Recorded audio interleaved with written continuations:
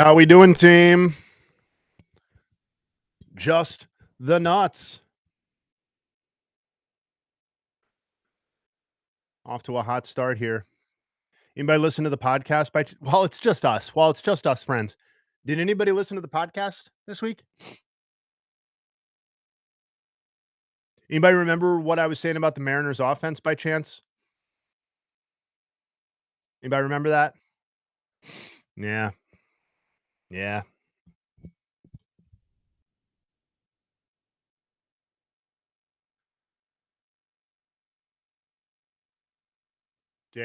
Dallas didn't want any of that. Tell you that much right now.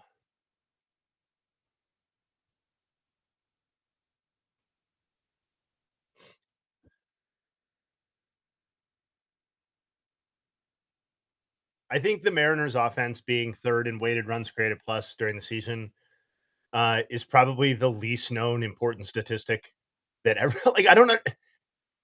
I feel like I was trying to hit that during the regular season too, that this Mariners offense actually wasn't the garbage pit that previous Mariners offenses had been. And then by the end of the year, they were the third best offense in baseball by that measurement. And even if you want to put that to the side and say that's overrating them for park factor reasons or whatever, I mean, how much is it overrating them? Were they the fifth or sixth best offense? Okay, that to me is still a coin flip with where Toronto was at. And so far in this series, it's been the only offense that's shown up because outside of Springer yesterday, the Blue Jays offense was obviously just nothing. There was nothing happening.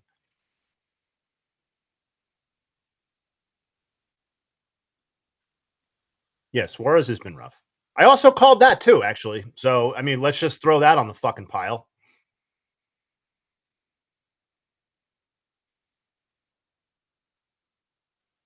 Now, that being said, I was totally wrong on basically everything Blue Jays related this season from spring training. So, you win and you lose.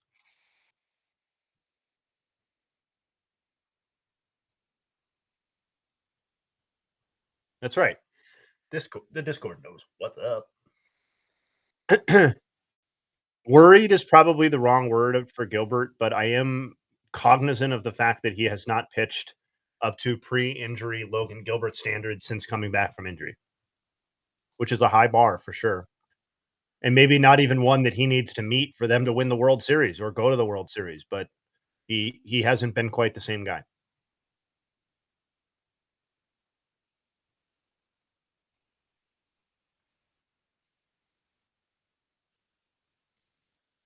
I do find it funny that no matter what happens, it's a referendum on the Yankees. If the Yankees don't advance through the AL, they're ass. And if they do advance through the AL like last season, they're still ass, but the rest of the league is ass-er.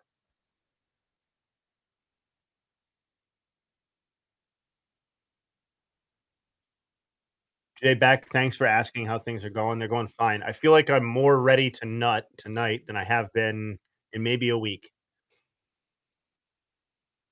I had the whole day to myself, basically. Had to do a lot of shit, but whole day to myself. Yeah, ready to watch some baseball. I got snacks. I already ate dinner. I have my coffee. I've pulled the Carabas move of having a second iced coffee ready to go in the fridge downstairs for game 2.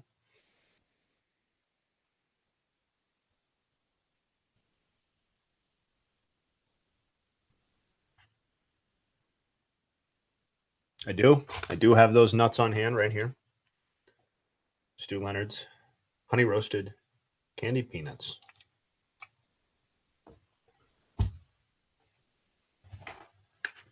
Also have some pumpkin seeds. Also have a delicious raspberry Danish looking thing. Oh, hey, it wasn't as brutal as it looks with me showing them my Danish. We were doing good stuff here. Don't worry about it. We talking Danish? I mean, we were running through my snack pile for today. I saw you went double coffee there. Yeah. I've got my hot one right now, and then I got the iced ready to go. I said I pulled the Carabas. How we doing? I think we're doing pretty good. That's good. It is day 93 consecutively of live streaming. We have an exciting 3-run home run in the first inning, and we got a hell of a ball game ahead of us. Yeah, Julio showing up. It's been 86 years. Yeah. It's about time he did something. It is. We asked for it on the pod, and he delivered. To his credit, He sure did. how was your day?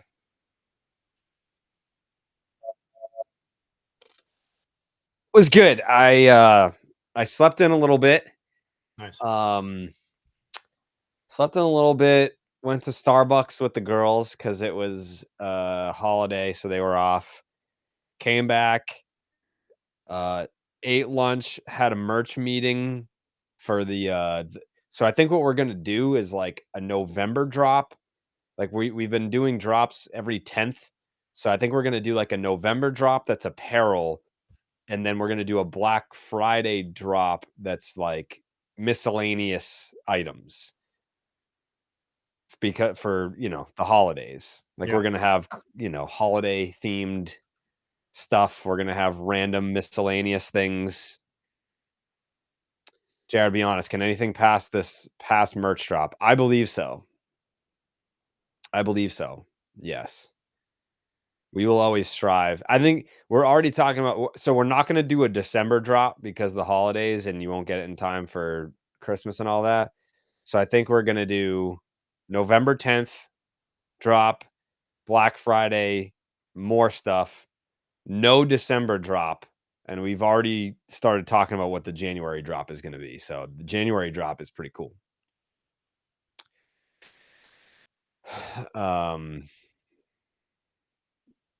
Yeah, and I'm going to have to follow up again about BID merch. I feel like I've done that multiple times now, which is a little aggravating, but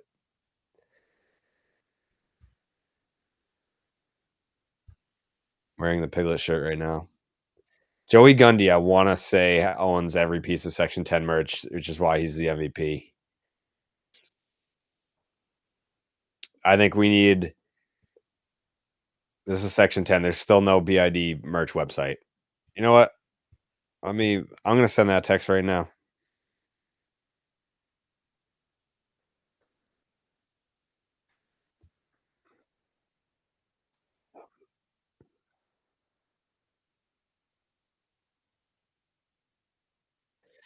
Is there any update on the BID merch site?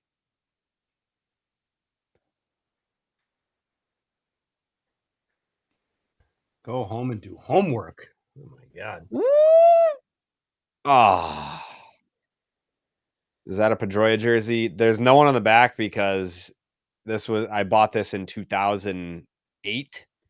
So it's Pedroia inspired for sure. I was going to have someone stitch like Pedroia on the back and whatever, but yeah, I've had this jersey since 2008. There will be JTN merch for sure on the BID merch website when that gets cooking.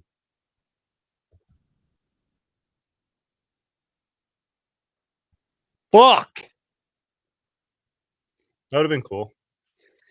I didn't get my picks in early enough. I had Springer on my pick'em.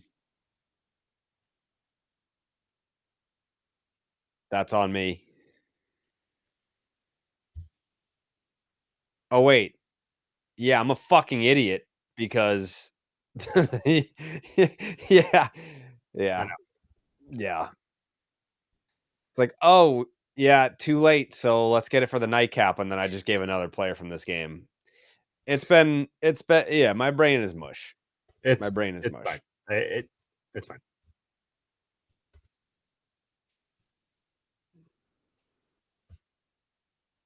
Any picks for tonight's game? Yeah, I mean, I had... Yes, you've got Contreras and Vaughn. Yeah. For tonight's game. Yeah.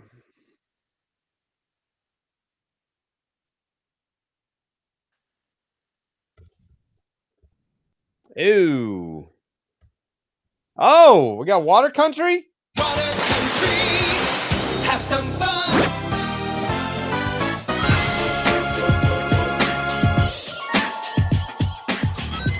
And a ground ball back up the middle, and there it is. That's tough. That's an unconventional water country. Mm-hmm. But any way to get it done in the postseason. When BID merch comes, will that be Sully's like Section 10? Yes. It'll be the highest quality that you've ever seen in the history of our merch. For anyone asking for podcasts, I'll take 6 hours of streams over that during the postseason. Jared and Jay Hay are crushing it this October. You know what? Thank you for the compliment, but you still get your podcast too. Like, Yep. Oh shit, Vladdy. Yeah, you're gonna get 6 hours of streaming today, streaming every game, and you're still gonna get your podcasts. Yes, during the indeed. playoffs. We're gonna get a live update on that merch. It's pretty crazy. Yeah.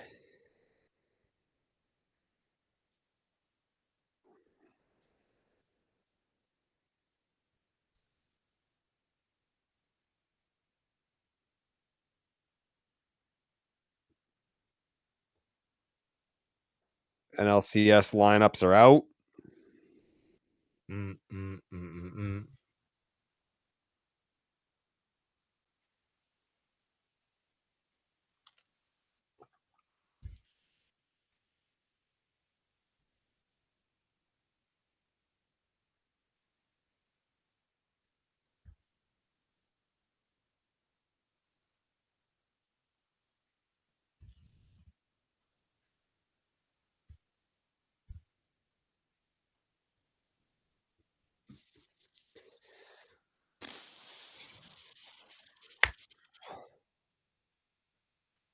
Wow. I mean, we do have the web gem button. I don't know. It's up to you, man. It's a short hop pick. I don't know that it's a web gem. Like, I don't No, know that like that's not making it on web gems. I would say no. I would Yes. say it's not. Yeah, it's a nice play.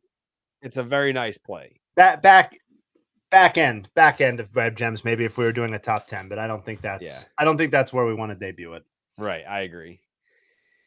What day does Section 10 run now? I have no idea.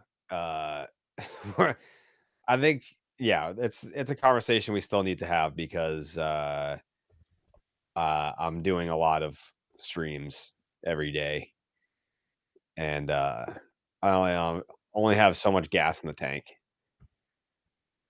It's easier with BID because we have daytime availability, whereas that's not a thing with Section 10. Like, Tyler has to work during the day. Steve has to love his dad.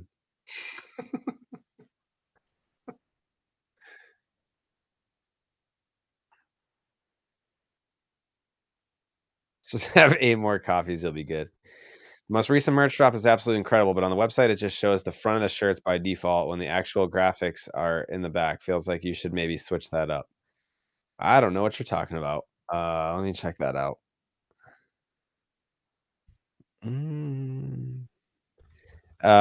No, when you hover over them, it shows you the back. Yeah.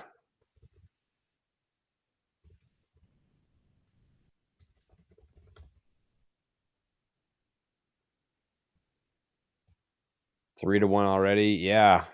Julio, first inning, 3-run pump. Were you shocked by the Schilt retirement? Shocked? No, I didn't take it as a retirement. I took it as a like I'm out of gas and fuck this shit. You know, like if you're resigning instead of getting fired, yeah, I don't know. He also talked about just how mentally taxing it is. So I don't know. I think, has he managed for the last time? No. Has he managed for the last time in a little bit? Sure.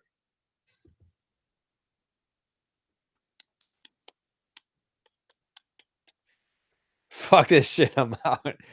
Yeah. Next man up for the pods. Tech? No.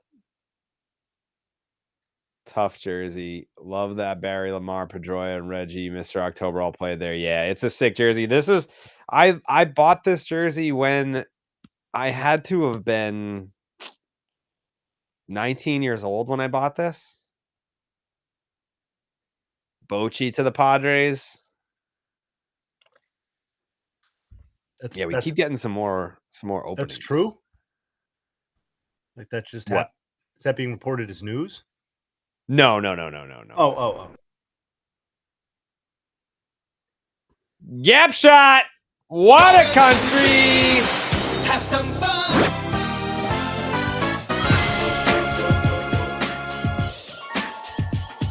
Bob Guerin of the And a Padres. ground ball back up the middle, and there it is. We got a ball baby? game here. Just in time to see. Just in Water time to country, see the Water night, country is a run scored. the night's ticket go up in flames. Oh. At least you don't have to sweat this one out, folks.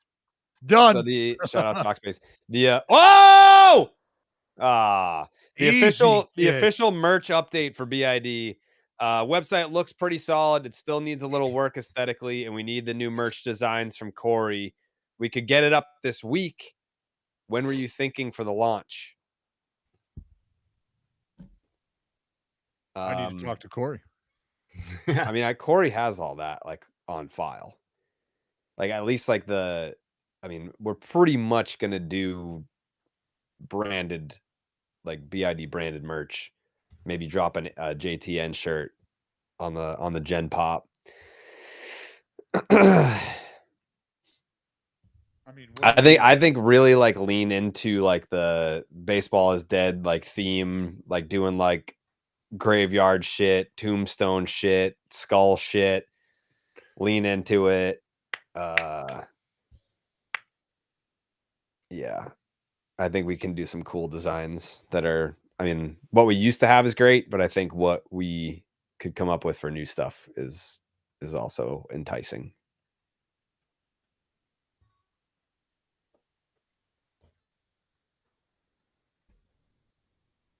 Dallas panicking in a Family Feud shirt. Yeah. Pretty niche, but how's the day going, Dallas? Outstanding. We had an eventful morning. A lot going on around here. Did you watch the My Dad's the BTK doc yet? It's new on Netflix. Is it? Oh, it's new. So then, no, Yes. I guess we haven't. I like when you say new, like how new? The last week or so. Oh, then no, we haven't seen this one. Have you? Why can I not see the fucking chat? What's going on? I don't know. But yeah, I watched it last night. Solid? And There they it's an interesting watch. It's worth your time. It's just like something about her is a little off-putting. I'm not going to spoil it. Something about her is just a little off-putting. Something about before we go any further, can you hear Baby Finn in the background? Faintly. Okay, but enough to piss somebody off if you're an irritant. Yeah. No, it's Huh. fine. It's I mean, fine. not me. I didn't. Not It was bothering one of those me. things where like I didn't notice it, but now that you pointed it out, I'm like, well, fuck you for pointing it out. Yeah. Yeah, but I can man the mute button. It's the least I could do for people who, you know. Yeah, no, it's fine. It'll get drowned out by the game sound. And you see that.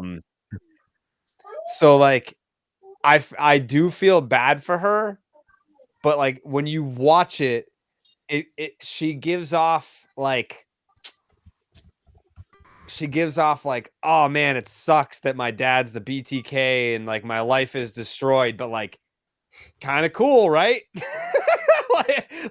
You know, like it's hard to Like, you know, like if you So- make your like she wrote a book about it. well, and, this like, is her online identity. persona This is her and stuff. identity. Yes, and she's like, I hate that it's my identity, but I do have this book about it, and I'm doing this Netflix documentary about it. You know, like it's not. She's like, it's very respect my privacy, but also check out all the stuff that I have available about my dad being the BTK killer. Which again, to each their own. Like it's not like I'm not one of those people that it's like, oh, you're monetizing your dad's, monstrous behavior. Like, no, like what if you want to write a book about it, like people like that's fascinating, Well, sometimes, and I'd be interested if that's the case here, which it doesn't sound like it is, and maybe we'll find out. But sometimes, like when these people, when their estates do things like this, try to monetize the very existence and the story of, sometimes those proceeds are mandated by the court to go to the victim's family. So that sometimes, so like if she wants to write a book or she has whatever, like sometimes it is actually part of the the understanding, like, hey, you're not going to monetize this. The only thing that I'll like spoil, it's not really a spoiler. There's a scene where they go back to, so like her childhood home that she grew up in with her parents is leveled. It's just a lot. And she took the camera crew back there and like they're walking around and like someone was literally just like walking down the street minding their own business. And she goes, "Oh my God, are they taking photos of me?" And the producers are like, no. Like, it's just someone walking down the street. She's like, "Oh my God, the cameras." And it's like, you're like on Netflix doing this, right? Like you're on Netflix. Yeah, that's getting recorded. Your reaction just got recorded for sure. Yeah. But either way, like it's entertaining. It's a good watch. Yeah, she did refer to herself as a public figure, which I thought was a little odd. But how? Yeah. How? Why? Why is that odd, or why did she do that? No, like why are you like that's how you could answer the question, how have you not monetized this, is how did you become a public figure? Was it because of the book you wrote and the documentary you've done on your father? Yeah, I also I thought it was odd that in all the photos that they show, the mother's face, like the BTK's wife, her face is scratched out in all of them, and her brother, BTK's son, his face is scratched out, and like they barely like acknowledge that there is a brother. So he must have been like, yeah, you can do that if you want, but I leave me the fuck out of it. Like the whole, and she's like estranged from her mother, like she doesn't have a relationship with her mother at all. Oh, so there's a solid chance, it sounds like, I mean, The family is like, shut the fuck up. and Like, she's like, let it nope, die. who wants to hear it? Yeah.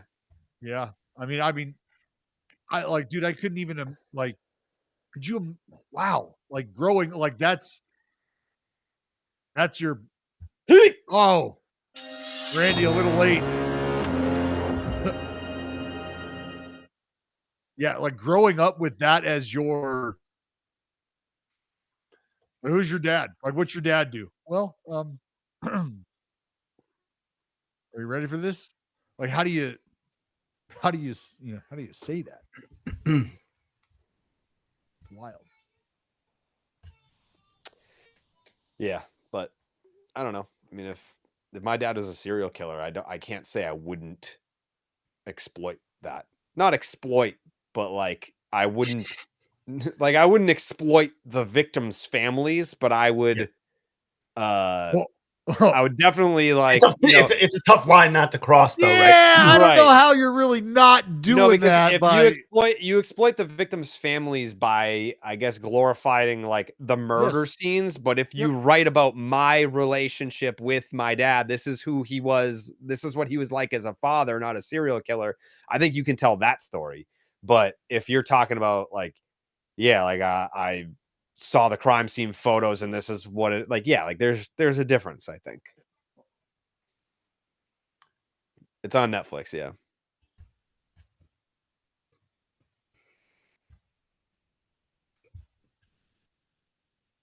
Yeah, it's a little crazy. Rally rips. Rally rips already. I'm just How kidding. about the Ed Gein show? I've watched the first 3 episodes. Dallas is farther ahead on that than I am. I think he's on episode 7, he said. I'm on episode 3. Did you finish the Ed Gein show, Dallas? You're muted. You're muted.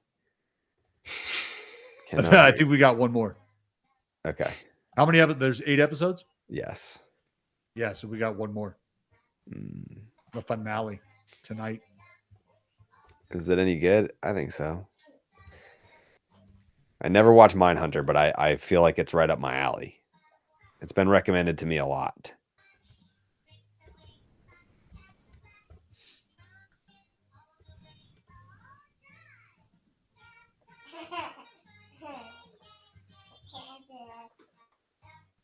What should I do for dinner in the closet tonight? Ooh, dinner in the closet. I'm having dinner in my closet. I had a sub sandwich for dinner. Got some good snacks lined up. Sub sandwich. Yep. Might have some leftover stew if I get hungry later. Ooh, damn, had a- Jay. Had a fantastic stew last night. Oh my god. It was great. That was There before was you- there was like 9 sprinkles on the windshield on the way to school this morning, and I was like, oh yeah, stew. Like, are we going Yeah. minestrone? Are we like, what are we doing? But the problem is, I've had pozole all day on Sunday, and I had it for lunch this afternoon. Duh, I'm gonna start calling you fucking Pasole Braden. Bro, it's I can make the stew. I have made stew. I did not make this stew. I got it from a local French restaurant that oh my god. that we like. Did some takeout last night. It was fantastic, as that place always is. Easy. No, it's not. J stew. Jared, Dallas. you know what that is right there, man? That's a fucking good piece hitting right there. Just throws the bat head out there. Doesn't do too Bro. much with it. Barrels that ball up, just shoots it right up the middle. Finds some grass out there in center field. That's going to be a base hit. No outs. See if they can do something with it. Just working the hands, babe. Just Yep. a good piece of hitting. Yep. I meant to ask you, how do you feel about Aaron Judge's hitting coach? You know the guy that like barrel back and then threw the zone guy? For sure. He's like 60-something years old. And he's got these like high school kids out there, and he's like, I can get my ball, my bat to the ball faster than you off the tee with this method. And then he does. Like it kind of works. I mean, obviously, if Aaron Judge is your fucking product and he swears by it and gives you credit publicly for, I believe he said it like you changed my career. Why aren't more guys adopting that method if Aaron Judge swears by it? Oh, buddy. There are plenty of guys who have adopted that method. And there are plenty of guys who have found themselves shortly after completely rebuilding their swing. Yeah. And just going back from the ground up. And there's been guys who have been able to find a happy medium. One thing you always have to remember, dude, is nothing you do on the baseball field. Like there's foundational movements and things, but it's straight up. Everybody's a snowflake out there. Like you're this much different. Aaron Judge is so big, takes up so much space, and can create different leverage than anybody else, literally anybody else in the game. Yeah. So to look at him and say, I'm going to do that and expect similar results is like me looking at Randy Johnson. Yeah. Going, yeah. Why sure, can't I just do that? Yeah. I can't. I mean, different size levers than most.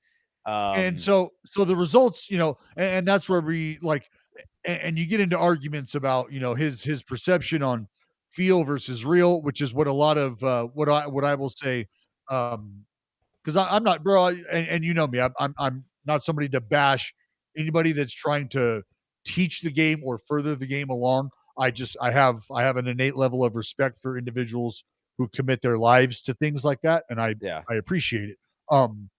But I also remember that this game is not built on one foundational premise. It's, can you evolve and do you do things differently, and can you make them work ultimately? But a lot of gurus, I think, fall on the feel versus real. This is what they're telling you they feel, but this is what it actually looks like.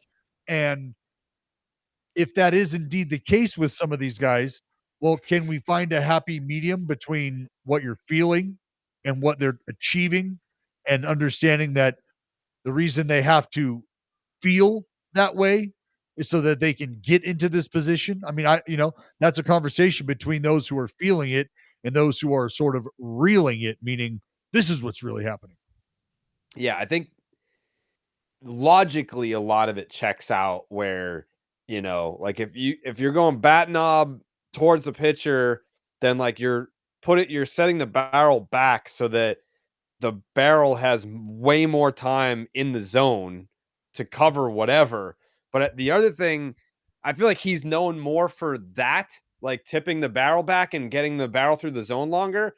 But the other thing that he talks about is like when you see guys sort of like when you see guys like step towards like the pitch and step towards the mound to swing, he's talking about like stepping toward, like moving that front foot towards the mound, but keeping your weight back so that you can drive instead of being like, all right, I'm out on my front foot. Fuck, now I'm all hands because it's like I was expecting something else and it's like I'm out of my front foot and I just got to swing all upper body versus like, all right, my leg is out, but my back leg is still back, and that's where all the power is going to come from.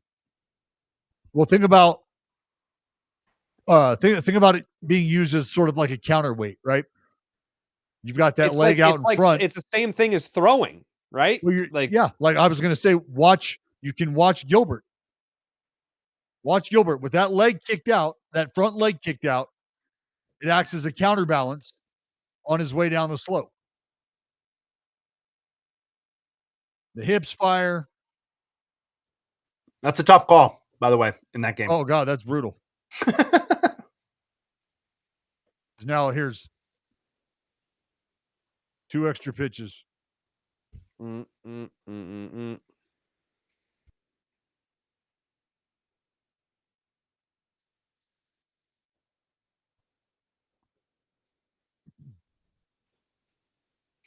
Back in the saddle with you fellas.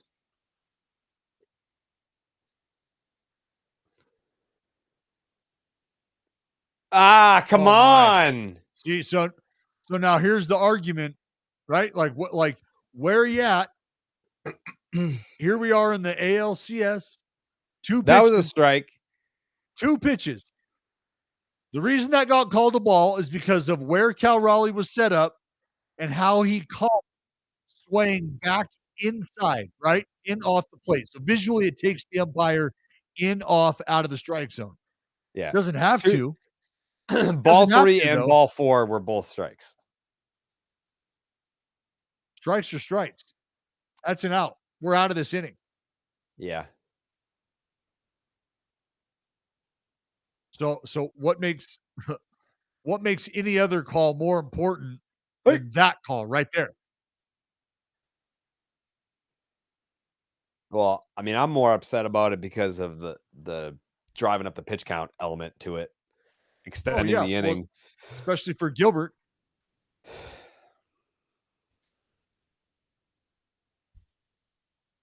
That is a tough scene, folks.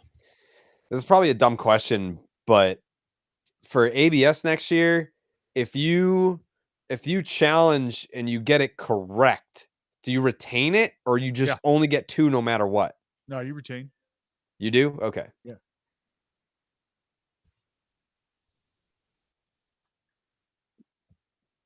Water Change, country. Have some fun.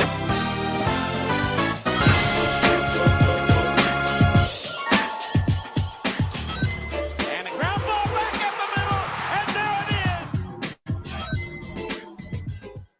completely different ball game. That's it, man. Completely different ball game. And see, like, I understand that people don't like to hear people complain about the strike zone. I don't like to do it. Yeah. But people also complain about safer out calls not going the right way after they've been challenged. Fair. I understand why. Because you're visually watching a call completely change the game.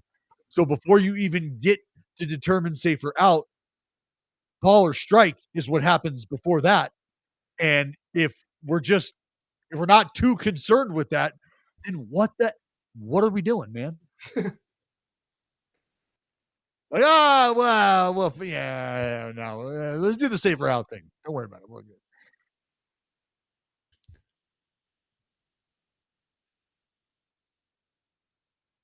This is what we were talking about in the chat, though, before the other fellas showed up, right? The lack of Logan Gilbert's swing and miss since the injury. Well, I mean, and that's where, again, not to harp on the call, but like, to be fair, No, that's brutal. It's brutal. Yeah. he's out of that inning having punched him out twice. He punched him out twice.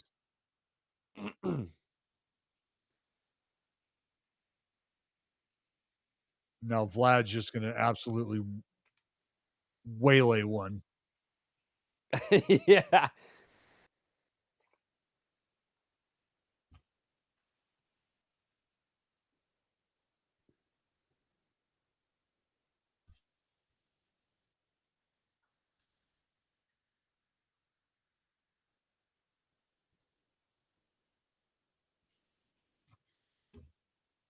Oh, that person's crying. Yeah, put him on. Save a pitch, put him on. Don't do it. I didn't know that Vladdy's godfather was Pedro. Like, how the fuck did this? Yes, how the fuck did this guy? No, I mean, you didn't know that? I thought. No, I did not know that until when they eliminated the Yankees and Pedro said it on the broadcast. Like, he was he just said that before. destined to play with the Red Sox, and it's unfortunate that it didn't happen.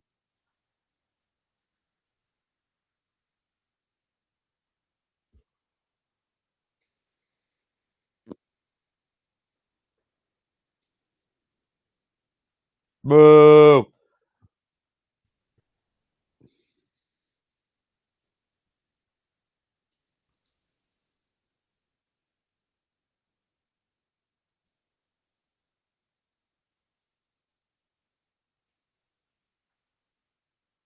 Oh.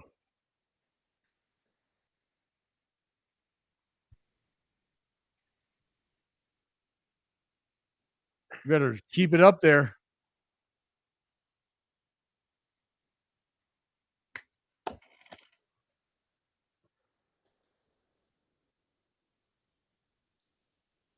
And also with you.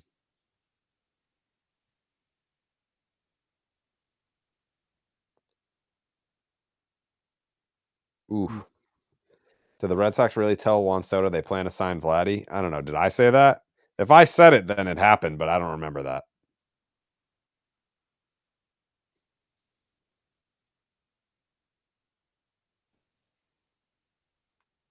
Yeah, just missed.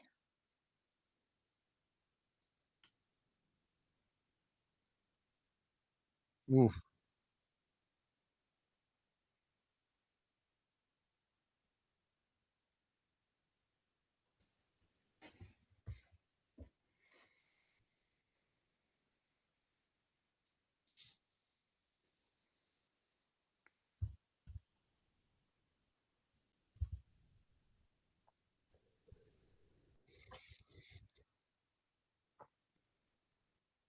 There you go. Get back to that one. Jeez. Get back to that one. Now look, this is what, 10 extra pitches?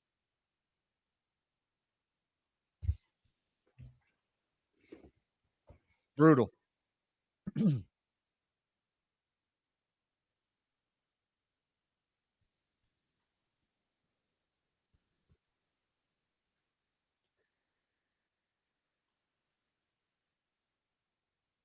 Right at him. Any special guests joining the stream with you, gents, this evening? Who do you want?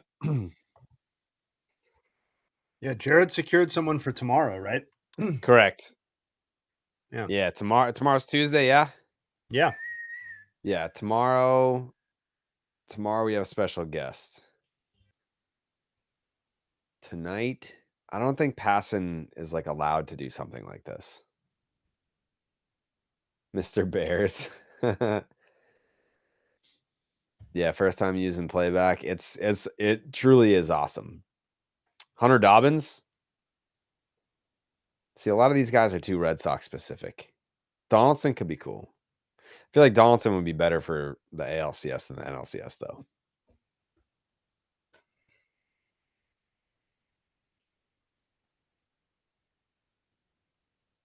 One of T's elementary school teachers, Brent Honeywell. It was crazy when, I mean, not crazy, but when we were talking to Hairston and he was talking Kershaw, the way he was talking about Kershaw was exactly the way that we/Dallas talked about Brent Honeywell during last year's. It was like word for word. It was like if he wouldn't have gotten his ass handed to him and soaked up those outs, it wouldn't have been the same the next day. And I'm sitting there like nodding along, like, but I was like, wait a second, that's the same bull. I didn't have time to even get it in, but I was going to say, so basically what you're saying, Jerry, is if Clayton Kershaw can do what Brent Honeywell did, The new Honeywell. Does Brent Honeywell even have a job? no, He did not get a job after last year. So. He gave it his all. That's all that is. Yeah, man. No shame in that game. Mm-hmm. Yep. Went out swinging. Legend. That's World Series champion Brent Honeywell to you, man. Damn right. Will Fleming.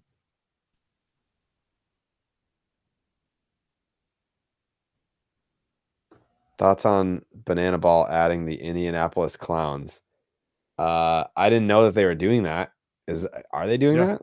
Like a Negro League team? Yeah, right. Yeah, Ryan Howard is like the star manager, if you will. That's pretty cool. Like prime time events and stuff. That's really cool. Are they going to do the uniforms, like the same uniforms? I haven't actually. No, I saw them. They're yeah, I think they're very similar to the old ones. That's cool. I like that a lot. Just missed it. I'm pretty plugged into the banana world, and I did not know that, so I'm a little surprised.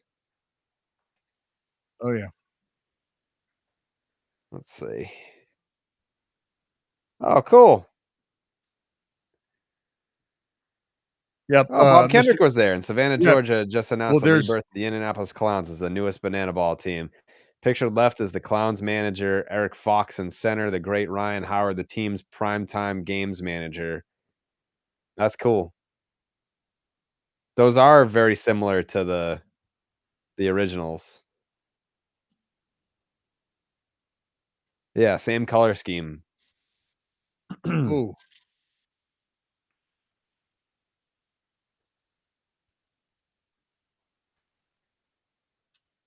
Yeah, it is. How is that being received? Are people mad about this? I feel like if Bob Kendrick has signed off on this, then you can't be mad. Like your opinion doesn't matter. If he's good with it, then doesn't matter what you think.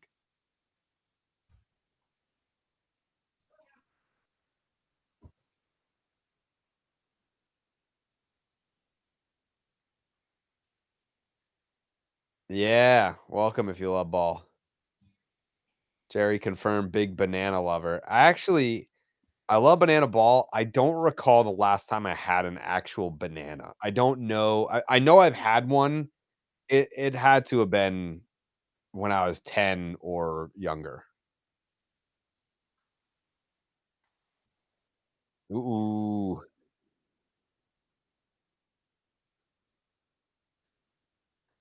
Does playback have like a 3-second buffer every 2 minutes, or is that just me? That is just you, pal.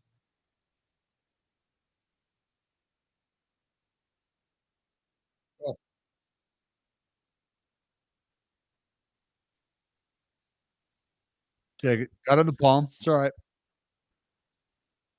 Make sure one, Big Earn. Make sure one. Big Earn McCracken.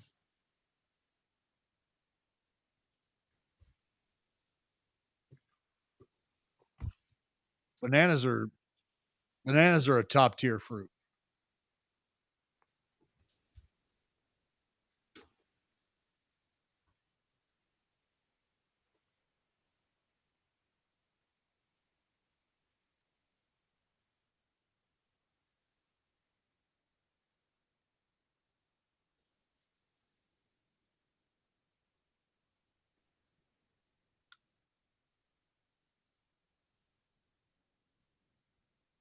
Baylor.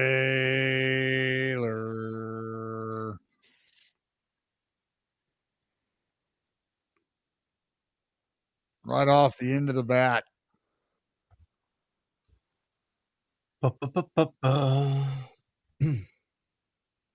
Has Brett Phillips done the banana ball thing? I think so.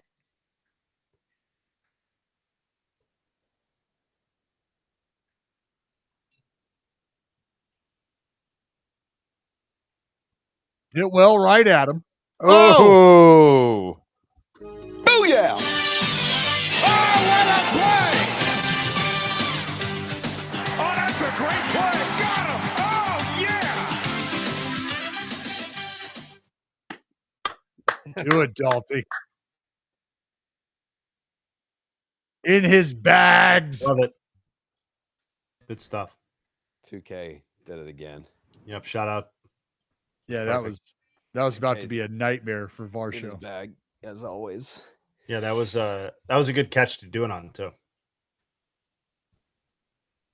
Seeing everyone on video after only listening to the podcast for years is like meeting your heroes. how have you never seen us on video before, even by accident? Like I feel like if you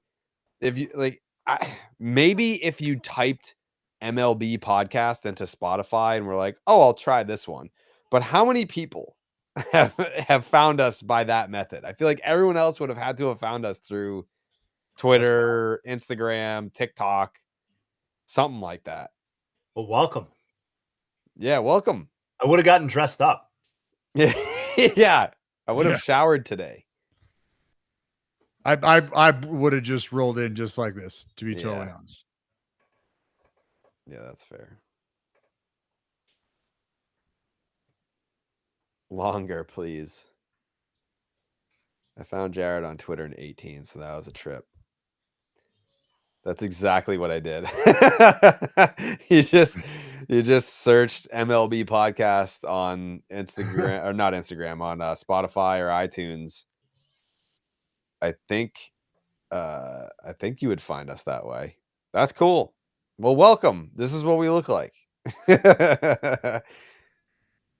I searched Red Sox podcasts. Well, this is not a Red Sox podcast. Technically, this is just the nuts. It's not a podcast, but it is the baseball is dead fellas doing a live stream on Just the Nuts. I started with starting 9 and just began consuming everything. Shout out, Howard. Hell yeah. After watching the pod, you can't go back to just listening to it. I agree, Haley. If I don't listen to podcasts, but if I consume a podcast, it's always on YouTube. Like I need to be able to see what's going on.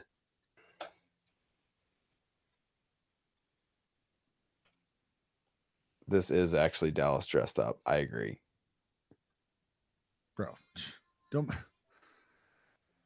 you ain't red bottom worthy, homie. I have red bottoms. This is not a red bottom event. I found Jared because he's a beautiful boy. Thank you. Thank you. Glad to see you found sleeves. I got to be honest, Baxter. I thought to myself, did I wear this one last night? And then I thought, nope, this one has sleeves. Good to go. I found you guys by listening to Locked On Red Sox and thought, man, there's got to be something better, and stumbled into Name Redacted, and here we are. Still the only thing I listen to pretty much. Funny enough, I believe that was the podcast that I found Milky on as a guest. I couldn't tell you who the host was. I have no idea. I knew he was an associate producer. I knew he tweeted all the games, but that was the first time that I consumed Milky Red Sox content in like podcast form. Section 10 led to BID. Love that. I feel like more people are doing that now because we are crossing universes more this year than ever. I feel like this year, you know, with the video stuff that we've been doing, with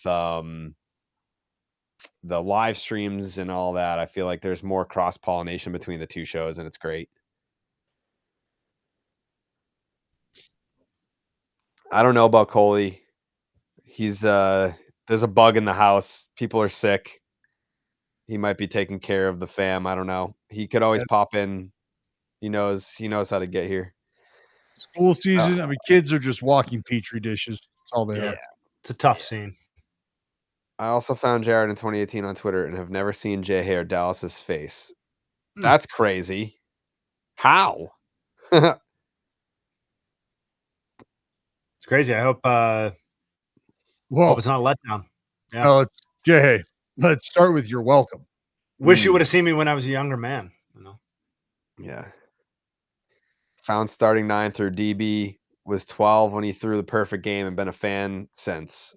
I feel like if you were a fan of Dallas Braden, the pitcher, like the major league pitcher, it's got to be a completely different experience to be a fan of Dallas Braden, the podcaster and the broadcaster. Like they look different, they sound different, they act different. Like there's no correlation other than like, yeah, I guess that's the guy that threw the perfect game, but we're talking about it's like being a professional wrestler, and it's like, yeah, it's the same guy, but they're playing two entirely different characters. Jared, there are a surprising amount of people who have no idea that I played baseball. It's one of my favorite things. Like, I mean, they have to have been obviously younger fans that weren't watching baseball when you played. Oh no, right. Well, they just, they listen to podcasts, and that's, they're like, oh, I saw you on Sports Center, like I was just getting into high school, blah blah blah, and then the podcast came out, and like I was a big stoolie, blah blah blah, and it's like, oh, okay, but like at no point was like me being a player ever part of like their gravitational pull. Like, yeah, like, I didn't even know, like, oh shit, you played? Like I just thought, like, oh wow, shit. I started with Section 10 on the relaunch in March of last year, then joined the BID universe after the World Series, and I'm so glad that I did. I keep trying to remind the guys, like, I feel like we're gonna always have bits that go way, way back, just because, I mean, they exist, but you have to explain them sometimes. I'm like, there are people that probably just started watching or listening within the last year. Like this year might be the first year that people watch or listen, which it blows my mind that, like it's great to attract new audience. Like that's the goal is to attract new audience. But there's so many, I guess, storylines. Like when we talk about fucking Bob Tewksbury, people are like, what are you talking about? Yeah, they have no idea. But those are little kernels for the listeners who were lingering back then too. Yeah. Yeah. That's one of my favorite moments in my podcasting career.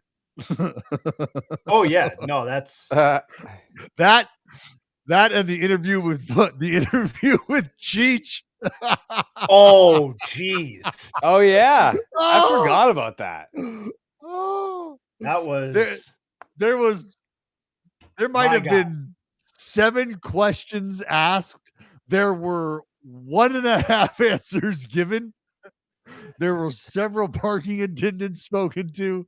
There was, oh God, it was Yeah. all That was a time. good one. We've been teasing the BID versus Section 10 Family Feud for a while. It's got to happen. I feel like we're leaving content on the table by not doing BID versus Section 10, all kinds of content, like any type of competitive content that could possibly exist. We should be doing it. We've never done it. I think we've been too, I mean, I'm saying we, including myself, have been too married to the idea of doing it in person. And I Well, think some of it has to be. Yeah, but I think we can do, we could do like a Family Feud type thing remotely, right? Like it doesn't, we've attempted to do it in person like 2 or 3 times now. And for very legitimate reasons, it hasn't worked out. And I just feel like it is being teased too long now. We should just do it. But all the other stuff, yeah. Cheese eating contest. A couple people in the chat that aren't even Red Sox fans that listen to the 10. Do we need to do, that's what we need to do. We need to do a BID 10 combine. Yeah. Yes. I think we should also do like, are you smarter than a 5th grader, Section 10 versus BID? Yes. Like, yeah, just like all the school subjects. Are you like, that's off-season content that we have to plan. We have to do it. Found Section 10 through being a Phoenix Suns fan is fucking hilarious.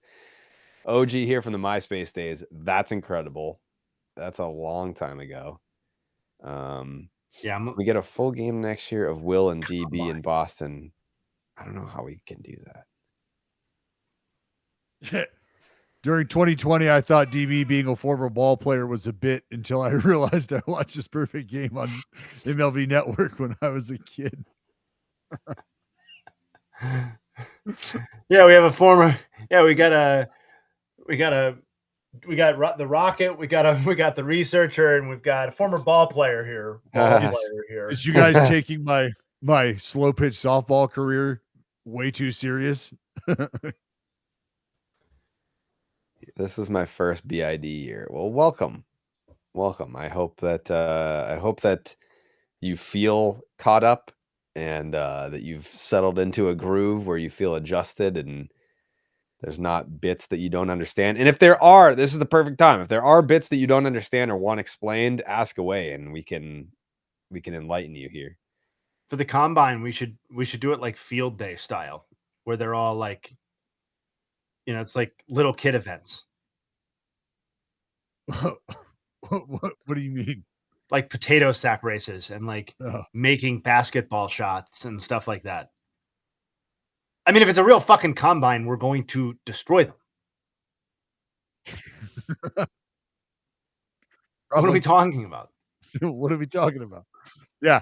Don't sleep on me and Jay just absolutely smacking a couple college kids. Oh, Connor.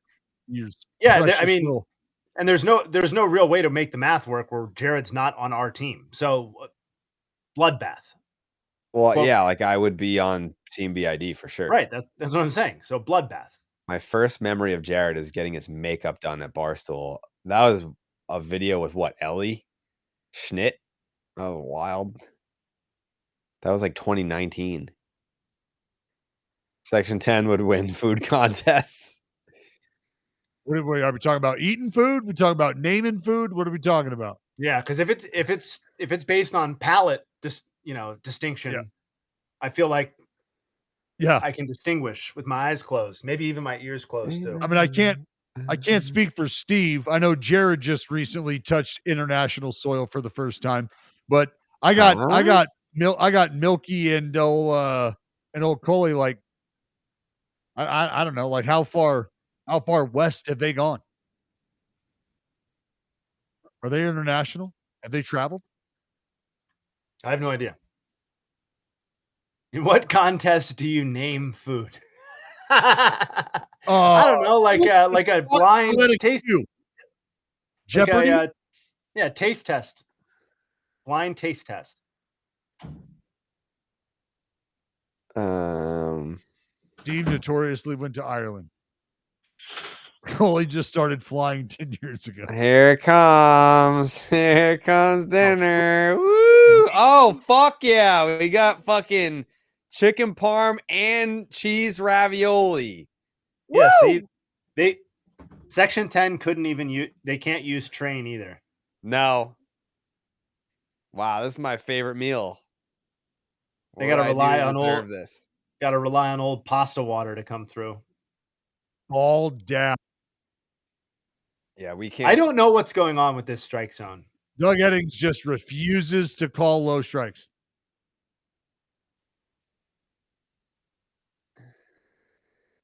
It's been a tough game. See, and then you force guys to raise their sights. You bring them up into the zone, chase them into the middle. I'm finally caught up on the chat. That was a wild trip. Yeah, I mean, we're gonna now that like 2K and Emond are more like, yes, they're behind the scenes, but they're also out front. I feel like they can be involved in these contests as well, and people won't be like, "Who's that?" Like they're gonna know. Yeah. Bit I don't understand. Why is Train called Train? Because her government name starts with a D, so we started calling her D Train, and then it just got shortened to Train. That's all you need to know about it. That's really it. Shout out to Goats. Train is my girlfriend who lives here. She lives here. 2K is generally one of the nicest people I've ever had a conversation with. Just a great guy. I agree. I've never seen him sad. I've never seen him upset. Yeah, he's just a great guy. That's a sincere human there, is what it is. Yeah, he works very hard. He's very, very, very good at what he does. And he's just a very, very good human being. I see it, Paulie. All of our guys are. But damn it, 2K is very much a prime example of that. What did Corey say? Shout out 2K. I just need it to be known I'm 2 times the athlete of the Section 10 boys. So I don't even know if you guys know this about Corey. Corey, our graphics guy, the guy who does, when we put out an episode and you see a graphic or the picture of T is Ted Williams, or when you see our merch being designed, that Corey used to be a professional wrestler. Did you know this? Like he's like wrestled. What do you mean like Matt professional? Hardy? Like Really? Like he has like worked the indie scene locally around here and fucking like Georgia, right? Corey, Corey, do you know the Milwaukee Mauler, Corey?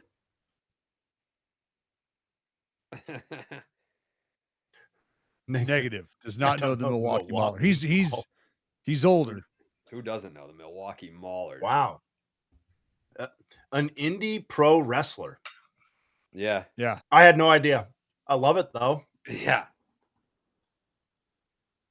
That's incredible.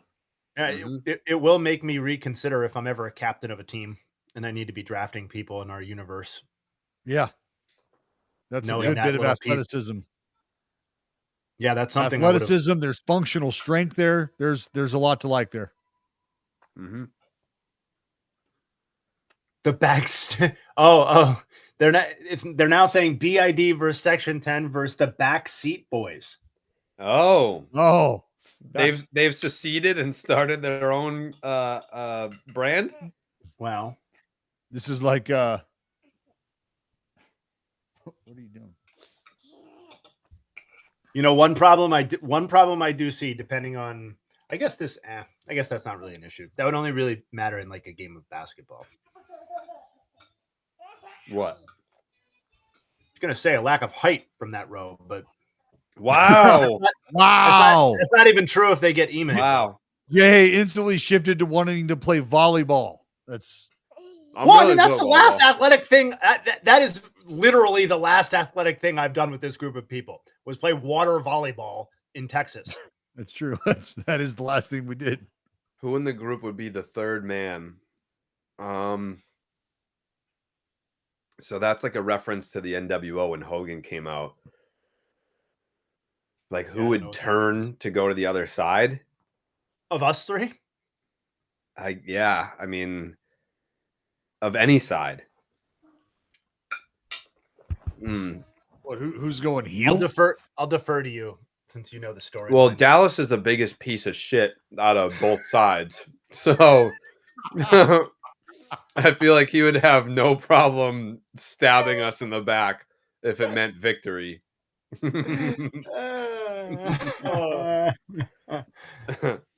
That's funny.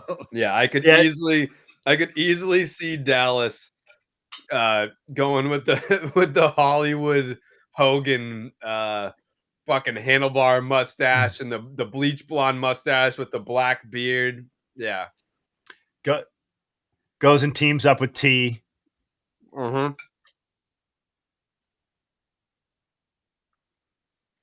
Oh. do me and T need to form our own fucking NWO sect? So like if You, him, and T, Pikachu. if T tried to turn heel, like, you guys are not going to get this reference, but like when the Shield broke up, they were all standing like three in a line facing the stage, and then they all took a step forward, but Seth Rollins stayed back and he had a chair in his hand, and then he cracked Roman Reigns in the back with a chair to turn on him. T would find a way to fuck that up. Like the shock and horror of T turning heel, like he would fucking either swing and miss and let go of the chair and it would fly into the stands, or he would trip and fall and end up like hitting his own neck on it. Yeah. He swings so hard he hits himself with the chair. Yeah. Yeah. Uh-oh. Dallas would get offered a Jack Cuss jersey and turn on you guys so fucking So fast. Yeah, too many people know your weakness. But like the whole part is like if you turn heel, it's the element of surprise. Like no one would be surprised if Dallas turned heel. Yeah. For the record, I can be bought. I do have a price tag. Yep. I mean, technically Steve already turned heel. Like he already defected and left.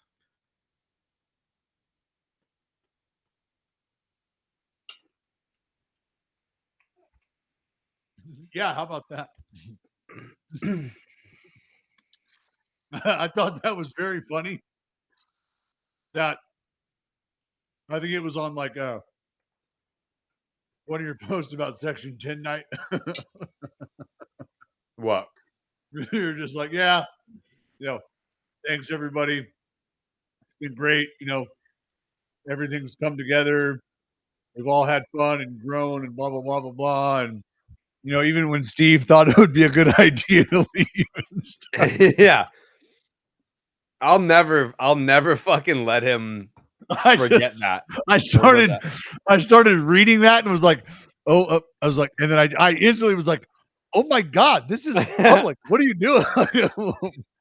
I wanted to punch you for Steve just in that moment. No. Why?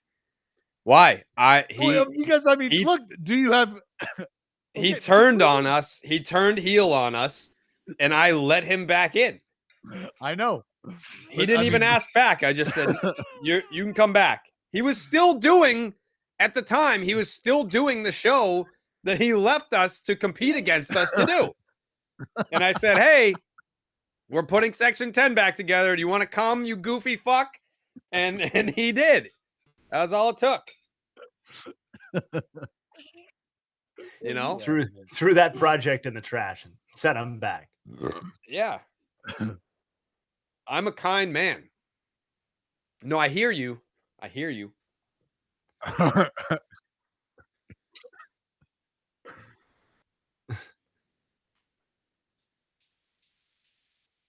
No, I know. No, I hear you. I hear you, but hear me out. Yeah. Jake would never turn heel on me. Never. Jake No, Jig's- that's why it would be so good. That's why it would be so good for the audience when he I mean, did. that's the definition of heel turn. You Yeah. just don't see it coming. That's the one a good writing room would really Yeah. nail. That'd be like Paul Bear throwing the dirt on the Taker. Yeah. He did. Paul Bear turned on the Undertaker twice. Well, He turned on What? him. He turned on him for Mankind, and he turned on him for Kane. Twice. I think he turned on the Undertaker twice in favor of Kane. geez, that's Once a lot for of time. Mankind. I thought it was only once.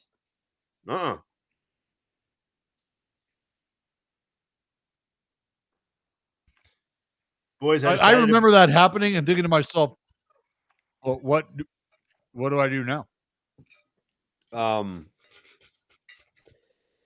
Jake is so over with the crowd that if he turned heel on me, they would cheer him. They'd be like, you know what? Fuck it. We still ride with Jake.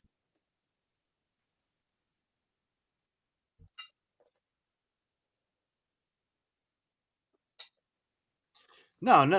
It's not a forced plot twist. It's written for us. It's written for us. Tired of living in the shadows, never Mhm. gets to talk. Jared's constantly telling him to be quiet, Mhm. When we do live shows, never doesn't get responds it. to text. he doesn't get his own entrance because he has to come out with me. That's right. He's like, you know what? My time is now. Yeah, he's always wanted to hear his music. That would be kind of like the undercurrent of the whole thing. The Undertaker. The Undertaker.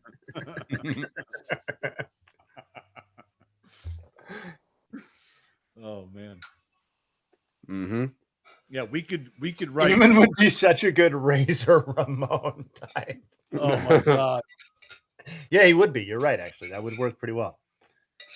No, he'd Yeah. be a better. I think he'd be a better Steve Nash.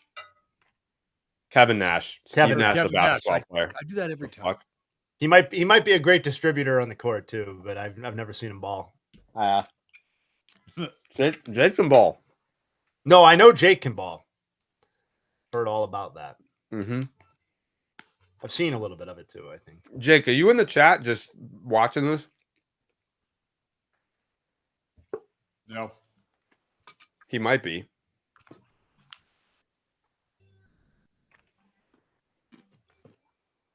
Rick Nash. Jake, book Jake. It was a good first coffee. Steve would be Marty Jannetty to Jared Shawn Michaels. That already happened. Oh. She is gold dust.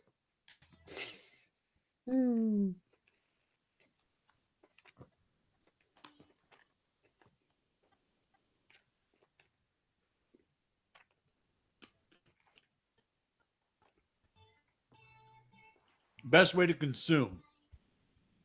I mean, it's all about the administration, man. So, like, how you looking for quick onset? You looking for duration? What's your tolerance? A lot of things Bad. got to factor in there. Hey, But if Rocket. you're Jay, hey. Sorry, go ahead, Don. I like to eat it. I'm a big fan of eating it. Your body Clip that. appreciates it too. Love that. Love to eat Great. it. Big fan of eating it. Yeah. Jared, you want to throw a Dodger at me? I highly Um, recommend Big Peach Treats. Yeah, I do. Close. That's close. Just go. You're asking me for a Dodger that can hit lefties, yeah? Yeah. Hmm. Well, The fuck's going on over there? I mean, yes and no, right? Because you're going to Yeah. see Priester in the game. Right.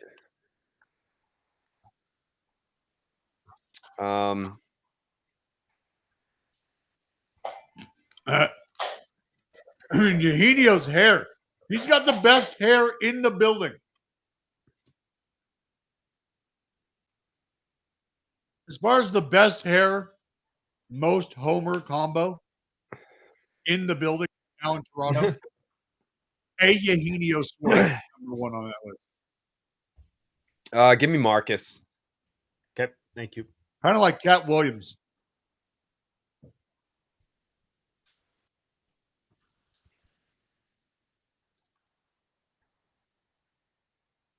I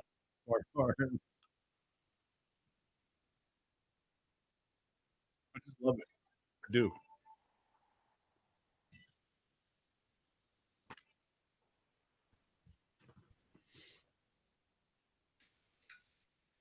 Eugenio. Boom.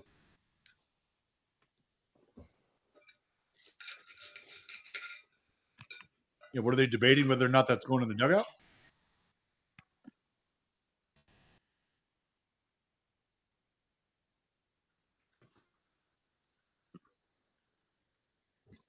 So now is it considered interference, and do they get an extra base? You know what?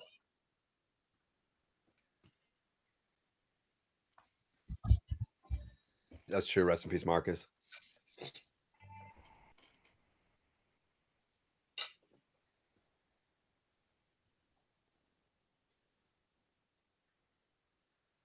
All right. What? Oh, That it's challenge. not?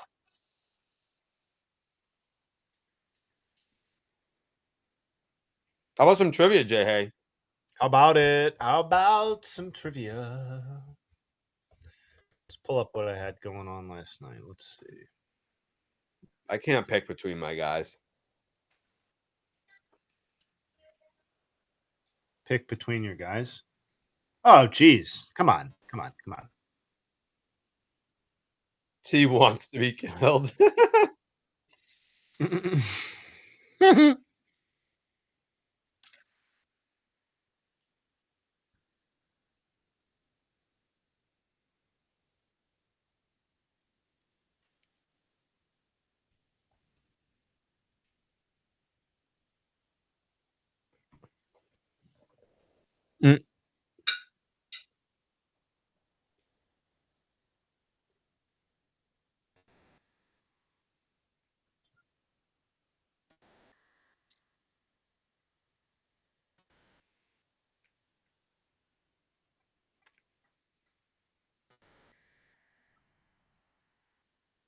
Oof.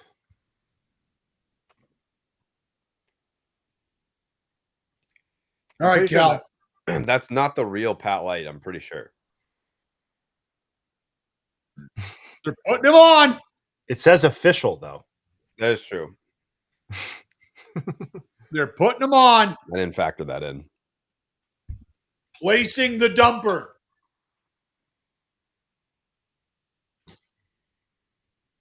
If he gives 10K in the chat, then he's real. That's true.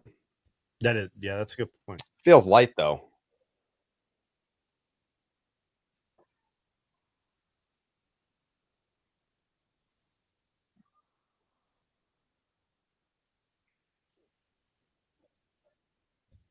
I'm going to bring this plate downstairs before I spill it all over myself. All right, when you come back, we'll do trivia.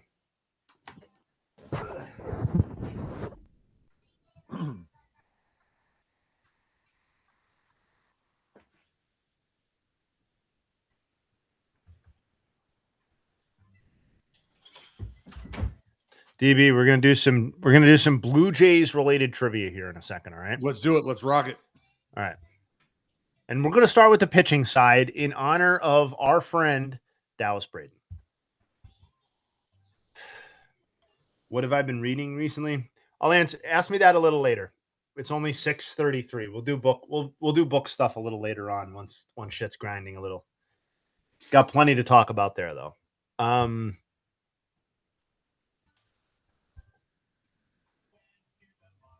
All right. Well, I am waiting for Jared to be respectful, but hope you're doing well. Do I remember who my first strikeout was? Yes. Former American League MVP Miguel Cabrera. It's pretty cool. It's a good one. Do you have that ball still? I do still have that baseball. That's a good one to have. All right. Jared's listening, so let's do some Blue Jays related trivia. There have been 1, 2, 3, 4, 6 individuals to win 20 games in a single season in a Blue Jays uniform. Who are those 6 players? Some of them have done it twice. But Halladay, Clemens, Steve. Hold on. Halladay and Clemens are correct. Steve never won 20 games. Damn. So we have 2 of the 6. Cone is a no. Scherzer is a no. Jimmy Key, good guess, no. R.A. Dickey, no. Really? A.J. Burnett, no. J. Happ is a yes. 2016, he won 20 games. I'd argue that's maybe the hardest name. He's certainly the least accomplished pitcher. I'll say that. Ricky Romero? Halladay's already been named for those throwing him in the chat. Ricky Romero is a no. Berrios is a no.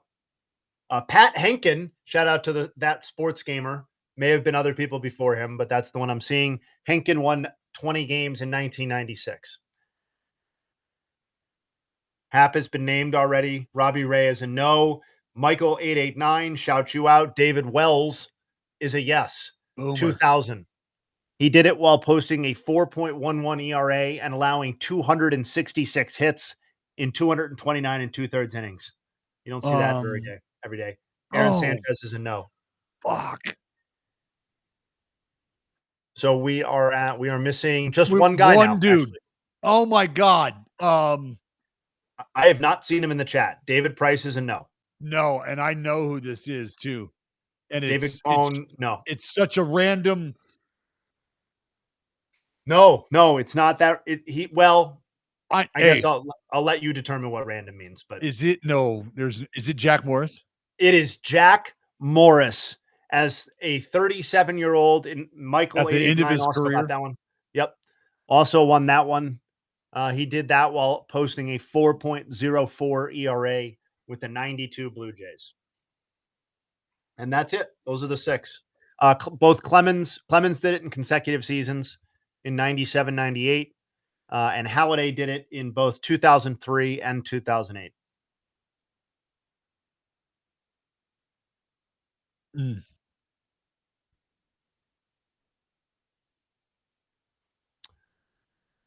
That was fun. Let's see. I can't. The Mariners equivalent list just isn't as much fun because it's only 2 people, but we can guess them if we'd like. AJ, no, just like as kind of a rule of thumb, you give the walk to the guy who's leaving the ball game. You don't bring the guy in and then issue him the walk. I know that that just is the way it is. The chat's got it. It's Moyer and it's Randy Johnson. Wait, Moyer, what was the question? The Mariners list of 20 players. It's just not as much fun. It's Randy Johnson once and Jamie Moyer twice. Yeah. Randy did it in 97. Moyer did it in 01-03. And Felix with the Cy Young with 6 wins. Yeah, Felix won 1 game and won the Cy Young. Nope, Felix did not win 20 games. That's well struck. And that's gone, folks. He's not banned anymore.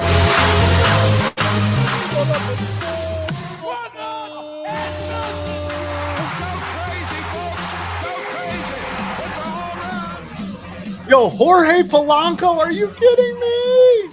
Georgie! Georgie, launching ball. Dude, that's awesome. Bang.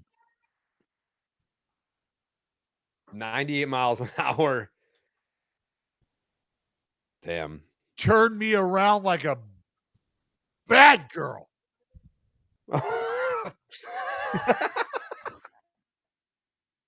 What a call.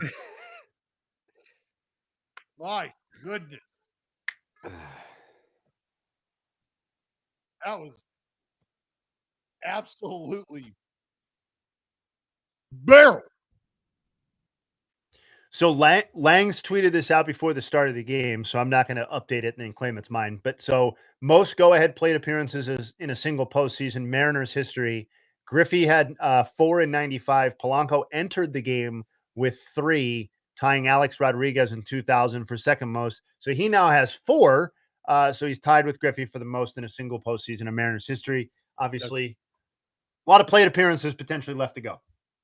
That's dope. That's dope. I'll drop the pregame link or the pregame tweet in here so people can read it if they want. Yep, Mr. Boggin. That's probably it's more stream. Stream is the lane for that.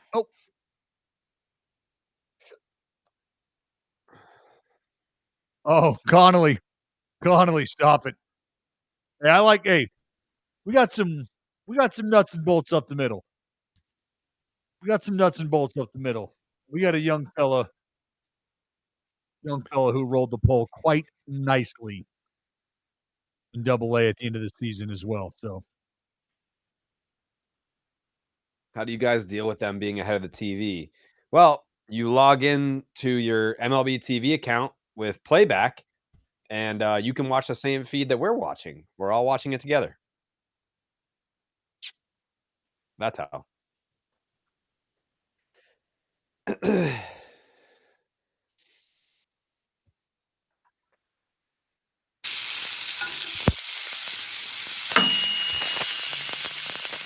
I expect Breeze to be. Oh, sorry, Jay. Go ahead. No, did I have a nug? I didn't even know I had a nug. That's why I stopped. Oh, you posted Sarah Lang's. Yeah, sorry. I posted the one I read before. Yeah, sorry. Got it. I'm working on some stuff. I mean, if anybody gets a nug pass, it's Sarah Lane. Who is Jared's X factor for the Brewers? That would be Andrew Vaughn.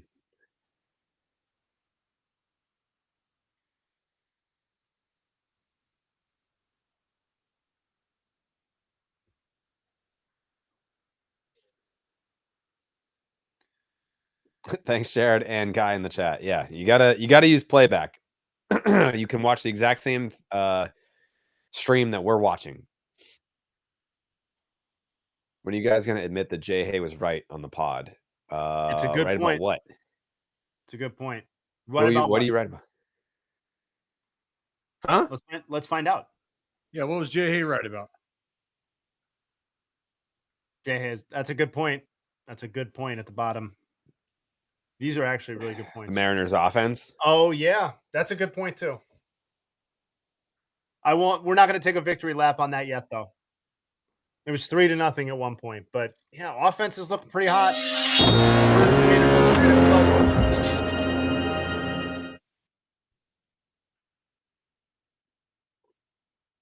Langs was in my college grad class, all-time great person. Yeah, Langs is an all-timer.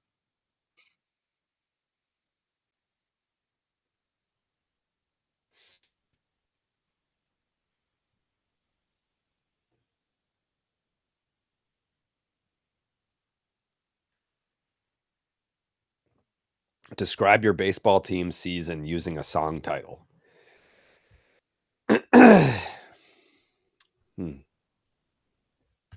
Excited about your Hocus Pocus 2 review. I was in and out. What? Yeah. What would be a good song title for the Red Sox season? Sorry by Justin Bieber. Living on a Prayer. Comfortably Numb.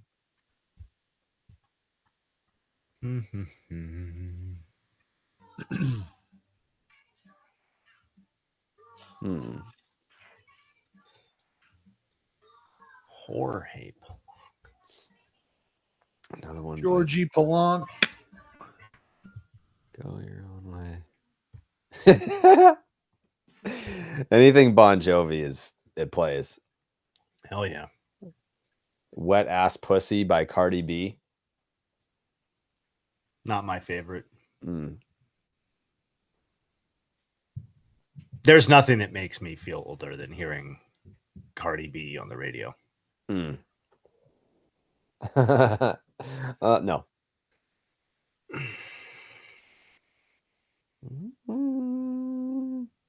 Panama. Yes. Anything off that album. I think that was the first cassette I ever had.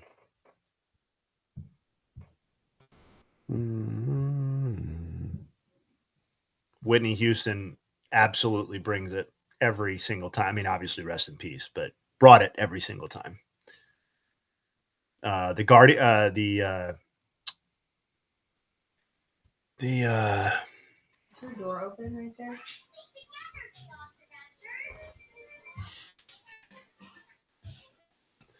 The Bodyguard soundtrack is insane. All-time soundtrack stuff. Whitney could not be stopped on that. I mean, you want a little hand? I mean, I'm not gonna. No. You'll probably blow us out.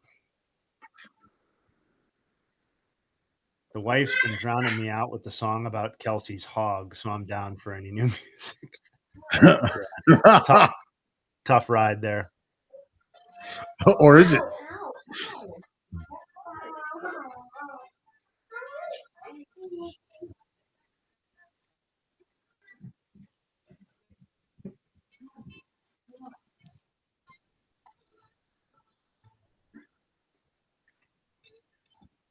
Oh my! The challenge. What was your thinking there? Because the rest of us thought you were dumb.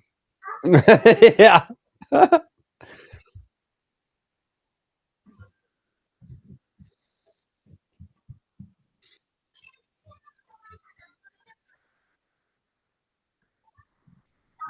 I don't know that I can grant a web gem to that play. That was kind of just like a survive in advance move. Yeah.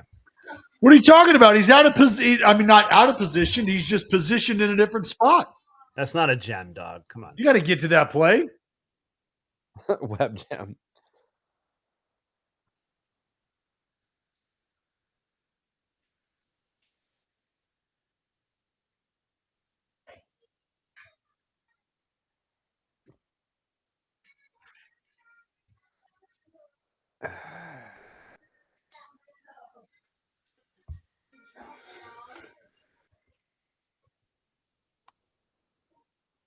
Hey.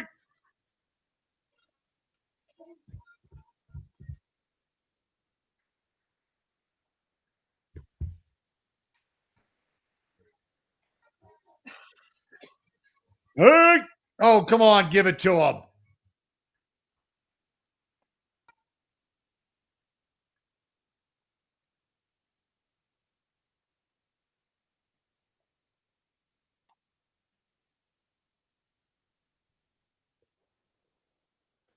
Dude. This fucking guy. How many views is the Phillies reaction clip up to? That's a good question. I haven't checked in a few days. Let's see.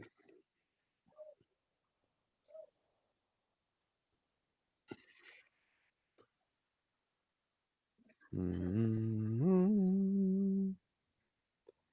729,000. It's pretty good.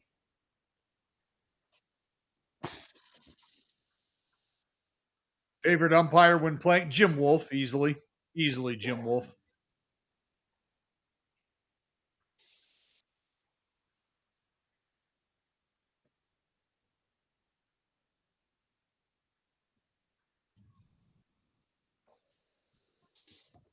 Oh, get in there. Buzzardo. More like Buzzardo. This dude pitches every fucking day.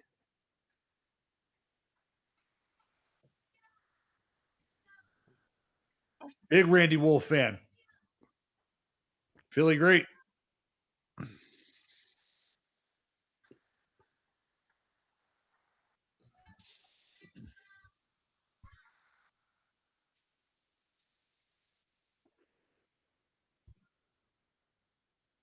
Uh-oh, what do you got?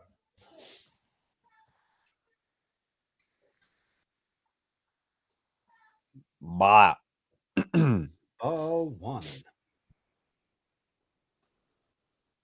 Yogis.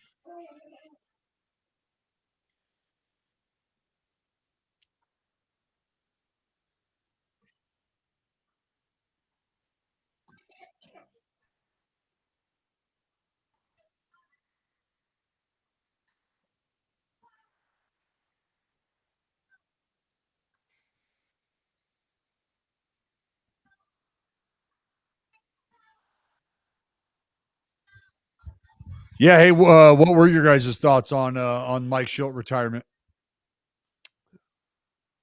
The way that he worded it was very much like a fuck this shit, I'm out. And I think it's very layered. I think it's more he like went. he's had his fair share of the game and the responsibilities and criticisms that come along with it. But I don't know. Part of me wants to be like, oh, is it really that bad in the Padres clubhouse?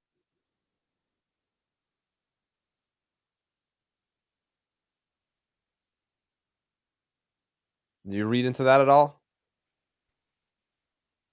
Hold on. Let me just salivate over the athlete on the mound in Bizarro, little bare hand bonanza.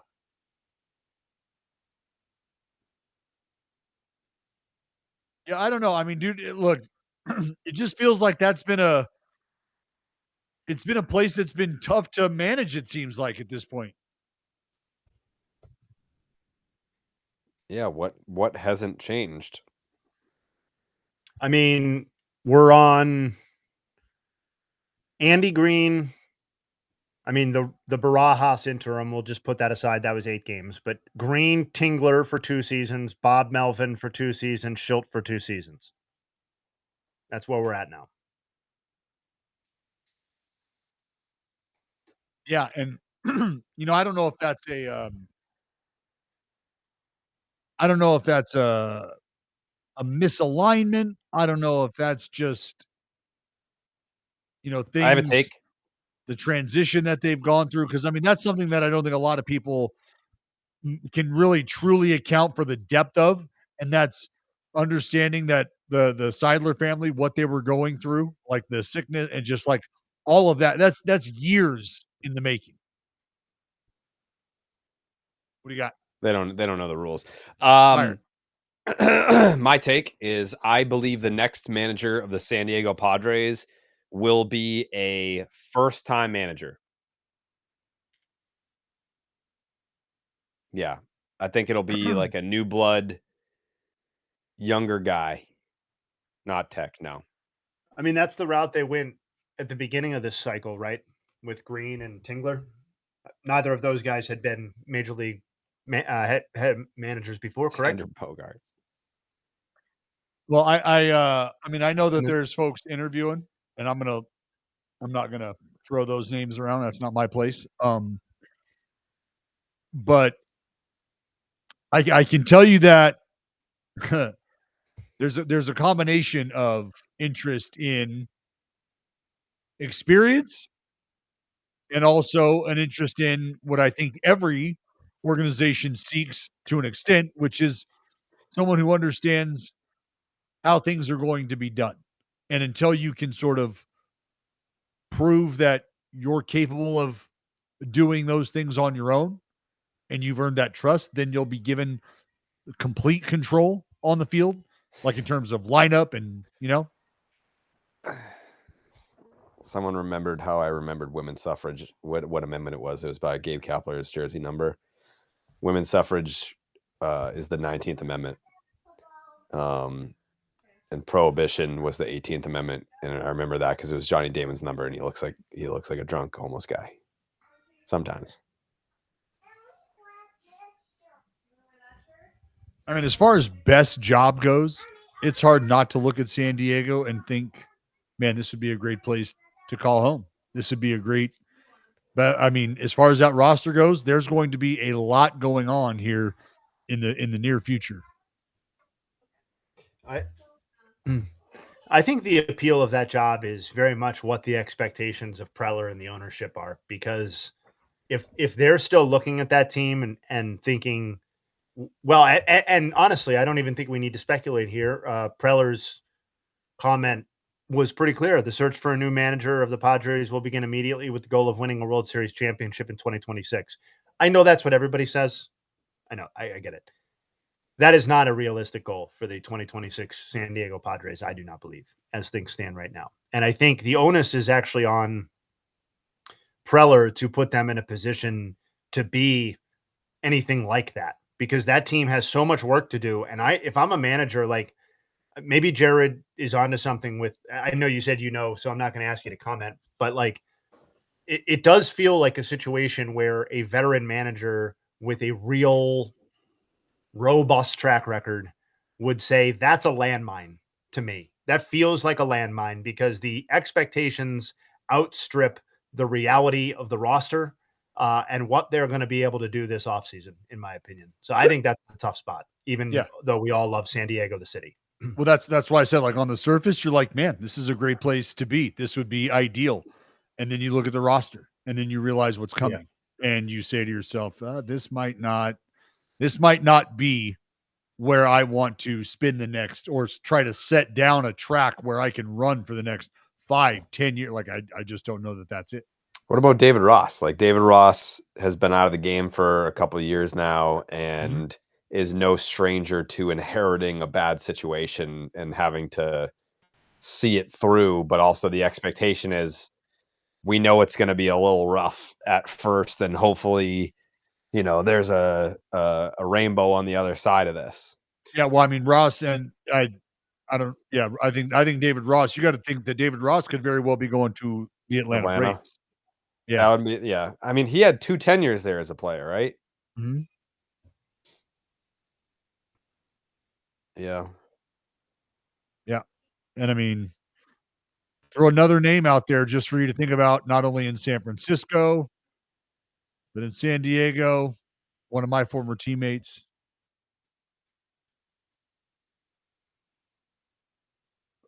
You know who the Padres need? Jim Leland. Just get Jim Leland over there. Start burning heaters in the dugout.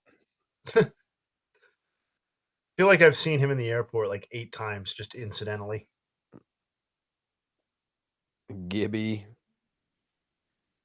Did he ever get a job after Toronto? I love the Bobby Valentine idea. Let's get Bobby back in the game. Bobby V. Bobby to San Diego. Let's fucking do it. Him and AJ Preller feel like a really. Oh, what the hell was that? Boxed. What the hell was that? Boxed. Is that guy okay?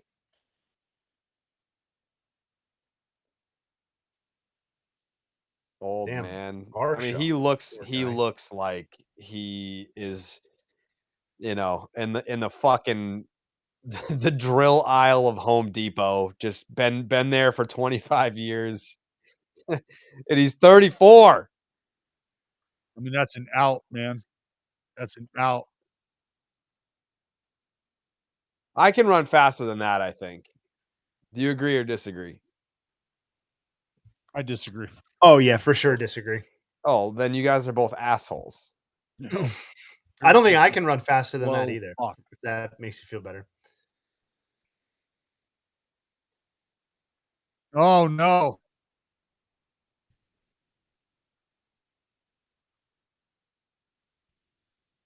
It is funny, though, to go back to the Schilt thing for a second, that he was like immediately like, that's I'm very pleased with the decision.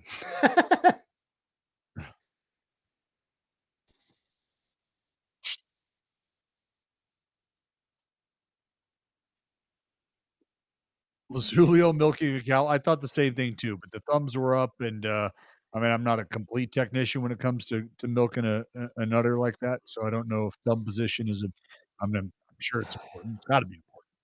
I can't believe you guys don't think that I'm faster than Mitch Garver, man. I've never seen you run. I just saw honestly, Jay, you're not going to believe this. I don't run fast because I'm afraid of how fast I would go. I can't slow it down. Like, it's like going downhill on a skateboard. You're like, oh fuck. Like you're going to get hurt because it's a lot of weight moving in one direction. How do you slow it down? How do you stop it? You can't. That is just mouth pollution. Someone in the chat said you look horribly slow. I don't think that's true, dude. That's just not true. Oh, you know what would be funny, maybe content? BID Section What? 10 crossover content. What do you got? We run some sort of race around a loop track, and we see how many times Dallas can lap people. Jared and mean- Milky just gonna end up fucking holding hands, walking that bitch together. So like he's actually out of shape and can't run fast. You know what my problem is? I can't breathe. I have asthma. It's not Bro. a stamina, it's not an ability thing.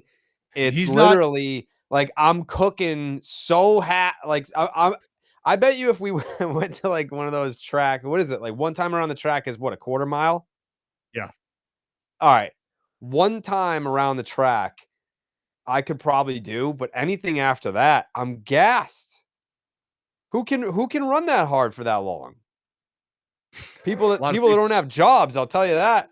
How do you have time to get in that kind of shape? Get a job.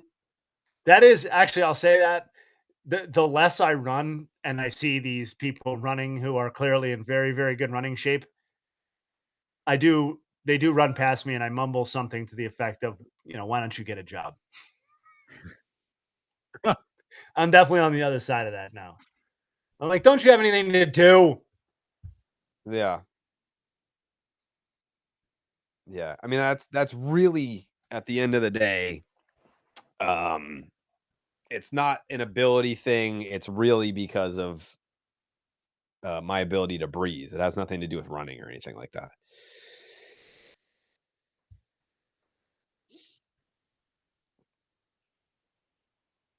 I'm also very top heavy. So like, again, think about like a pallet of tiles You look going like the downhill.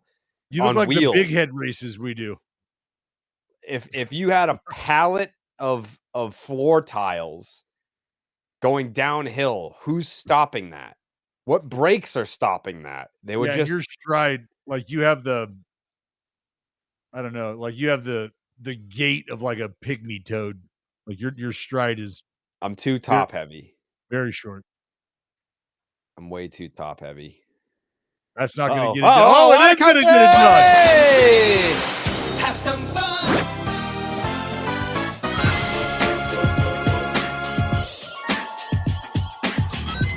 And a ground ball back up the middle, and there it is.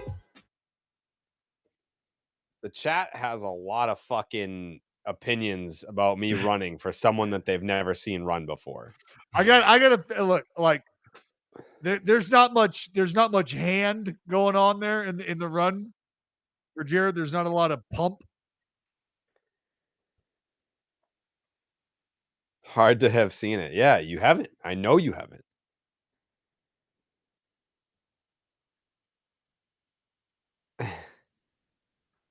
I'm telling you right now, by next year, now that I got that hack squat in the Rocket Performance Center, I know a lot of people are hating on my legs in the chat, but you guys have not seen the upgraded version. You haven't seen it. And it's going to be even more upgraded by opening day.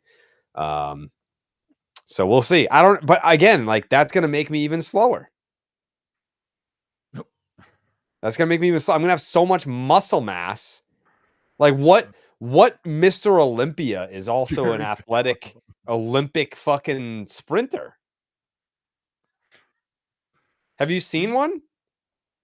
Seen one? Well, I mean, you got to pick a lane, dude. What are you trying to do? You trying to move? You trying to be athletic, or you think you're trying to squat a house? What are you trying? I don't have time. I don't have time to generate Olympic sprint speed. Like, I don't. Rare are It's the just breed not- of us it's that not- can do both. It's not on the docket. It's not. You said on section 10 that you could beat those guys from home to center field wall. Definitely. I'm definitely faster than Coley. I'm definitely faster than Steve. I'm definitely faster than Tyler. Yeah, that all sounds right. Yeah. Yeah. Yeah. I mean, I don't know what the competition is here. Like, look at me. I look like a professional wrestler. Like I am fucking yoked. That doesn't necessarily mean that I can run fast, but Jaren is more built than you and 10 times as fast. Jaren, from the waist up, no. I'm probably at this point. I'm an east to west guy. I am bigger than Jaren Duran east to west. I am, and my arms are bigger. There's proof. There's physical. There's photo evidence. We were sitting next to each other doing a podcast. I am bigger east to west than him. I'm a thick boy. No one is faster than Dallas. I already said this. Dallas is faster. He can run faster than me backwards than I can run forward. Don't come on, Jeremy. Look at the fucking pictures. I am bigger than him. He's taller. That's it.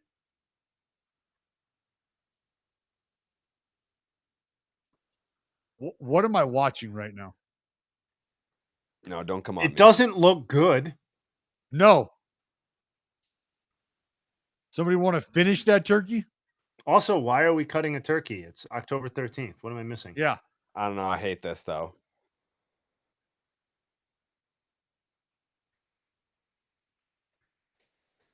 Oh, God.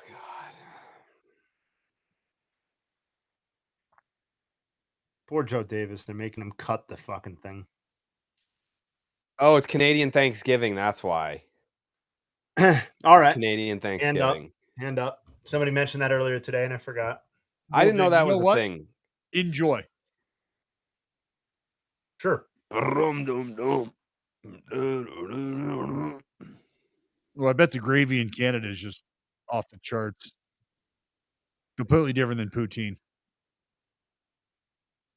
Stolen valor. Looks like lab-grown meat. Shout out JTN, man. Shout him out. Shout us out. I can't wait for opening day next year. This offseason is going to suck because I just want JTN back. Yeah, well, I I think mean, we it'll might be a have to do Tuesday those night watch-alongs. Yeah, I'm down. Oh, my. Good Lord. Yeah, I think Tuesday night JTN all season long is going to be what saves baseball next year. I think you're right on. Can you stream Where's other the stuff on here? poutine? Show I me don't the know. gravy. I Show really me the don't. gravy. There was this place in the mall in Vancouver. Oh, my. Oh! Right there. He got the head out way too early. Yeah. I've never been to Vancouver. The Oh, only thing I know Vancouver. about Vancouver is that they burned the city to the ground when the Bruins won the Stanley Cup in 11. Vancouver's incredible. It looks nice. Stream some hockey. I would love to do Bruins streams with Pete because then like Pete can like explain it to me. There may be some opportunity for that, by the way. Do you have a video of you running at all? No, it's not that it exists and I don't want to show you. I just don't think I have run as an adult. I don't think that I have run full speed since I was in high school. I gotta see what you that's what I'm we just featuring? need, a simple 40-yard dash. That's what we need. Or we can do it just like baseball, 60. You We can did, do but you 60. were wearing a sausage. Yes, but like even in the sausage run, I made sure that I didn't run. Like I attacked Coley and then he attacked me back, and then I took a bump. I took a wiener bump. I'm telling you. I got Jared, big stiff run guy, big hands by the side run guy, like sociopathic runner. No. You know, like I bet you if we had Corey there to take photography of me running, a still shot of me running would probably look very similar to Ricky. But I can't.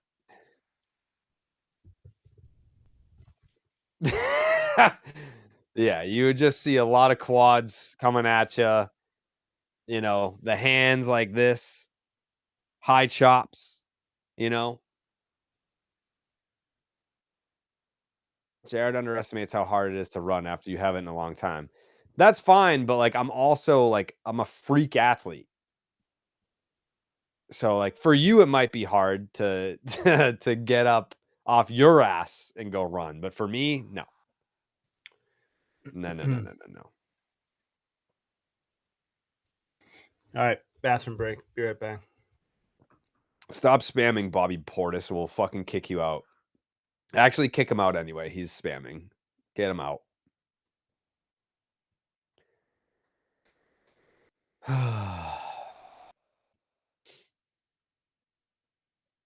Bobby dipshit over here. What do you think? I did not. I don't know. It's not that I didn't love the turn. I'm a little disappointed that faction wasn't better.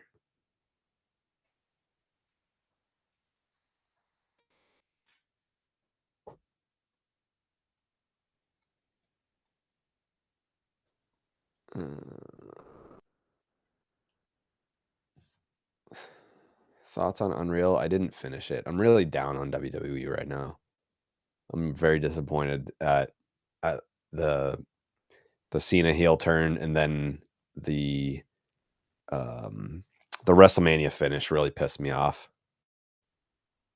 You've just been complaining about wrestling lately. I mean, I'm mad at how much they fucked it up.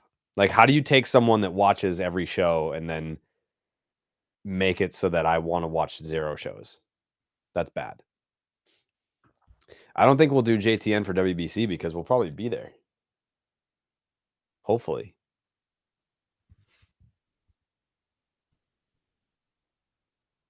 Tell the Bruins story. I've told that story.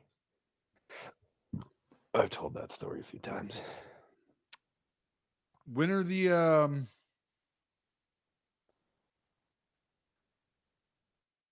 look it up right now.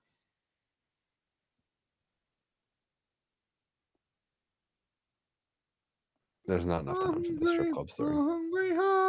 March 5th through the 17th. Can we get an update on merch? Which merch?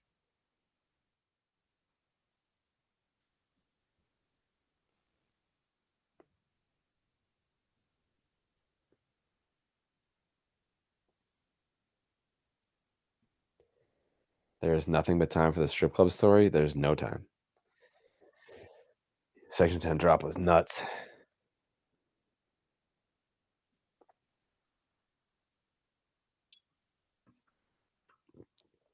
BID merch.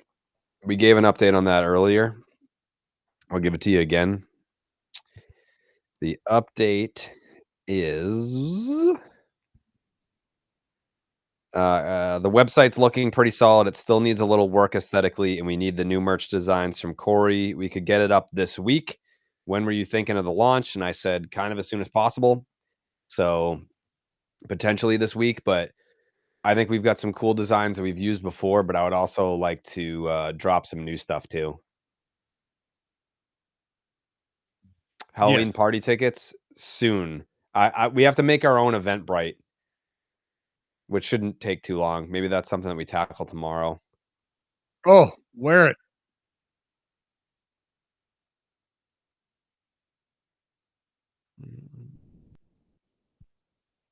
JTN merch will be part of the BID umbrella, I believe. I don't know. We don't have a logo or anything, and I don't know. Yeah, come on, Corey. What the fuck? Yeah, I'm gonna collab with Corey sometime this week on some new designs. It'd be cool. Tell you, we need to get a few squirrels sitting on each one of them sitting on a huge pair of nuts in front of a TV. Yeah, like a water country. Yeah, there's got to be like a lot of like the Just the Nuts t-shirt is not going to be plain. It's going to look like an LSD trip. Like picture the album cover of Sgt. Pepper. that's going to be the Just the Nuts t-shirt. There's just going to be a lot going on. Yeah, like a Where's Waldo? A lot of Easter eggs. Yeah.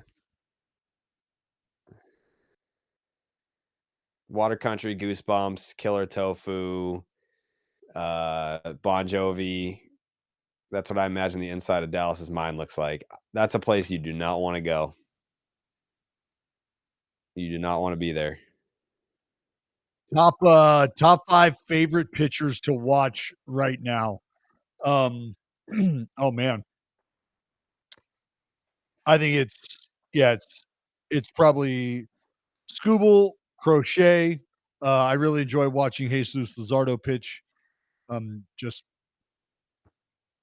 because I'm biased because of the stuff.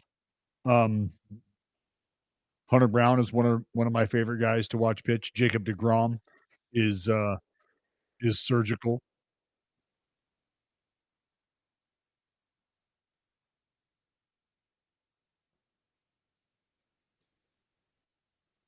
Mm. I mean, you can pick any one of these Mariners starters. Like I love guys like Brian Wu, just simply because of the emphasis on the fastball and how he moves it around. And it's just a variety of different fastballs. That's what I loved about Lance Lynn, watching him pitch, especially later in his career. Was he overpowering you? No, but it was sink, cut, four seam, just trying to move it around, trying to stay off the barrel. Um,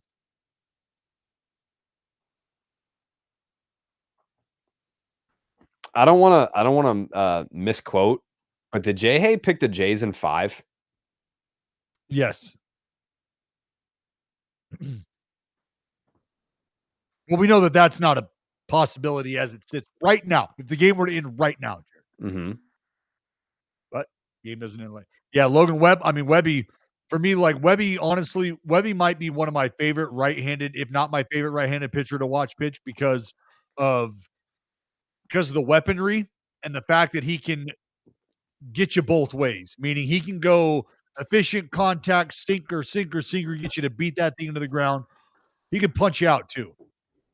And that's a special tool to be able to have. I mean, Skeens goes without saying. Like these are guys, you know. I mean, those are because I think it's fair to say that we all probably gravitate towards the same type of stuff. But you know, a guy like Hunter Brown, for instance, maybe not a lot of people outside of American League or even AL West fans really hear about a lot.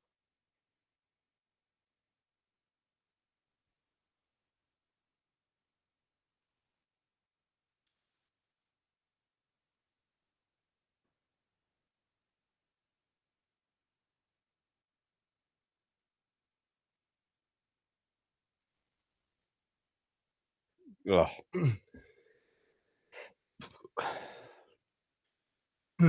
I missed anything interesting? Not really. No, we were just talking about. I love Abner Uribe. This shit is disgusting. We're just talking about guys like favorite guys to watch pitch, Nice. and I dropped all the usual suspects: the Crochets, the Skeens, the Scoobles. I didn't pick. The Logan Webbs, Brian Woos. I didn't pick the Jays in 5. So back that up, JNP. Oh, you did? Nope. I picked both series. I picked in 7. Mm. So I picked the Jays. I may very well be wrong, but both were in 7.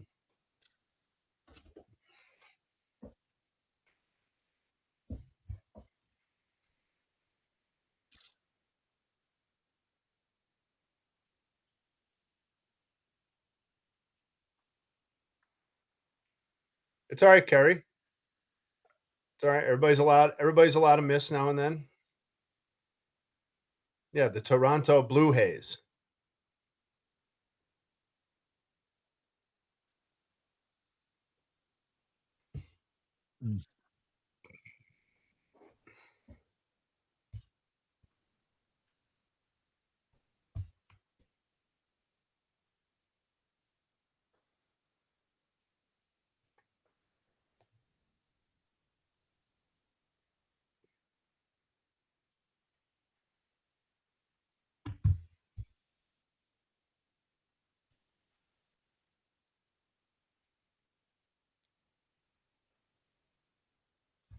Do-do-do-do-do-do-do-do-do.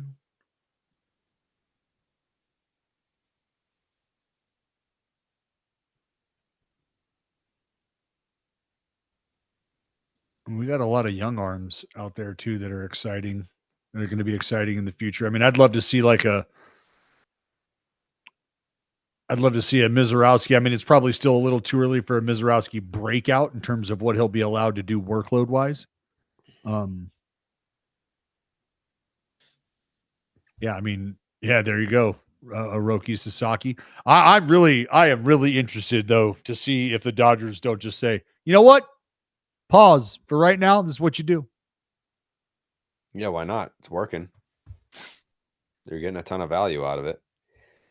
Mm-hmm. Oh, I mean, like there's absolutely no chance they entertain switching anything right now. But yeah, I like just moving forward. And I think that the lack of a financial commitment allows them to feel really good about just saying, you're going to do this or you're going to do that. It's not like you committed to one way or the other.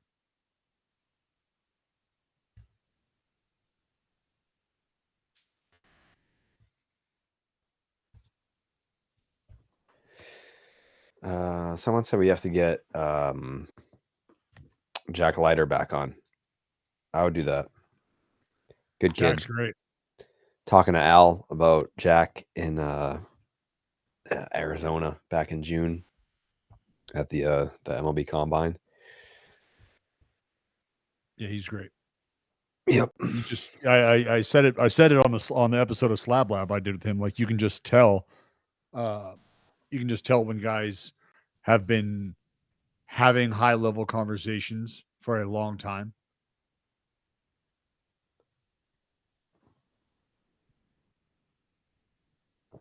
Why not have an expansion team out of Japan? Well, because it takes 19 hours to get there. A fucking serious question. Yeah. Schwarber on the 10 when he signs with Boston. Yeah, we can make that happen, but he's not signing here. What's up, Luke? Dallas, do you think you can strike out Jared in 1v1? It already happened, and no, he didn't. And it's been done 1,000 times. It's been done one time, and the result was not a strikeout. Unfortunately. Yeah, if we got on a real mound and even at this point That was today, a real yes. mound. Yeah. No, you can't. Yeah. You can't strike me out. In fact, I think if I faced you again, I'm bigger, stronger, faster, and you are older and more decrepit. Faster? Prove it. Prove it, says the chat. You're faster. Prove it. Chat did not say that. I'm sure they How about will. this? How about this? You give me 100-meter sprint, and I'll give you a live AB. I have nothing to prove. I've already done this. I've already taken not a serious yard, fact. basically. Stop it. Like it's like a baseball savant type deal where the ball that I hit to right field off of Dallas, it was gone in like 21 out of 30 major league ball. In a charity game where I have to let these guys hit the baseball. You don't have to do that. I think if anything, people paid to watch you strike me out, and you couldn't do it. No.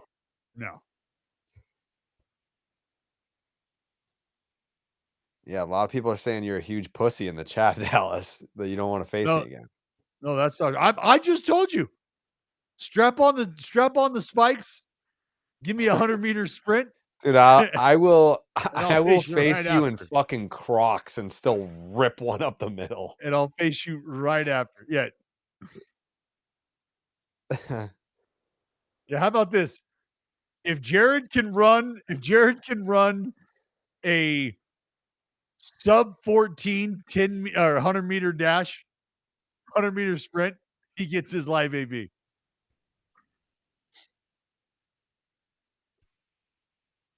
Jared, love you, but if you foul something off, it's a win. Tim, we already did this, and I already hit a ball to the fucking warning track off of Dallas. No, Tim.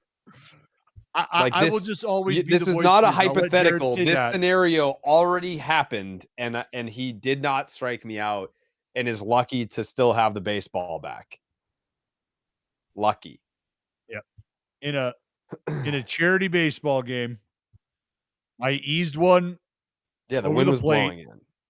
so Jared could hit the ball and put it in play.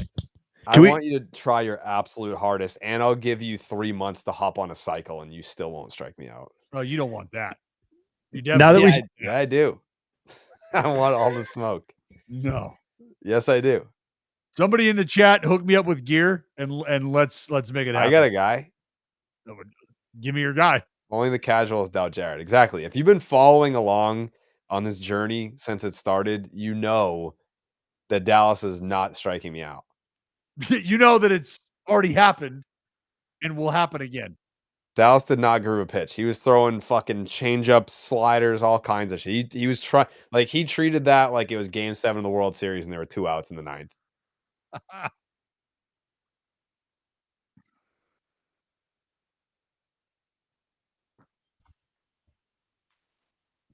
Hey!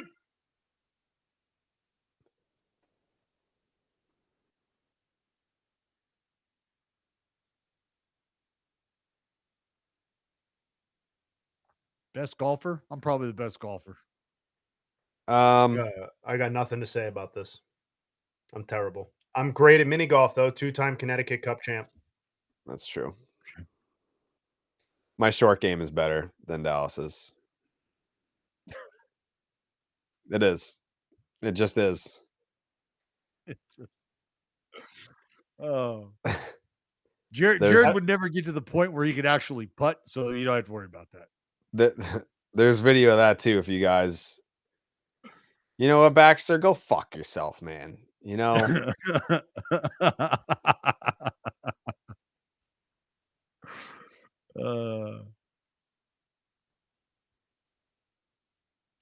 Chat knows.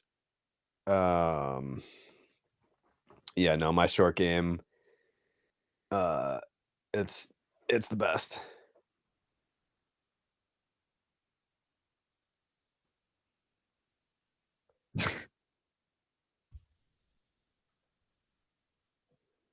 He's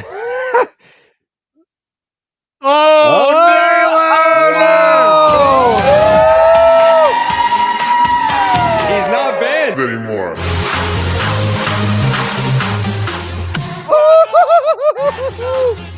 The seamen are slinging it all over the stick, Jared. My goodness. Oh, hit the fucking horn, Jerry. Oh.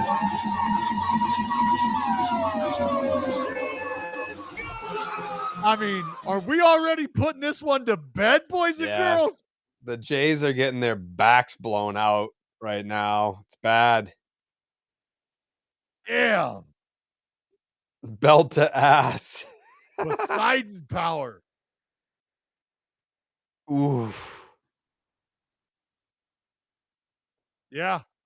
The crime dog helicopter.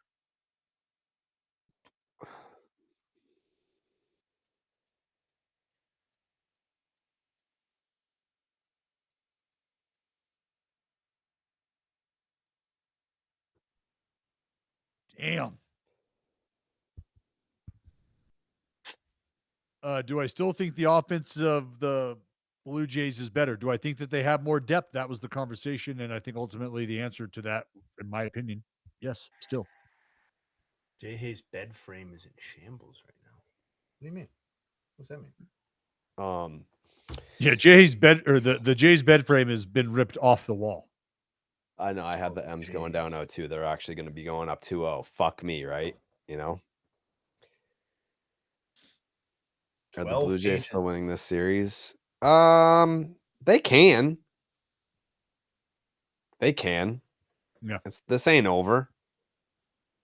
Hold on. Are you seeing y'all going to be nutting on the 24th for game 1 of the World Series? If so, I'm going to get a projector for my wedding that night and have JTN playing at the reception.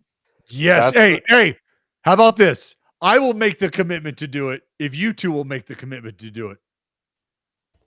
Yeah. Sure, why not? I mean, I figured we were probably doing game 1 anyway, so I'm in. No. I will wear a tux on the stream for his wedding. I mean, we got to dress up, or at least a tie.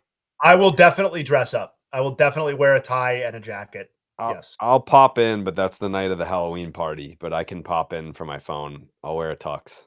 All right. I will wear a jacket. Dallas will wear a tux. Yeah, we will We're on. respectfully. You should Yeah. go to the wedding, Dallas. Yeah, I can't do that. Tuxedo shirt. I mean, unless you need an officiant, which I can take care of that. But only if you're into staying together forever, because that's my record. Like I have a clean, spotless track record as an officiant. And so I mean it'd be a quick vetting process here. I would need some real solid bets that's gonna work. I think it will. I think it will. I believe it will. I know it will. Just saying. Yeah.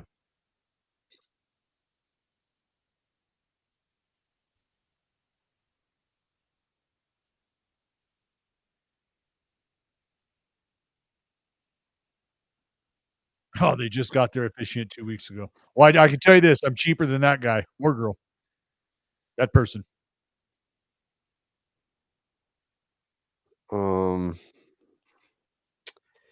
Does anyone have a Fitbit or a Whoop? No? Just gonna look at me? No, I'm actually I think I'm in the market for a Whoop band. Okay. No, I don't have anything. Whoop Why? is where it's at. I'm in the market, but I don't know which one to get. Garmin watch so is great. I had just been using the one from the Peloton forever, like Mhm. for a heart rate monitor. But I need something better. And that's the thing. My wife has an Apple Watch. Meg has an Apple Watch. And she loves that thing. And I just feel like I need something. I don't want to wear a fucking Apple Watch. Yeah, Dallas is an expensive watch guy. I have a couple expensive watches. I have one really nice watch that I wear all the time. I wear it regardless of what I'm wearing. I don't care. It's just a thing like that I have. But I don't want to wear an Apple Watch. I just don't. I feel like Yeah. watches are something you're going to wear. You know, like I look at a watch as it's an ornament. It's flair. It's an accessory. I don't look at it as a functional piece of attire like an Apple Watch is today. Fitbit is I get it. great because it can lightly wake you up by tracking what sleep cycle you're in and vibrating when you're in light REM. That's pretty cool. Yeah, I don't know. Leave me go. I want to get into deep REM. No, but it's saying it'll wake you up on the backside once you've emerged back into light REM would be my guess there. Oh, it's like being woken up with the fresh towel on the airplane. Yeah, like not purposefully not waking you up when you're in deep REM, I think. Yeah, nailed it. 2 watches? 2 watches is such a flex. Yeah. Johnny I have Dosco. a watch of I used to wear 2 watches sometimes. I would wear because I've got one of a turntable and then one of a huge like beatbox. And I would wear those on both hands. Like an You know what asshole. REM stands for? I don't, but I know what it means. Rapid eye movement.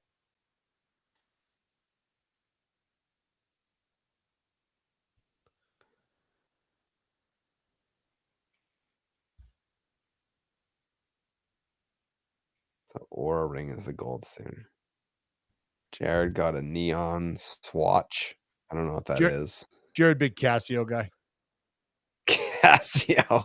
I don't wear what. I mean, I have a what is it? A Vivio, some fucking shit. I don't know. Connor, don't think I didn't spot your 1987 Casio when you were when we went to lunch, bud. Oh, I saw that thing in all its glory. Thought you were gonna change the TV on the change the channel on the TV in the restaurant. The watch community is too catty. I do have a G-Shock. I got a G-Shock in high school. I don't know that I mean, I could probably find. I bet you guys. I know where it is. Dude, I got a badass Captain America G-Shock. One of my favorite watches.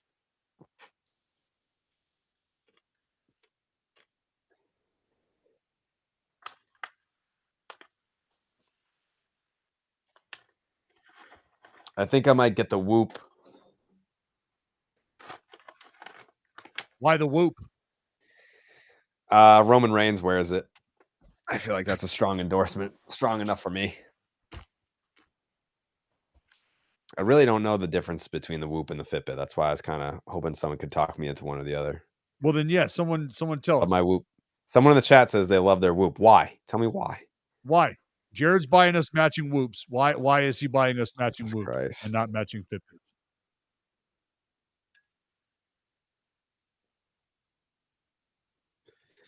Three, 6, 9.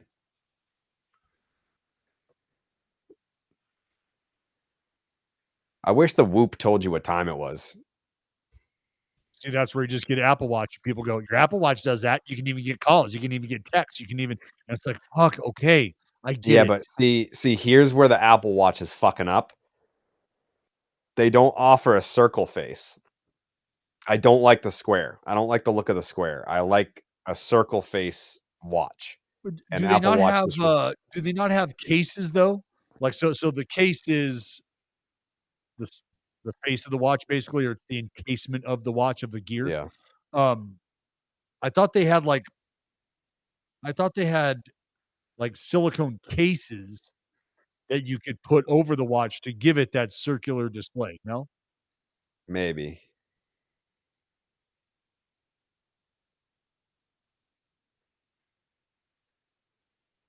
You have your phone in your hand all the time. No need for time on a whoop. Yeah, but sometimes I just want to look at my fucking wrist to know what time it was instead of take my phone out and tap the screen. That's why I wear a watch and instead of the Yeah. iPhone, because I don't want to look. I don't want to get a fucking bling. Ah, Yeah. Look like a fucking cat walking down the street licking my paws. Yeah. Respect to this dude in the chat that's ignoring the smartwatch conversation, is just going in on John Smoltz as a broadcaster. Just fucking tearing him a new asshole.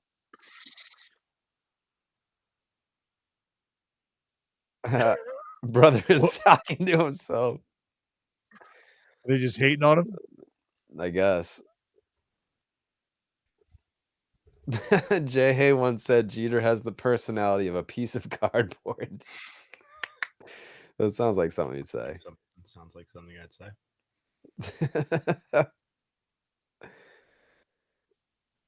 Whoop is cool, but Jesus.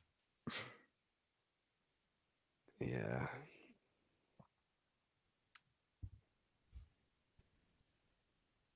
Oh, you know what? What? You know what? The testing. This is the testing that whatchamacallit did. Oh, Dana White. Uh-huh. That's the testing that I was looking into.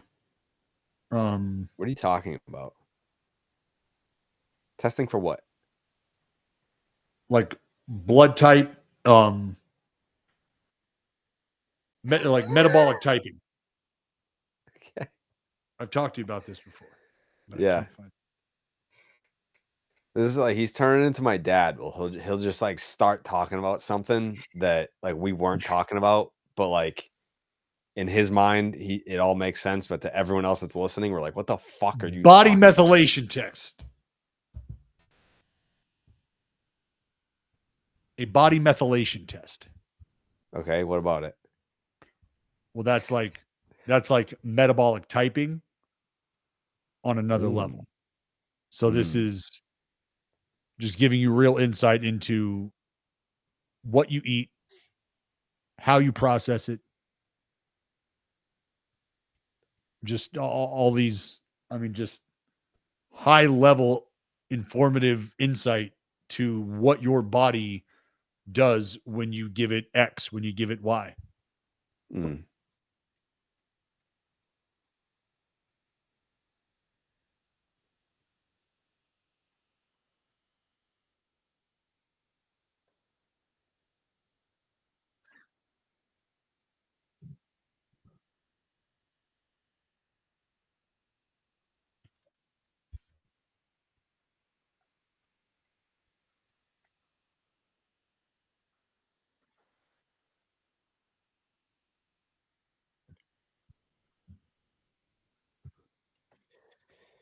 Aaron Ashby.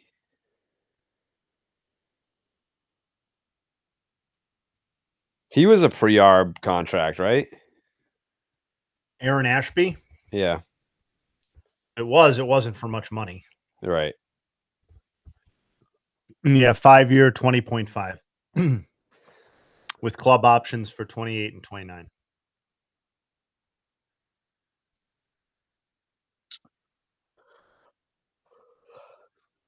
Am I pumped for 322? Who is that? Is that Islam? Huh? Islam, right? And Magdalena, or however he's, yeah, I think. Is that even close? What are you talking about? I'm talking to Will, who's asking me about UFC 322. And that's Shevchenko too, right? I think. Let me look.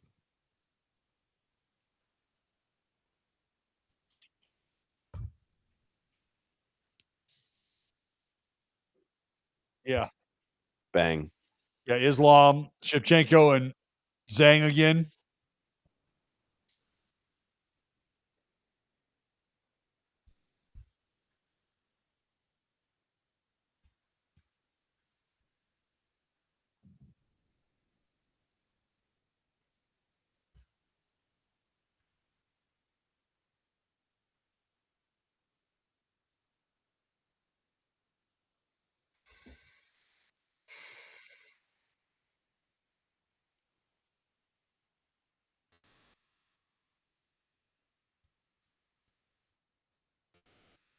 Gaussman.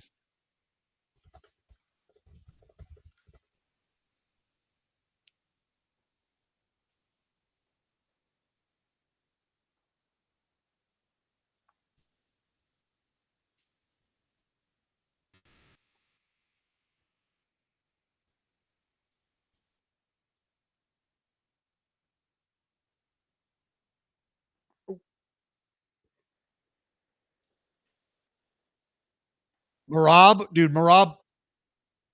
is an absolute animal. Marab is just a freak. An absolute freak. You saw him after the last fight? Just a psycho, man. Absolute psycho. Yeah. Sorry, go ahead, Dave. No, good, Jay. I'm talking No. fighting. I was just looking at the chat. That's all.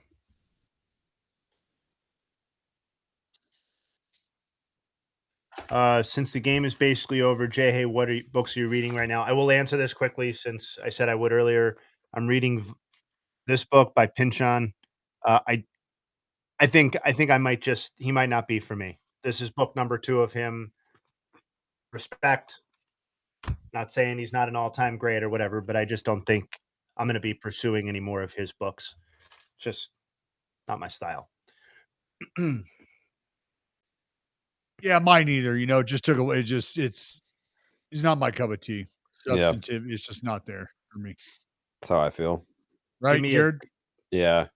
It's just like the tone, you know? Well, yeah, it just takes a while to unwind. Yeah. Water country, have some fun.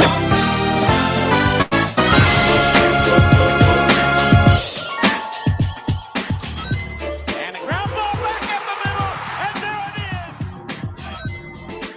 is.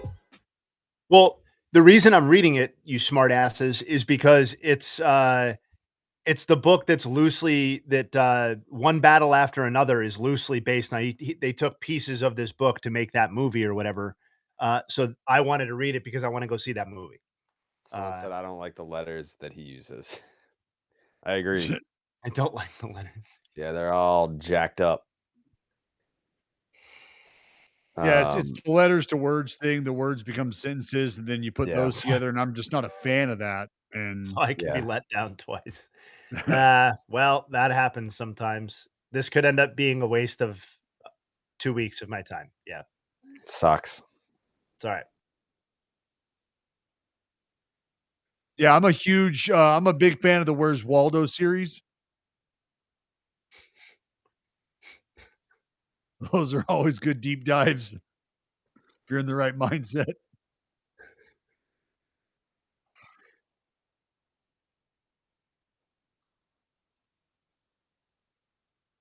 All right. People have asked for a Delgado nug. I'm digging up that Delgado nug right now. We're going to go all over the place. Books, Delgado nugs. Yeah, I've heard both sides of one battle after another. I've heard really, really good, and I've heard big letdown. So I guess I'm going to have to go see it for myself. Yes, I'm aware he wrote more than Lolita, and I've read probably a half dozen of his books.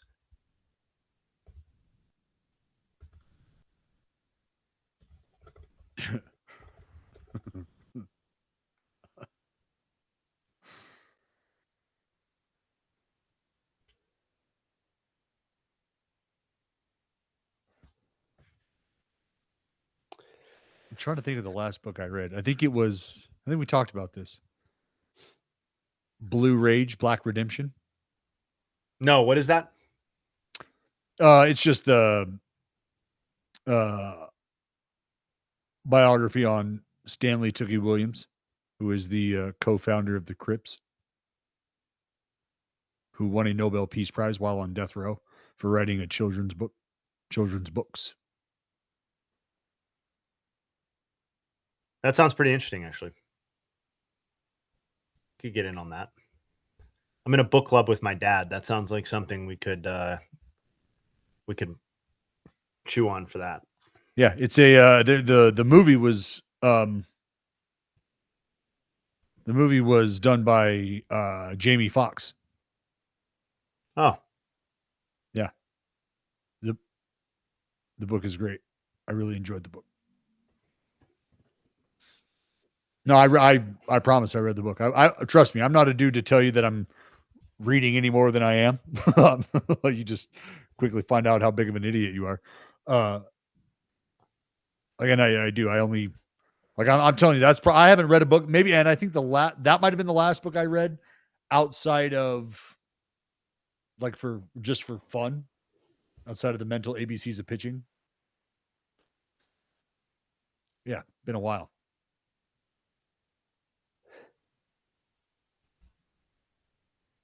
It's been a while since I've read a baseball book. I've kind of just taken my off seasons to read horror books. Yeah, I think that's a healthy horror books. Yeah, like I just once baseball's over, after just how many, I guess, like days and like hours we put into this, I think I just want to not think about baseball for a little bit. Yeah, I think that's a good way to go about it. Yeah. Stephen King's great. The author, the guy, I feel like is off his rocker on Twitter these days. Oh, I haven't been following, but yeah, the author's got a lot of hits, obviously. Yeah. Goosebumps for me. The Long Walk is, I believe, being turned into a movie, which, assuming it doesn't get fucking trashed, I would like to see. That I like that book. I've read here. I brought some baseball books that I've read. Screwball. Yeah. Tommy. Oh, it's already in theaters. All right. I'm so bad with movies. I never get to the theaters, so I'll probably miss this one too. Is Mike Lupica still writing? Probably. This is a good one. Hard to grip. Shout out Emil.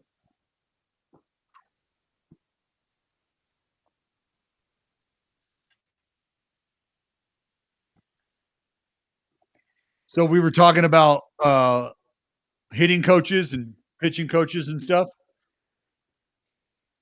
Old School versus New School by Eugene Bleecker.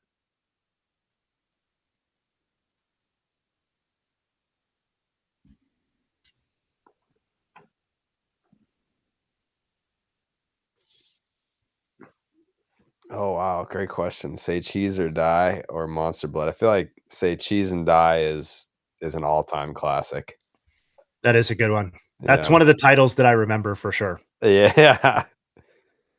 I know we're all over the place right now. Favorite King novel is The Stand.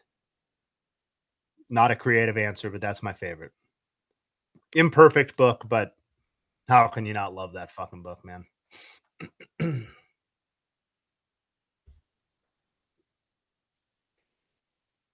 You ever read this one, Jay?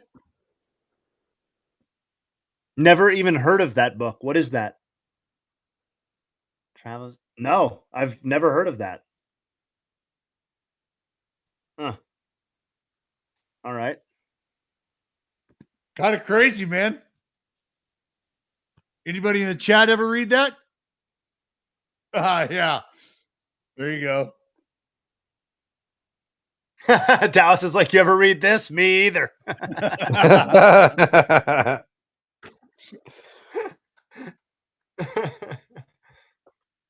That's for sure one of Meg's books.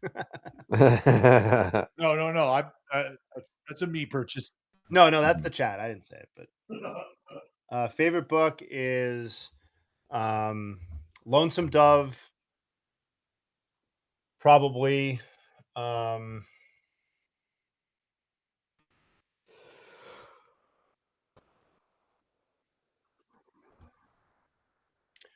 Lonesome Dove or Stoner by John Williams would be my two choices there.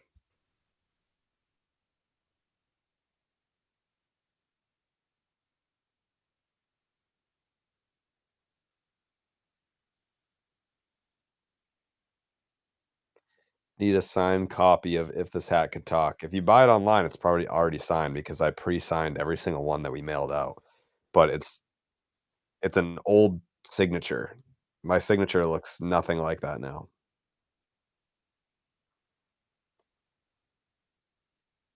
God, you are so fat. You know that? Already. You're a year old. You guys want to do a little Delgado trivia? Yeah, I do actually. I All was right. waiting for you to ask that. Can he hear us right now? Yeah. I got you. So Carlos Delgado had 11 seasons of 30 or more homers. Yep. And you name there are only 4 players who produced more such seasons in the wild card era. Can you name those 4 players? Say that again. The first part. 40 more homers. 30 or more. Delgado 30. had 11 such seasons. 4 players had more 30 homer seasons in the wild card era. Pujols. Yep. A-Rod. Yep. Barry. Bonds is not one of them. He only had 10 in the wild card era, so he cuts off a few Bonds seasons unfairly. Yeah. Pirates. Manny. Manny is another. Yep. I need one more. Yep. Trout. Nope. Trout only has 7 such seasons. Nelly. Nelson No Cruz chance. has 8. This person has 12. Frank Thomas, no. I I think it's been said in the chat, but don't want to know by them. yeah, I'm trying to let Jared. J and P has it. I am Dusty has it. I'm gonna say it is 30 plus homers in 11 seasons or more in the wild card era. Yep. Mark Teixeira. No. Tex had 9 such seasons. So a good guess.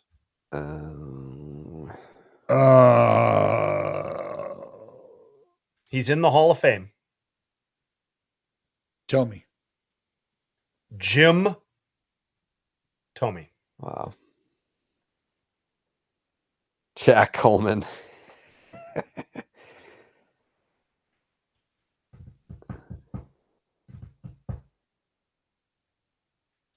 Hall of Famer Jim Thome.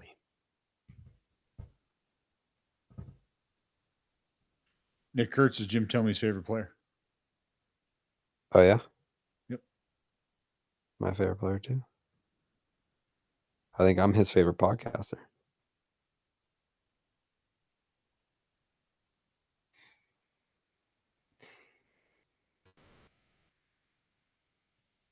Where do I find these stats? That is just one that I just looked up on the spot, but that was also pretty easy.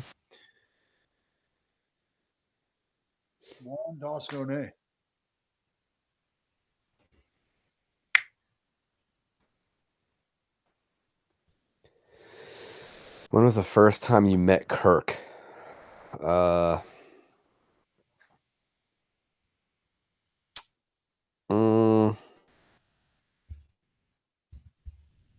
Probably at this point 10 years ago. I think we followed each other on Twitter, but then I think the first time I met him in person was when he came to Pete's mom's basement, I think. So that would have been 2015.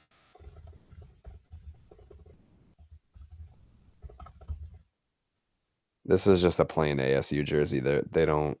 I was gonna custom put Pedroia on the back, but I never got around to it. Does Kirk still hate Steve? Yeah, probably.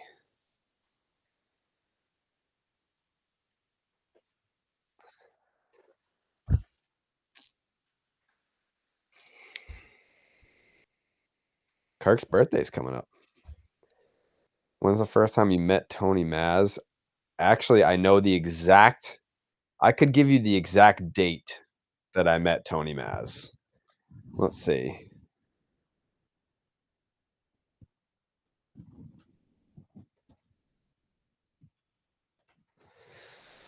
Wow. It was almost. Let's see. Let's do some math here.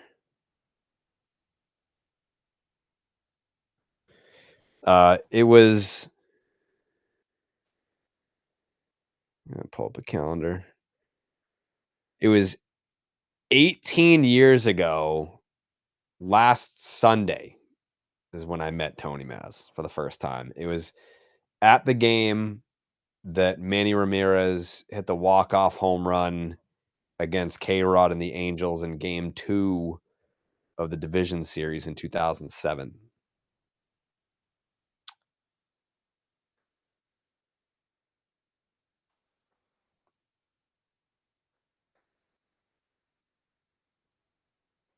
Is Felger an asshole off the air? No, he's actually really cool.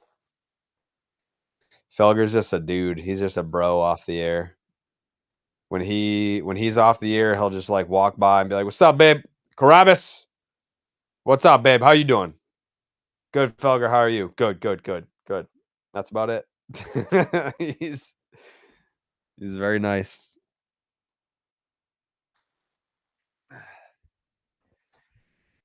Kirk and Jared talking ball would be great, and Kirk wouldn't be a dick if he was on BID. I want him on to do Hall of Fame talk. He's probably I don't know that he would have many takes about the guys that are on the ballot this time around, but he would probably have a ton of I guess his era Hall of Fame takes. Like him, I bet you he would align with Jay Hayes' takes on Harold Baines. I bet that they would bond there for sure. Aren't you allowed to not disagree with him though? Because then all the mini fans come after you. I mean, if you have a reasonable take that disagrees with him, no. But if you're disagreeing with him, inflammatory. Yeah, like if you're disagreeing with him because you don't like him, then that's got it. That's an infraction. But if you guys disagree on Hall of Fame criteria, no, I don't think that you're going to get. Got it. Yeah. He would have a field day with the Baines meter. I agree. Yeah, we should have him on then. Yeah, I think you guys would align. Yeah. I've asked him and he was like, anytime.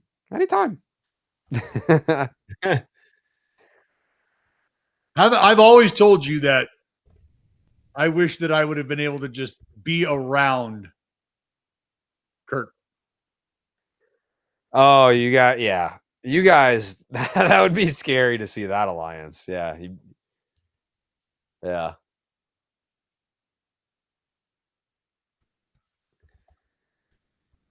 Yeah, that could be a great combo. We'll make that happen this winter. I just genuinely, I can appreciate his snarkiness. It is, yeah. He has Hall of Fame level snark. Sometimes it's so good that you can't even detect that he just said something snarky. Well, no, it is obvious that it is, but the To delivery. intelligent people, yes, but if you're not witty or smart enough, you won't catch it. Yeah. Well, because the delivery forces you to either just digest it and quickly keep moving, and you just you now assume the fucking role or the position he's kind of put you in, or you say something back, and it's like, well, if I even acknowledge that, I'm also acknowledging the fact that like, fuck, I don't want to do that. And his brain just operates at a much higher frequency than most people. I love it. Is Kirk like old school, like the Undertaker, where it's a deep kayfabe, but he's really a great dude? So I don't know how to answer this. Kirk is a great dude. Off camera, non-content Kirk is fucking amazing, but it's not an act when he's doing a show either. I don't know how to describe it. It's like, yes, he's a different guy when he's on camera versus off camera, but it's not real when it's on camera, if that makes sense. Like, it's not an act. He does care that much about the things that he's talking about. He does get that fired up and passionate about the subject matter. But off camera, yeah, he's fucking awesome.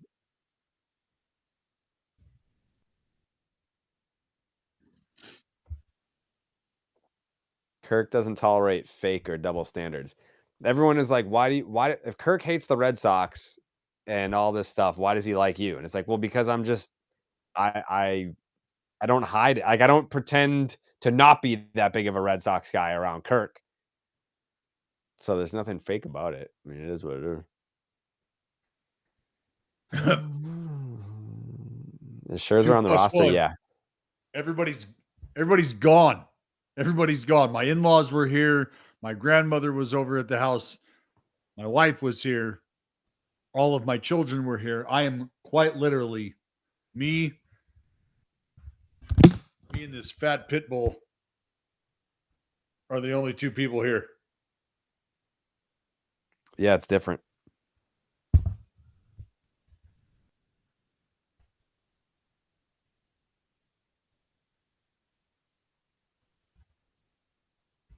Time to rip one for just, you know what, Zoid?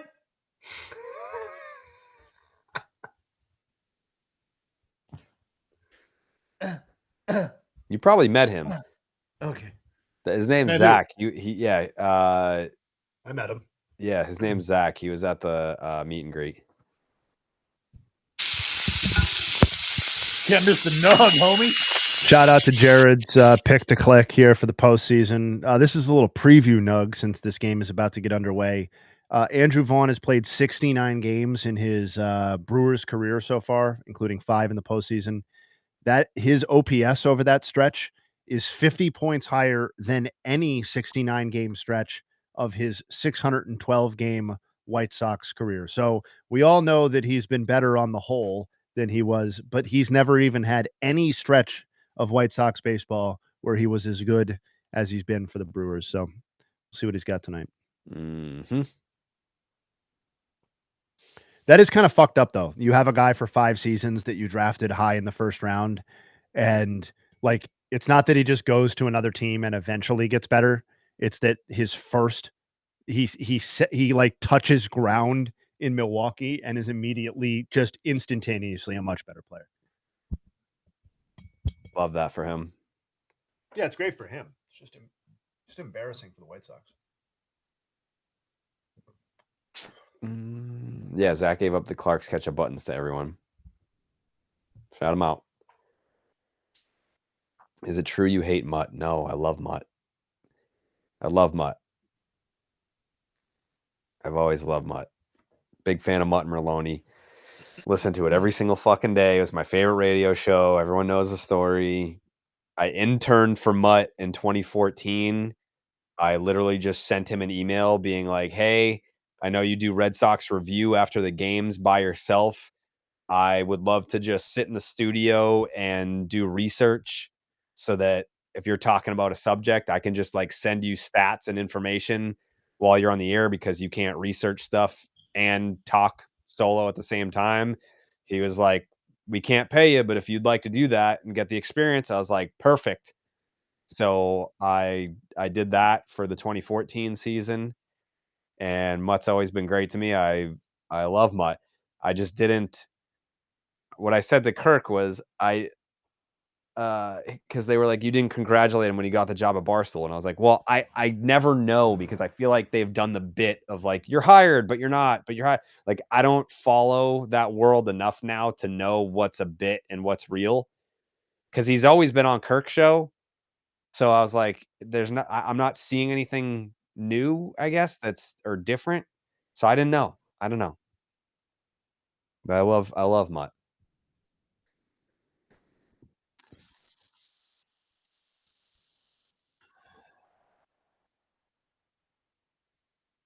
Do you think you could out-toke Dallas?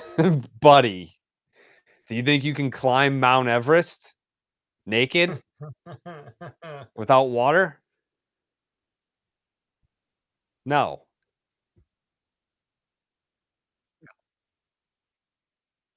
Ill-advised. Parental advisory sticker comes with that. Dallas, do you have the ball from your first career strikeout as part of your memorabilia collection? I believe we talked about that earlier, yeah? Yeah.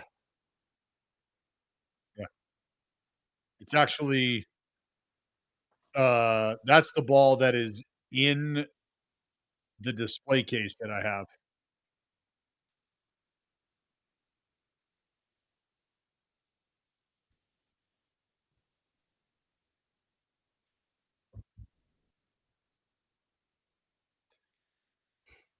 Almost time for a little overlap between the games, a little double barrel.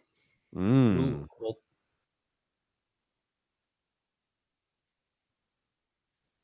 Ball Snoop, 6. you see that? You Ball saw the thing a while ago where Snoop had to he put an end to the rumor that he was paying somebody just to roll his blunts or whatever. Well, he's rolling, and he's ripping about half, putting them out, half, putting them out, half, putting them out. And I'm not Thank God that was knocking addressed. I'm not knocking the dog father for anything. Let's be real. Since everyone is so curious about Mutt, how about Hogdale? Did he send you a text or anything? Yeah, we talked like every day.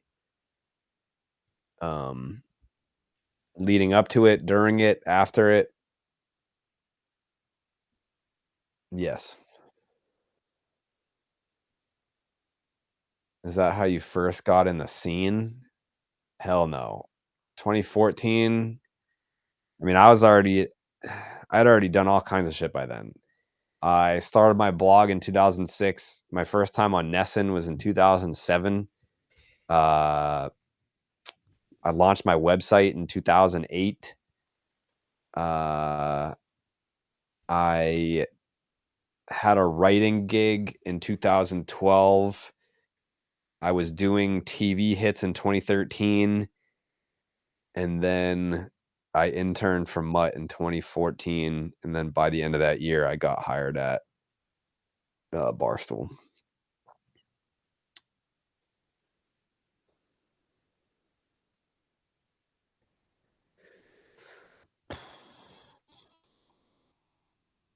I appreciate that. I don't know that I do a great job as the third chair on Kirk's show. I kind of like, because people get mad that I don't listen. I don't have fucking time. Like, look at what we do. You think I have fucking time to listen to someone else's 3-hour show when I'm on a 10-hour stream and do a 3-hour Red Sox podcast and a 2-hour MLB podcast 3 times a week?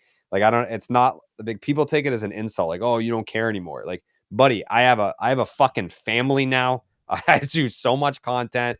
I try to keep up with my gym schedule, and I do like to read a good book every now and then, and keep up with my horror movie hobby. So no, I don't listen, and I think that that's why people get upset when I come back. They're like, "Oh, he doesn't prep for the show." Like, I mean, I'm the guest. I'm not a co-host. I'm a guest. You talk to me about what you want to talk about.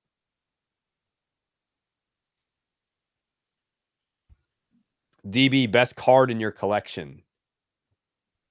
Do you collect other sports? No. Football? I mean, No? I have some football, but not enough to consider it a collection. I mean, I've got some Otani rookie autos. I've got some Judge rookie autos. I got some Koufax rookies. I've got some signed Koufax cards. I've got some signed Drysdale cards. I've got some refractors. I've told you guys before my card collection. I have every pitcher and catcher battery That's to cool. throw a perfect game. Yeah, that's sick. I love that. I love that thing. I've heard you talk about that before. That's a good one. Yeah, dude. Pokemon is massive. I just can't, and I can't fake shit. You know what I mean? Like, I know it's cool. It does not interest me. So I can't even, like, bro, do you know how much money there is? That's not why I'm in the hobby. That is not why I do this. I functionally move and trade cards around to get cards that I want. Jared can attest to this. Phil at Sports World in Saugus can attest to this. Like, I want cards to land in the right place. And obviously, if there's an exchange that can be made, yeah, I'm into that. But I'm not trying to. This is not how I'm feeding my family right now. Is the Hogdale thing tough for you because you wish it wasn't Barstool that got him, but at the same time, you know he's getting more opportunity than anywhere else? I don't care that he's going to Barstool. I care that he has an opportunity with more eyeballs and that he has an employer that appreciates him, and that seems to be the case. Knowing how it works over there, that can change by the hour. 1 second you're the perfect hire, you're everything we hope for, and the next second it's fuck you, you suck. Like, that can change pretty quickly. But right now he's appreciated and he's getting paid, and that's all that I care about. I don't care about where it is, as long as he's appreciated. Same with me. Yeah.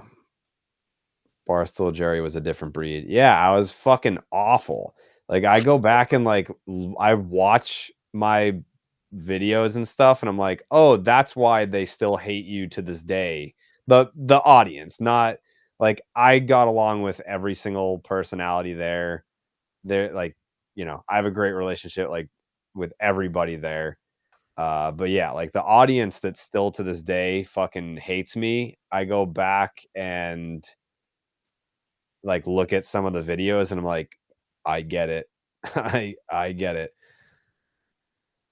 But yeah, I mean, I feel like, if anyone like is viciously hates me to this day, I just know that they haven't consumed any of the stuff that we've done since I left, because I've definitely mellowed, and I just don't do the arrogant asshole in your face yelling and all the shit that was, like, encouraged when I was there. It's different now, where you can just talk ball, which is nice.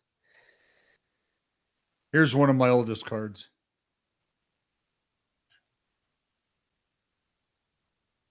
Oh. Where did that run? It's a 1910. Who is that? Lou Krieger. Who is that? I just saw that. It looked through the first perfect game on record. Oh, that's sick. And he threw it to that man. Oh, hell yeah. That's fucking JJ sweet. Clark? That's sick. How did you first get in Nessun? Is your website still up? No, but I really want to relaunch it. I think it'd be fucking cool. Like I would obviously relaunch it for nostalgia purposes and call it the same thing, but I think Jay blogging on there and Dallas writing shit that obviously we'd have to heavily edit. Like, I've seen his blogs are, looks like a third grader wrote them, but obviously, like, the baseball conversation would be great. I'm a published blogger, by the way. I would love to relaunch my blog. someday. How did I get my first in at Nesson? 2007, I was in a contest and I ended up on TV that way. But like, how did I end up with a job there? I think. Ooh. Hell yeah. I think that they were interested when I left Barstool. Catfish Hunter. Signed? Signed. Website's been down for years. Yeah. Oh, we got is Luke in here? The Yankee fan? Yeah. Jared's creating a podcast or coaching tree like Bill Parcells. My coaching tree is there's some names on it. There are some names on the tree. Yeah, solo. I got everybody.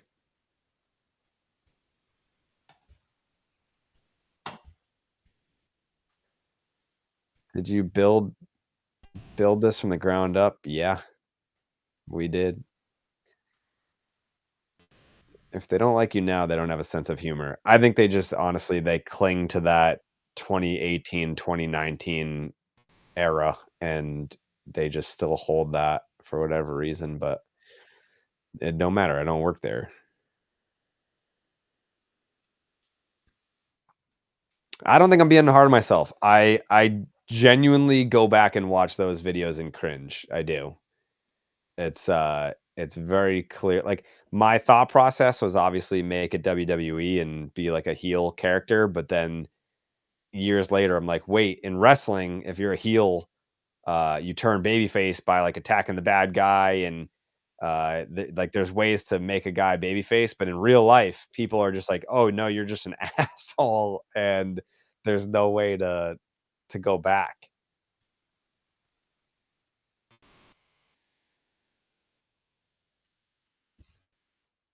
Shohei? I've heard of him.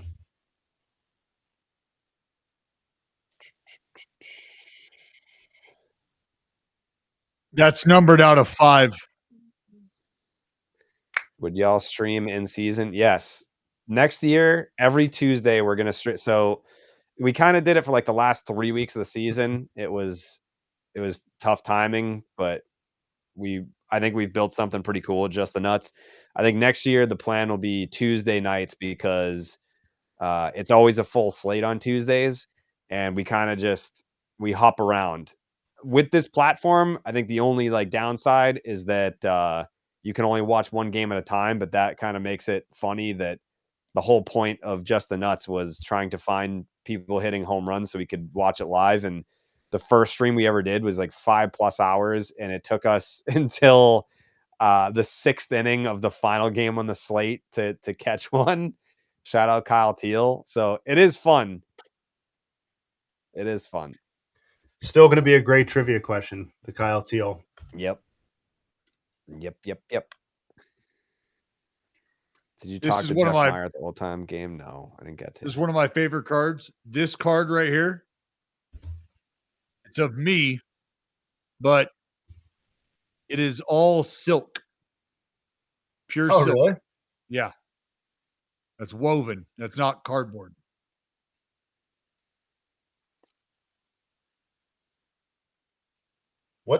What edition was that? Did they just make silk cards? Series 2, 2011, Topps. Series 2. If you had a chance to do your life over again, would you do your career the same way? I guess, right? Like, I think we're in a great spot right now. Underdog's been fucking awesome. I think the baseball is dead brand is better than the starting 9 brand was. I think Section 10 is as big as it's ever been. Like, are there some things I would have done differently? I guess, but like, I don't know. Butterfly effect freaks me out. Like, if I did something differently, would we still get to this point now? I don't know.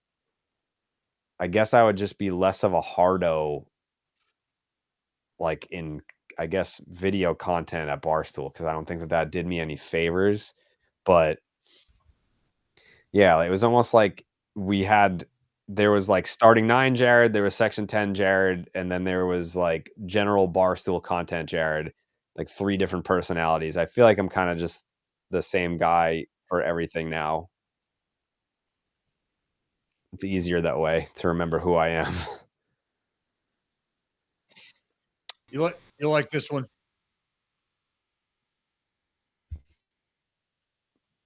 Oh, the fuckface card.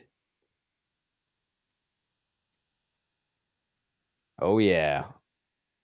Fuckface. Don't ask him about it. He'll get mad. How did you put together the section 10 guys? Me and Pete started it. Steve sent me a LinkedIn message. Coley was just one of my very good friends. Just got lucky. You guys got to partner with MLB TV so we can get a JTN discount from opening day. That's a great idea. Write that down. Written down. You'll like this one, Jared. Well, I don't want to fucking untape it. God damn it. But you get the idea. I have it taped shut. It's in a case.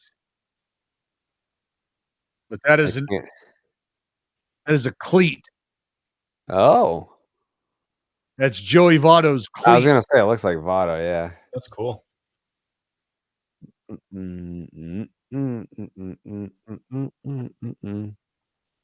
What will you do if there's eventually a work stoppage? I think we have never been more prepared to make content during a work stoppage with the people that we have on this team to be able to, like, having built up the platform to where every podcaster and also the people behind the scenes are now characters in this universe. There's so much, like, I'm not saying I'm rooting for a work stoppage, but if there was like a 25 game work stoppage, it would be almost exciting to me to come up with a content strategy for that time period where there were no games. Like, I think we could absolutely own that space with no baseball. So no, I'm not worried about it. Raleigh Fingers rookie card.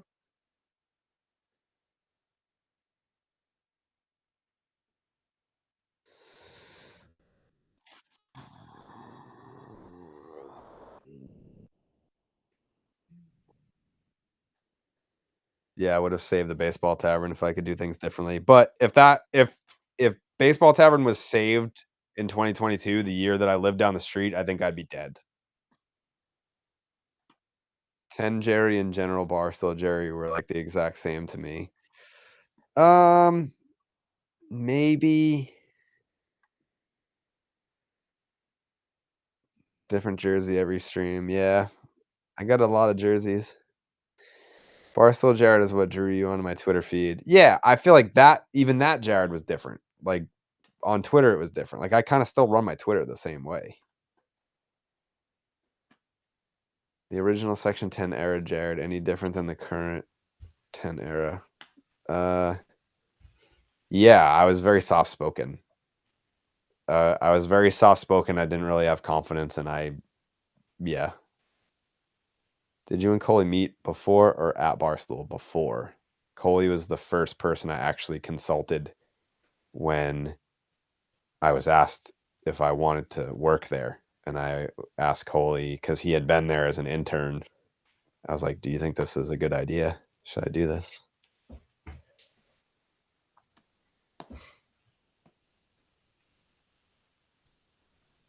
How did Milliken start getting on the radio? I don't know how he got his job, if we're being honest. Quinn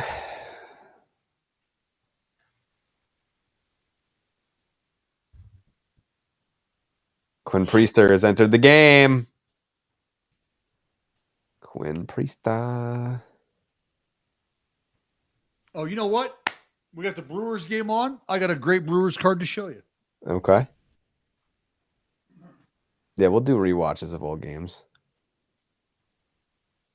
I think we should do that during the off season. Like, never mind the work stoppage. I think we should do stuff like that during the off season. Well, So you know, it would be fun too. Sorry, not to cut you off, but like Milliken's probably never seen some of those games, right? Like correct. some of Yeah. the older ones that we could see. Full I mean, length. Yeah. yeah, it'd be cool. You'd And be like, not to oh say my that, god. yeah, not to say that I wouldn't be surprised by elements of those games that I haven't seen in a long time, but him getting first viewing would be kind of a cool thing to capture. Yeah. It's a good idea. Yeah. Can we get the front of the top rope back more consistently? I don't watch wrestling anymore. I'm so turned off by the product. I don't watch. I was a starting 9 girl grown into a section 10 old biddy. Shout her out. Love that.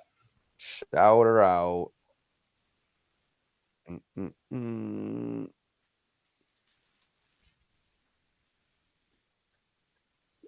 I think Barstool Jared was just a lot more forced, whereas this feels a lot more authentic and true to who you are. That is very true, yes. Barstool Jared was me turned up to 1,000, whereas I feel like I'm just me now.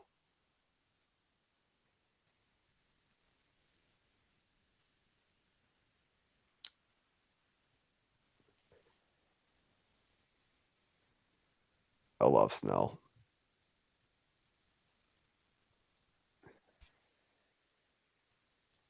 JTN of Dallas's perfect game. I want to say I don't know how open he is to the rewatch idea. I could be wrong. Maybe he's changed his mind on that. I want to say we've thrown around that idea before, and I don't know that it was a thumbs up. Any Mount Rushmore ideas for the offseason? Yeah, I'm sure we'll cook up a bunch of different ideas.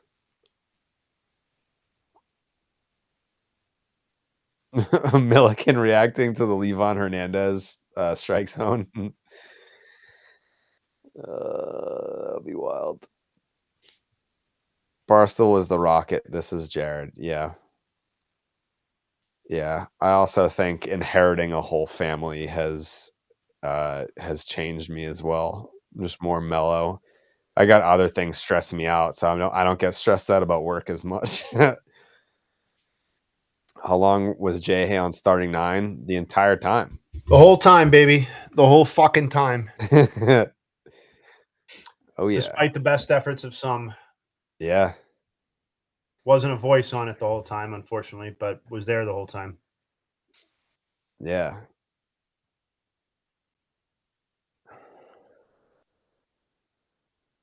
Do you ever interact or have an opinion on Bastards of Boston? No, I just know that they hate me, and like their whole marketing campaign is like, we're not Section 10, and it's like, okay.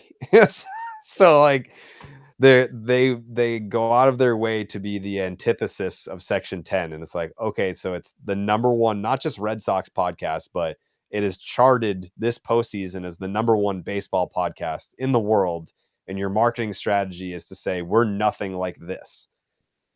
Good luck with that. They have like done segments like accusing me of stealing their takes when like I don't follow any of them. I've never listened to their show. They just seem really angry all the time. I don't know how that's enjoyable to watch sports just mad all the time and taking it super seriously. It's not serious. It's sports.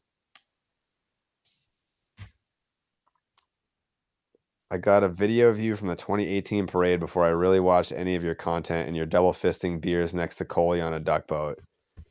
Yeah, that was me. That was a good time. Will you go to Winterfest this year? Yeah, I think we're going to do an event across the street. So we'll probably be at Game On for that. I didn't go last year.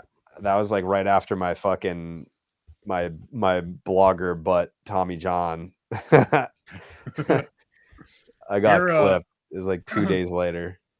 Here's the debut patch. There it is. Tristan Campbell, baby. Garbage Pail Kids. Christian Casas. This one right here. This is one of my favorite cards. It's a bat memorabilia from each one of those Yankees. That is sick. That's Ruth, Maris, Thurman Munson, Bernie Williams, Mickey Mantle, Reggie Jackson, Derek Jeter, Jorge Posada. Posada.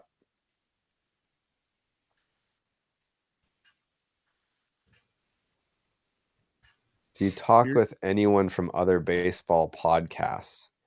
Yeah, I mean, like, I guess like the John Boy guys.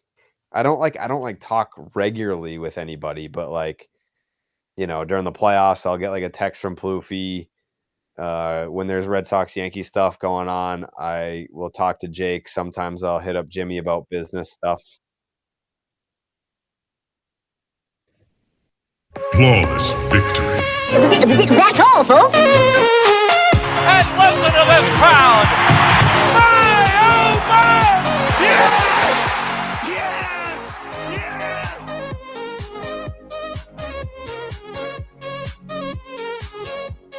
The Seattle Mariners are halfway to the American League pennant, taking 2 in Toronto. I had them taking 0 in Toronto. But they took the first 2, and they're heading home for 3. Very impressive. Very impressive showing. Very impressive showing. Love to see every minute of it. Easy with the nobody expected this. One of us did. What are you saying? Well, I'm saying I'm the only one with the balls. You didn't have them going up 2-0. I had them winning the series. Whether they're up 2-0 or not, that doesn't matter. Okay. I had them winning the series. All right. Yeah, but what? But how you get there? Going up 2-0 in Toronto is completely different vote of confidence than having them win the series, Coley. Much different. Yeah. You can't do an I told you so because they went up 2-0 in Toronto. No. You pick them to win in what? I would never pretend to act like I told you they were going to. Did you pick them in 7 games in Toronto? 7? No, 6. All right. I got the Jays in 6, which doesn't seem likely at this point, but no. Yeah. Crazier things have happened though in this great game. And that's why we watch. Yeah, right. I was in the background for the Tristan Campbell comment. Tristan Campbell? Yeah, disappointing. Summer saying. Because I just showed a card of Christian Casas earlier, and that's what it is. Christian Casas. Yeah. I went to go get this card. This is a Robin Yount booklet. Don't get him going. Remember when Jared bet DB a jersey that the Mariners wouldn't win 2 in Toronto?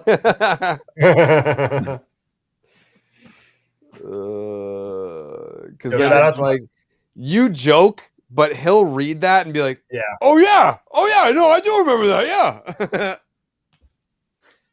Jared, I started pulling the suspensions and moments of the season together for the Section 10 this week, and best moments are just too good. Yeah, it's gonna be crazy. It's gonna be. I think we're doing. Like Steve wants to do the awards right away. I disagree. I think that's very stupid. I think that's something that you do when there's nothing else going on. There's nothing else to talk about. Like the awards can wait, but the best moments are going to be great. Seems like according to you, Steve's got nothing but bad ideas and traitorous actions. Correct. Big treason guy. Huge treason guy. Yeah, leads the league in trees. Yeah. Leads the league in disrespect. Yeah. Clean it up, Steve. His ex-loyalty is 1 in the first percentile.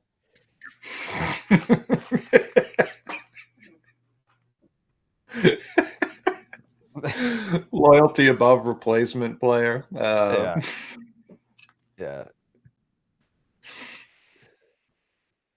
Oh, the virus knows no bounds. The virus is coming for us all. Do you get the vis? I don't. No, not yet. But I usually it's get coming. it. Like I take care of everyone, and then I get it, and they're like, "Will you fucking pull it together?" Like I get a couple hours to be sick, and then everyone gets mad. Like, come on, let's go. Yeah.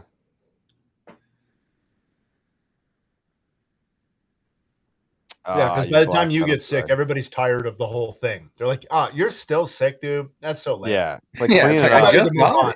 We're ready to move on.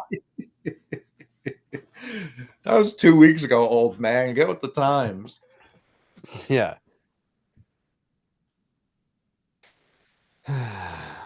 Yeah, and that's and the other thing, I mean, Coley, how many sex trophies you got running around over there? I got 3 here. You got 3, Trace. right? Yeah.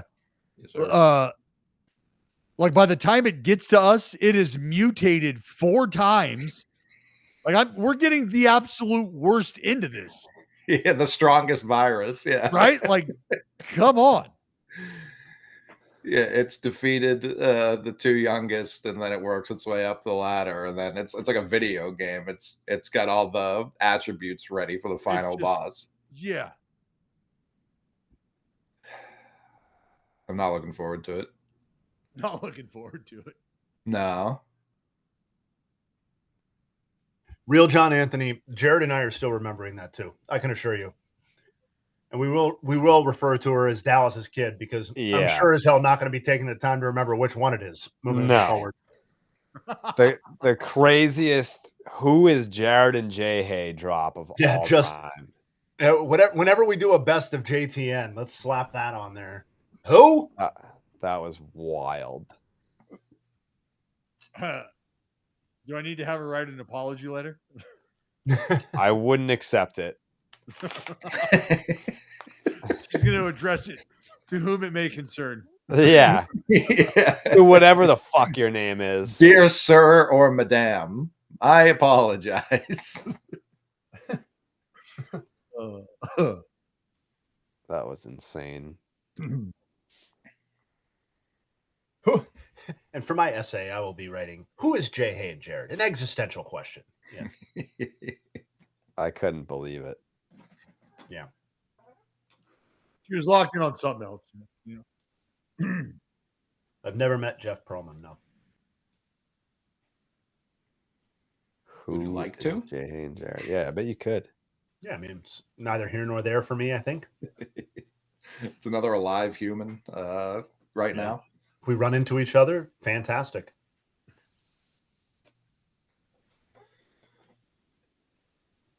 Would Justin Steele do the podcast? He's done the podcast. Yeah, but would he?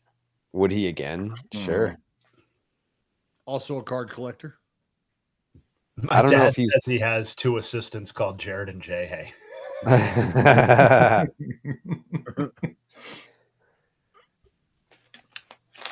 Ooh, Cooper Flagg starting at point guard. Yeah, that's what this is. That's what this time is about. Let's expand his horizons.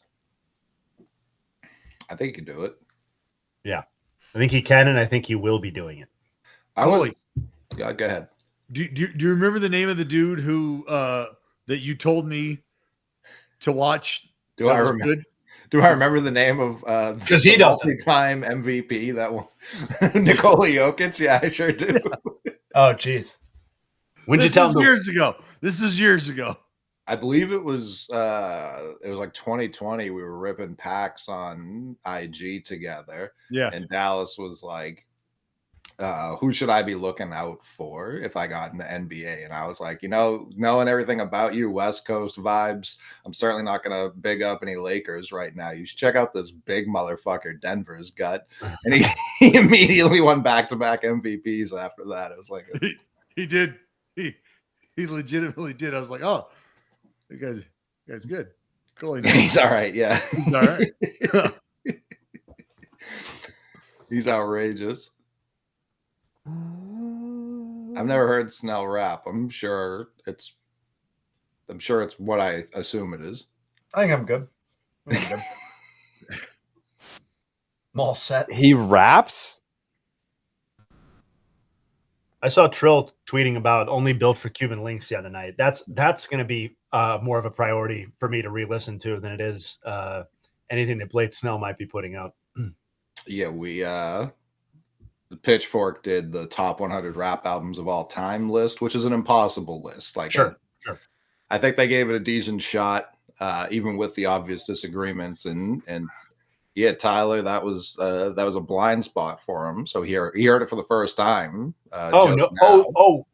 He was listening to that for the first time. Yeah, you can't stop listening to it. What? To what album? Only built for Cuban links. What is I was going that? to say, Dallas, you were a West Coast guy. Was that something that was in the rotation? I mean, music was few and far between. Like as far as like recreational listening, like I was getting hit over the head with a lot of classic rock. Sure. And now the 5 people who live in this house. But yeah, it was.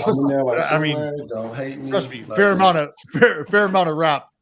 Sure. Where I come from. No, big time, but it was so. It was a lot of pop, a lot of E40. Sure. 1, 2, 3, 4. Look who crept up in this A lot of door. E40. 5, 6, 7, 8. A lot of Mac Dre. Come up.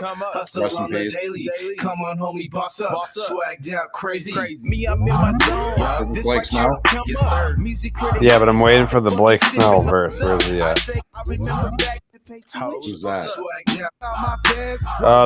This is Blake Snell. I'm on the go like every month, but it's just for show. You keep it amateur while I keep it pro. I'm about my business while you're about your job. I'm about my fans while you're about your hoes. You on the game like a buddy knows it comes and it goes. You don't make me head nod, you make me doze. My future is bright and your future is so dim. I'm on the game like Jack when he broke through the rim. So I look through my glasses and what do I see? Your boy B Snell is tearing up this beat. So I'ma hit you like Ali did versus Frazier. In the rim, knockout, now where is my paper? Should do a track called "Thank God for That Curveball," huh? For what I expected, like a white baseball player specifically, like the sport matters here for certain. That was like a 7 out of 10. That's as good as it could be. I think if I'm grading on the proper scale, like that's like honestly not terrible for, I guess, like who he is and what he does. Yeah, right. This is such a nice way of saying that it's no good, but by music standards, yeah, 2-pack of ass, no doubt. But by the standards of like who he is and like what he does and what our expectations were, which couldn't have been lower. Yeah, like he could clearly rap at that level, but he picked the right career. He picked the right focus. I do feel. For sure. Yeah, for sure.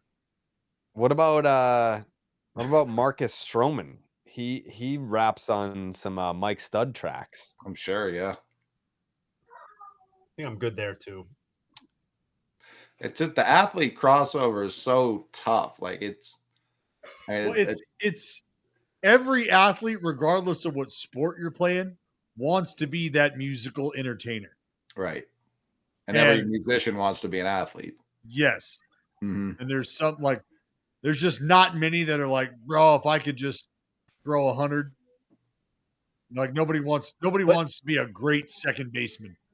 You know? I think like Nelly and his shortstop hopes and dreams, right? Nelly is an athlete. For sure an athlete. Yeah. But like I feel like it's really hard to go either direction and not come across as like excessively corny or forced.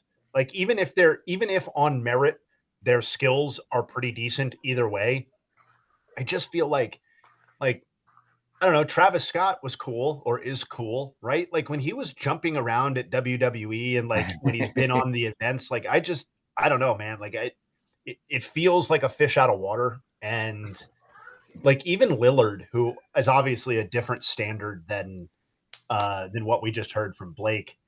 I don't know, man. Like it's not my wheelhouse anymore or ever maybe, but I don't know. It's just really hard for me to buy into the imagery and like the. Well, so that's where I was going to say, like, I feel like there's just there's a certain tone and I think connotation at times that comes along with music. Like you put certain people, like you put me in a you put me in a cowboy hat, and then you start hearing me sing. Like I just don't know that you're expecting the noise coming out of my mouth. No. Yeah, someone just said Dame's music is very uninteresting, and it's like I have no problem listening to millionaires rap. Obviously, that's most of them at this point. But it's like, how did you get your million? Were you selling drugs and making music, or were you like at a D1 basketball school? Like to me, it has it matters. Like I'm not denying that you had a struggle to get there, but I don't know. Once you start rapping because you can afford it as a basketball player, I'm out. I'm just right out. Yeah, that's a good point. It's a good point. Miles Bridges was a good rapper, horrible person though. So that's that's where I draw the line. Yeah, Shohei's won for his last 19, by the way. It ain't good. Was it was it Friedman who was talking about the Phillies, how they executed against him? They were like, we've never seen someone attack him in the way they did.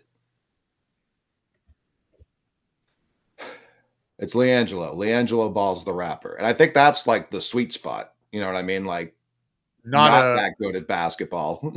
And also not that good at rapping. So it's like right there in the middle of both. Coley, did you see that thing on the lefty arm angles on Ohtani? I know that wasn't relevant to this at bat, but the MLB Network had a really cool stat breakdown on Ohtani's numbers this season, regular season and postseason included.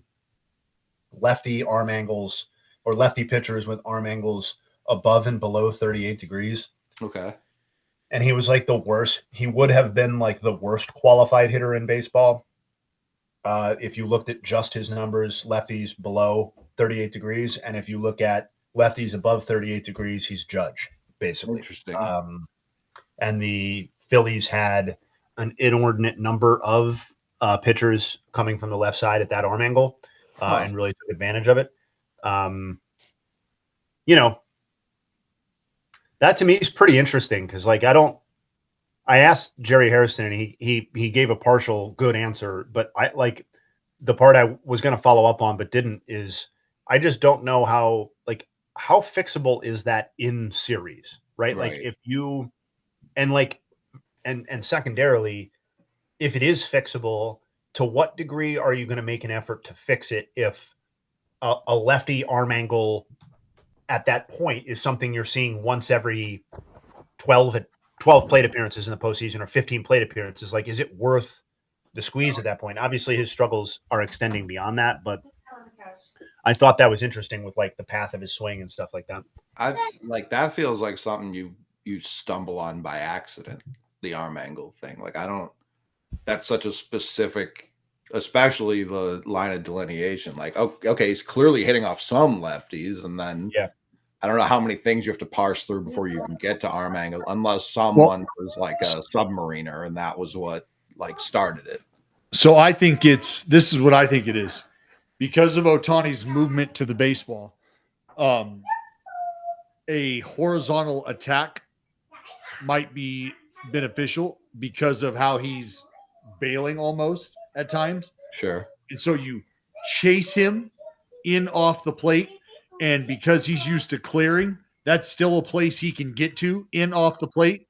So while it's in off, it's still hittable to him to an extent.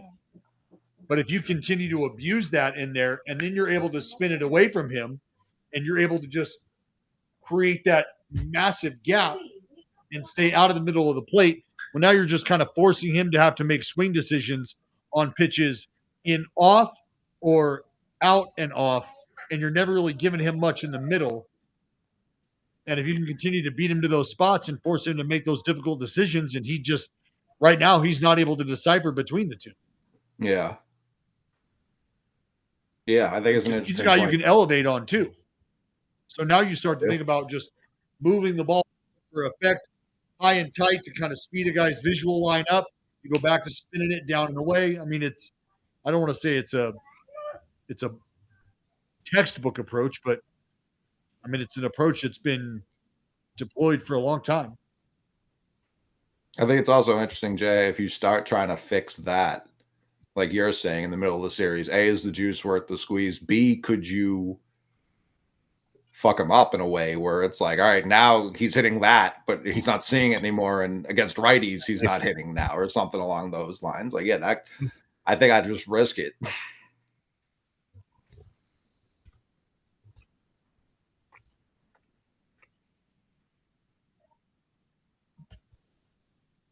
Otani averaged less than 3 pitches per at bat in the NLDS. He's seeing 13 through 2 at bats today. All right.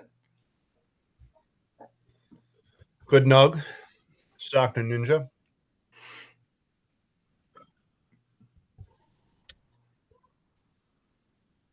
As a pitcher, how hard would it be to adjust your arm angle for a singular player? I would imagine impossible. No, to drop down. Consist for one batter. Do you then maintain control? Nope.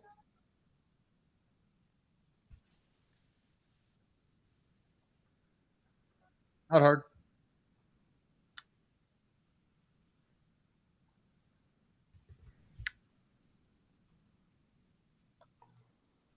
I mean, there's guys that, I mean, it's not something that, like, how do I say that? Like, it's not difficult to do, but to do it and stay committed. Sure. That's what I'm, I think that's part of it. Yeah. Like there's just a lot of guys who won't do that. Hey, guys can barely repeat their natural arm angle over the course of a game. Yeah, like I can remember myself like dropping down on Mauer, trying to get, just trying to give him a different look, trying to get the ball further inside.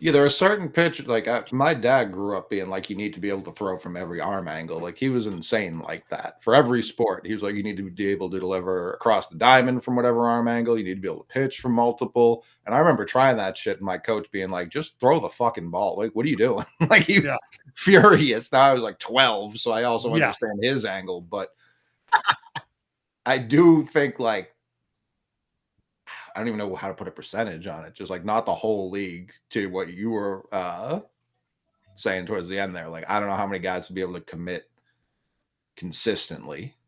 Yeah. Like, I mean, you watch Rich Hill do it, right? Sure. Boy.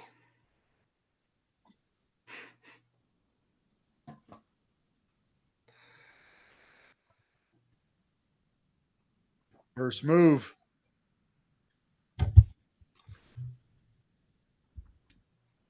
Oh, Coley. Oh, Jared. For this Halloween party. Yeah. Is Mariah coming? Yeah. Okay. Are you guys doing a couple's costume, or is she doing her own thing and you're doing your own thing? I mean, we already have a family costume that we're going to be wearing on Halloween with the children. We were just going to wear it here as well. I don't need to buy multiple costumes. So you're not doing, well, because I figured most people were doing like a Section 10 themed costume. So I figured that you would be doing something of the such. Doesn't sound like it. Mr. and Mrs. Incredible. If we want to tie them into our universe. 100% a train question. You are correct. Like a question you were just handed before you walked into the room. Well, she's like stressing out about like what costume. And I'm like, I know what I'm doing. I was like, you should either, I think it'd be funny if you were a goat. I think it'd be funny if you and T were goats. I was like, I think it'd be funny if you were a train conductor. And she's like, well, I bet Coley and Mariah are doing a couple's costume. So like, we're not going to do one. And I was like, was like, I don't fucking know what they're doing. How would I know that? Why would I know that? So, Yeah, no, I think her being like the orange line or something would be very funny. yeah, but she won't. She won't now that this information is public. Sure. Like, No, I get that. I mean, you you could guys, also be you the guys orange having one. a couples theme means that I'm like my idea is out the window. Like I'm gonna end up being like fucking, I don't know, Gaston or some shit.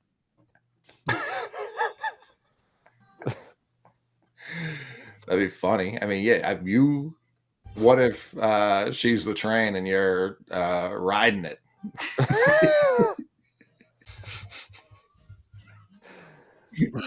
You should dress up as Steve doing his other podcast. Yeah. Mm-hmm.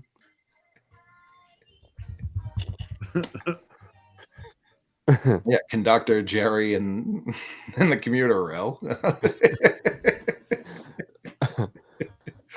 Amtrak train. Just go as DX and she's Shawn Michaels. That'd be funny.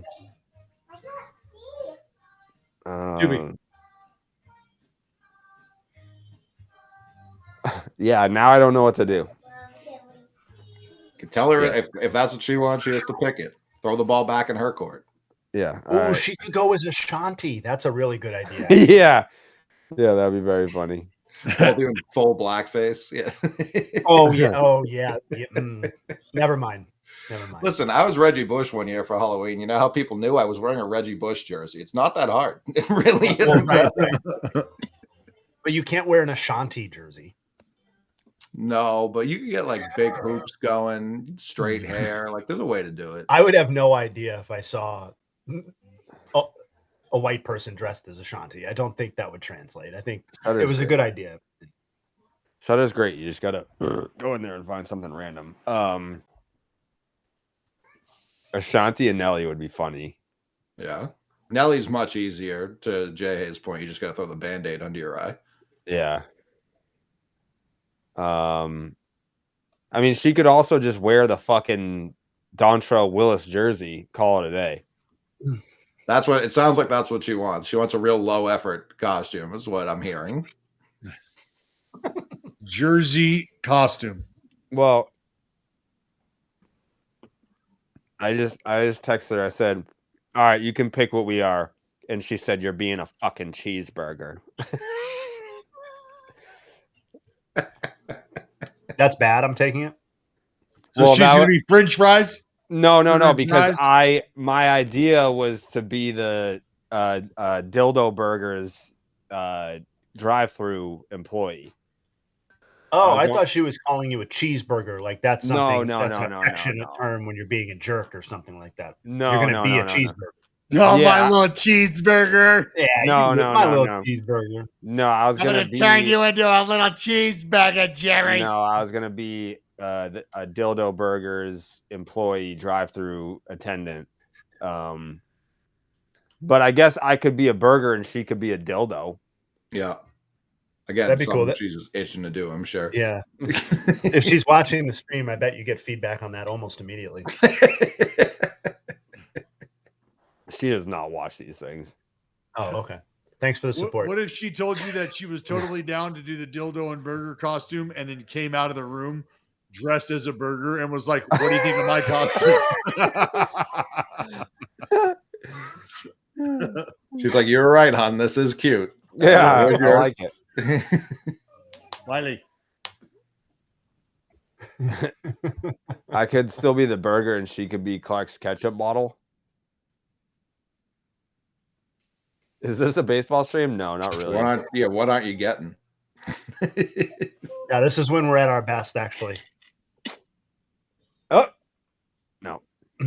Oh, yeah. Oh, that's pretty cool. Oh yeah, that was pretty thick. Oh, that's a great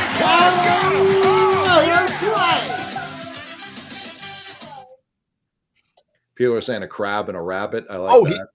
You hear him say defensive gem? He did say that. Because he doesn't. That's because he's trying to be corporate, not say web gem. Bring the kids, and you four can be various stages of Bon Jovi's career.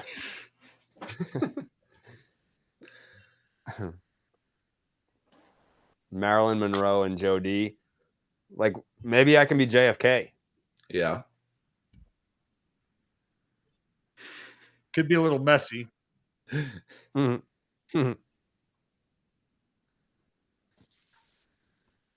is she just going to run away from you the whole night? Yeah. Just climb out of the car and get the hell out of there? Oh, too soon? Too soon. JFK. I mean, I feel like T could be Lee Harvey Oswald in that situation. Mm-hmm.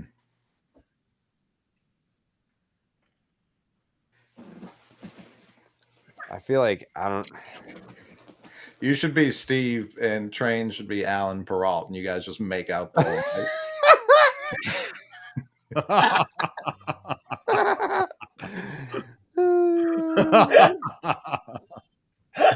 That'd be great.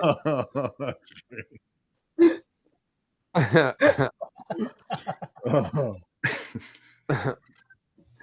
Yeah, I got to do that. That's a good one. Because you really killed two birds with one stone there. Uh-huh. Ooh.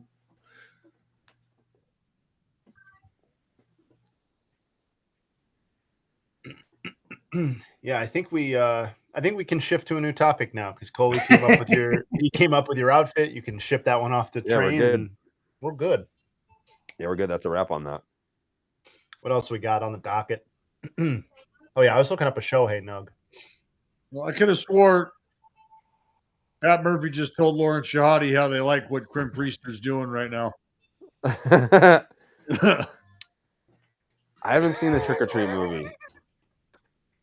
I haven't seen that. Is it good? Is it worth it? I feel like people try to put whoever the antagonist is in that storyline in like the pantheon of like serial killer movie people, but I don't know.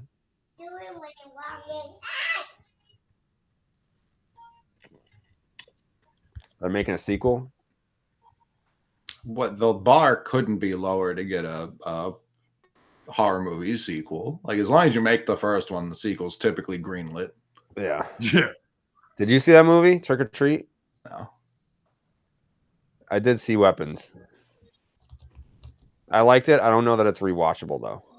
Trick or Treat from 2007? It must be. With like a little sack boy on the head? Who? Yeah.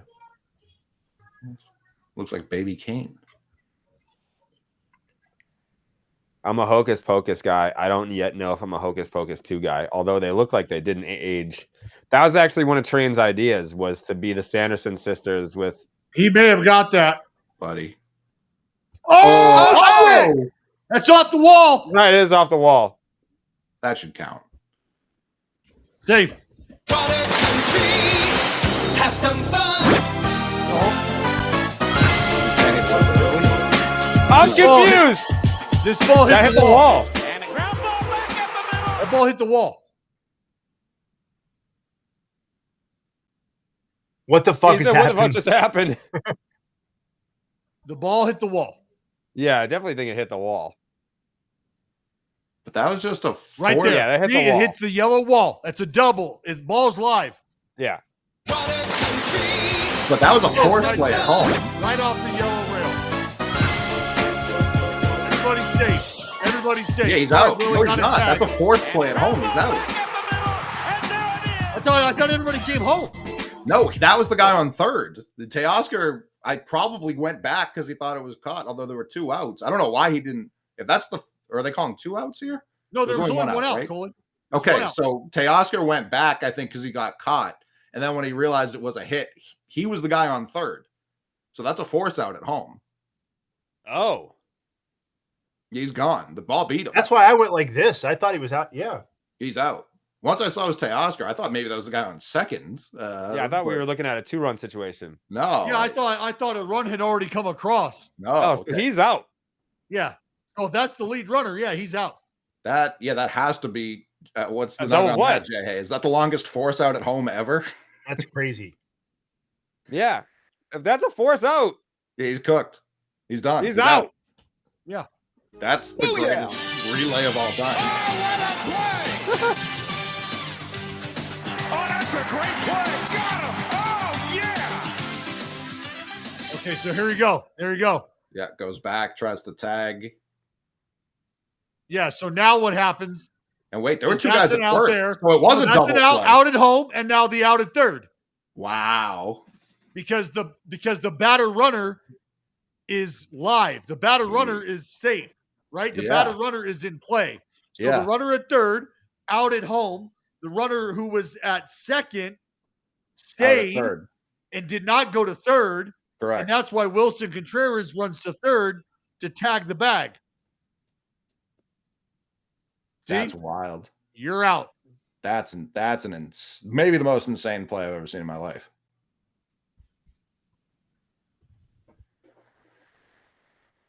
Yeah.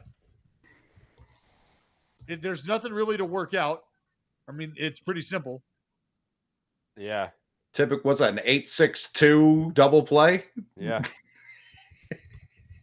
Yeah, 8-6-2 force. Yeah.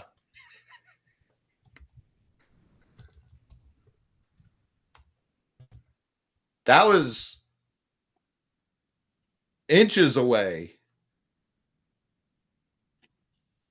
Yeah, see ya. Yep. Bang, bang. That was inches That's away crazy, from dude. a grand slam, and instead it's an inning-ending double play. Yeah.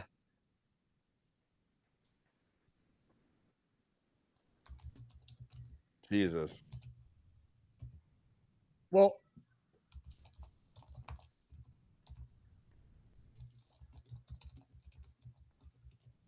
Eight, 6-2. How do I even begin? I haven't looked up something like this in a long time. I mean, even regardless of the double play part of it, that has to be the longest force out at home on bases loaded ever. Like, what could be more? Yeah, like physically. Yeah. Not a grand slam, actually a double play. Sorry. I mean, that went from being that close to out of the park to shit he got there to did he knock it over to did it, oh my God, did he catch that? Yeah, that was bonkers. Great heads up awareness too from Contreras. Not even just knowing it was still a tag play at home, or force play at home, not a tag play. Yeah, he was absolutely fielding that like a first baseman. Like, he had his foot on the bag, reached out for it, never once tried to tag him. He knew the whole way that like this is a force out. Yeah, there's two ways that you see catchers do it, really, and that's one, get into the middle of the plate so that when you step, you haven't stepped off of the plate simply because it's not a bag, to your point, or do what he did and lay down the inside of your foot. That was insane. That was wild. Was that Freelick in the center? That was That is crazy. I thought you said there's no kids there, Dallas. Is that you listening to the Playtime song? I told you my family came back like 7 minutes ago. I was out. He did announce that. I wasn't here. Someone just said, learn that one in the Tom Amansky video. Oh, see, there you go. Ask her who we are, Dallas. Do you know who they are? No. No. That's not. Wave. You want to wave? Hi, I'm the one who put you through college. Yeah. Yeah. That Range Rover you're going to get in about like 12 years, that was me. He's saying a lot of dumb stuff right now. A lot of stuff that doesn't make any sense. Kind of like that. Yeah. Yeah, Jay Hay's definitely cooking up something vile right now. I'm trying, man. It's like It's hard to look at defensive nugs. Oh, I think it is. I think we got the whole thing. That was wild.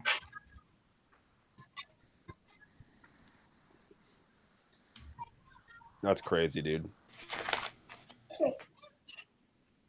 I think this is an Elias call, unfortunately. Call him.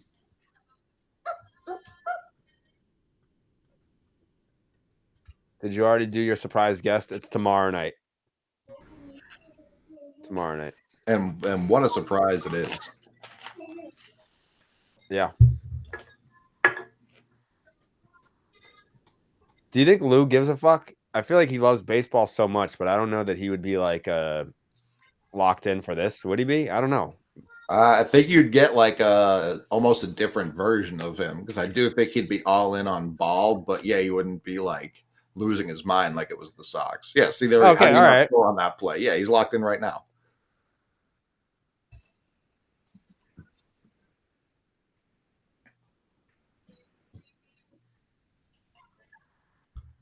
Lou's scouting. He's like, who could play for my Sox? He's always larking. Mm-hmm. Dude, that had to be an accidental thumbs down from Lou today, right?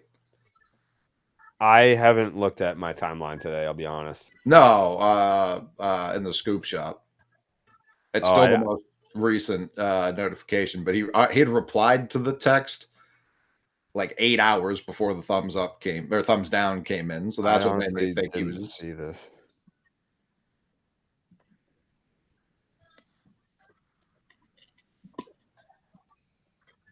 I don't know.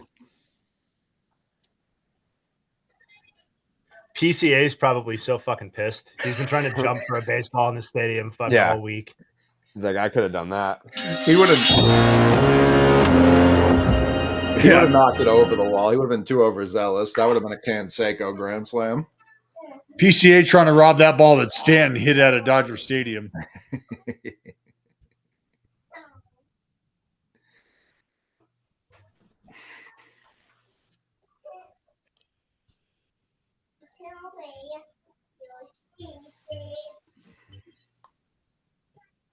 Yeah, he may have caught it, hit the wall so hard because he likes doing that, and his glove falls off over the wall.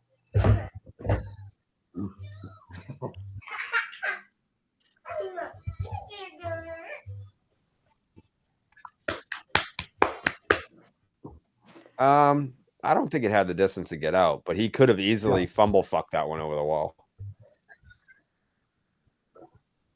You don't know you want them to? Lou said that he's got football games to watch and he's helping his kid with math right now. But I said it's an open invite for any stream that you want to hop on. That's right. You're okay. I'm not in the backwoods now. Mildly insulting question. Is Jake in the chat anywhere? Can you send Lou the link on how to get in here? I don't even know how to do that. No, I mean joining. It's a special link. Yeah. Yeah, I got kids, man. I can't be rolling backwards. What are we talking about? Lou said he can do a quick 30. And I was like, I'll take the 30.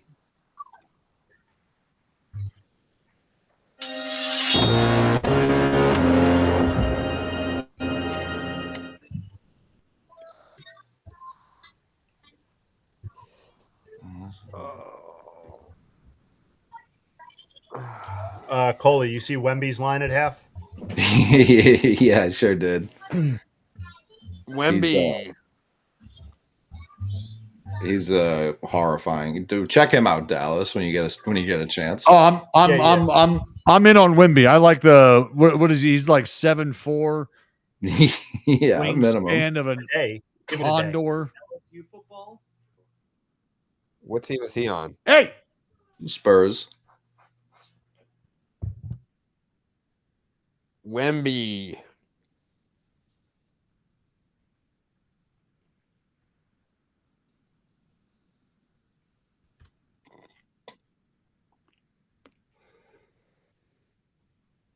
If he's still growing, then he definitely has a condition. Do you know who Wemby is? Yeah, he's on the Spurs. 7'6". Have Jared name 5 NBA players. Larry Hughes. Cabron. You got Andre Iguodala. I'm gonna go grab my other coffee. Be right back. Do you know who Gershon Yasabuski is? No. No, Gershon Yabusele was a former Celtic Frenchman with just a wagon ass. Wemby.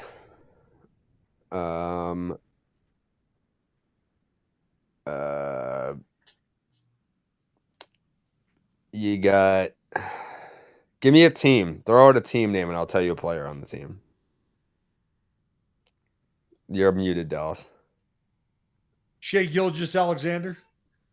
I don't know who that is. Give me a team. Pistons. Ben Wallace.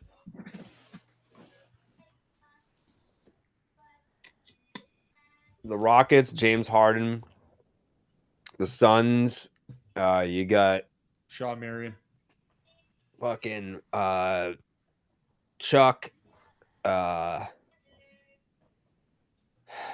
Sonics, are they still a team? Chuck. No. No, I think the Wolves, you got KG. The Wizards, MJ, easy. The Hornets, Muggsy Bogues, right? Yeah. The Nets, Kyrie Irving. The Pelicans, the dude that we wanted to tank for, but then got canceled. Zion Williamson. Yeah, Zion. The Grizzlies.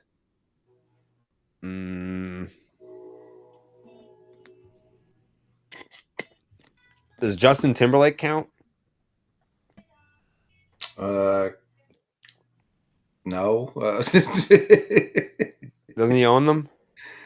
He did own a portion. I'm sure it was like a 1%, and he also definitely didn't play. That counts. The Celtics. My boy Tatum. The Nets. Who's the dude I'm thinking of that was on the Knicks? That was in Space Jam. Pat Ewing, Cambridge native. Patrick Ewing. He just retired, Jared. Mm-hmm.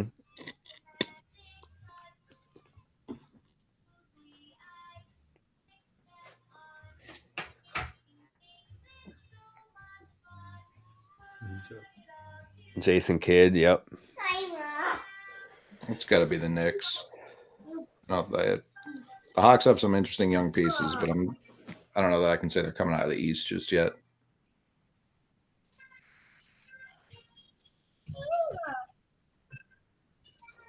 Playoff Kike.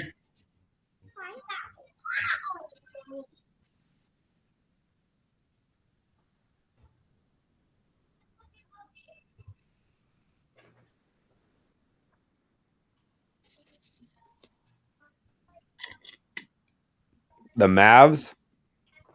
Dirk Nowitzki.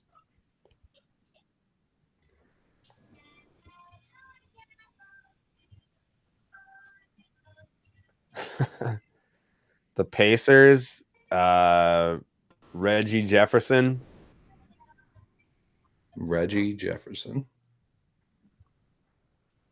Lou's got to make a playback account. He's coming. Chuck. The Heat. Dwayne Wade.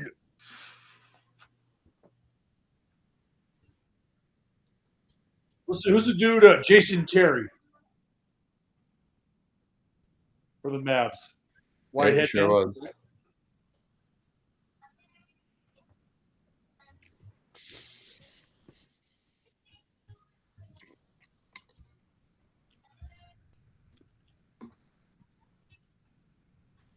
Who am I thinking of from the Pacers? Reggie Miller. Mm-hmm. Or Sean Bradley. No, I don't know who that is.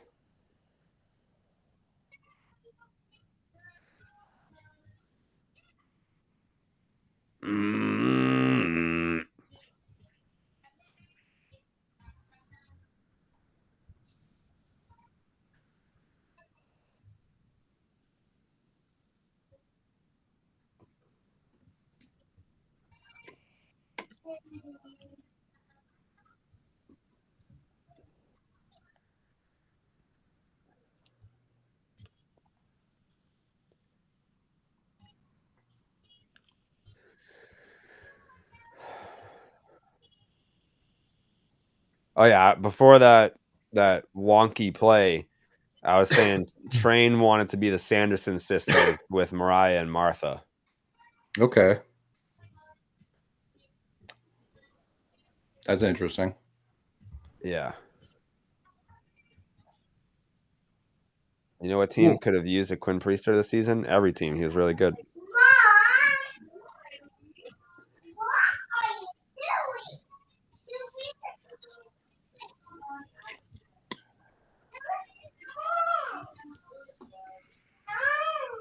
Good nug, 2+1. Good nug. I, of course, will not use that because you came up with it. But if I remember it once it happens, I'll give you credit.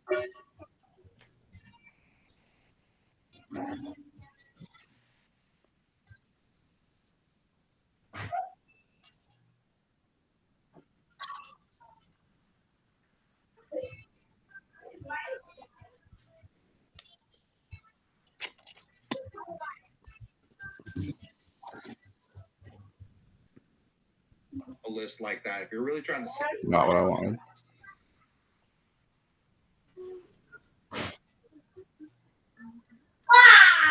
I feel like I wouldn't have done this.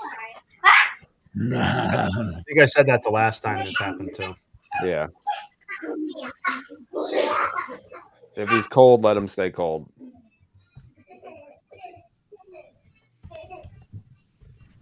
Hey. I feel like Mookie is also a good 2-strike hitter as well. Will Mookie play the outfield again? Mookie could be a rare instance where he moves off of shortstop at the very end and just goes and hangs out in left field somewhere. Wow. Losing the chat.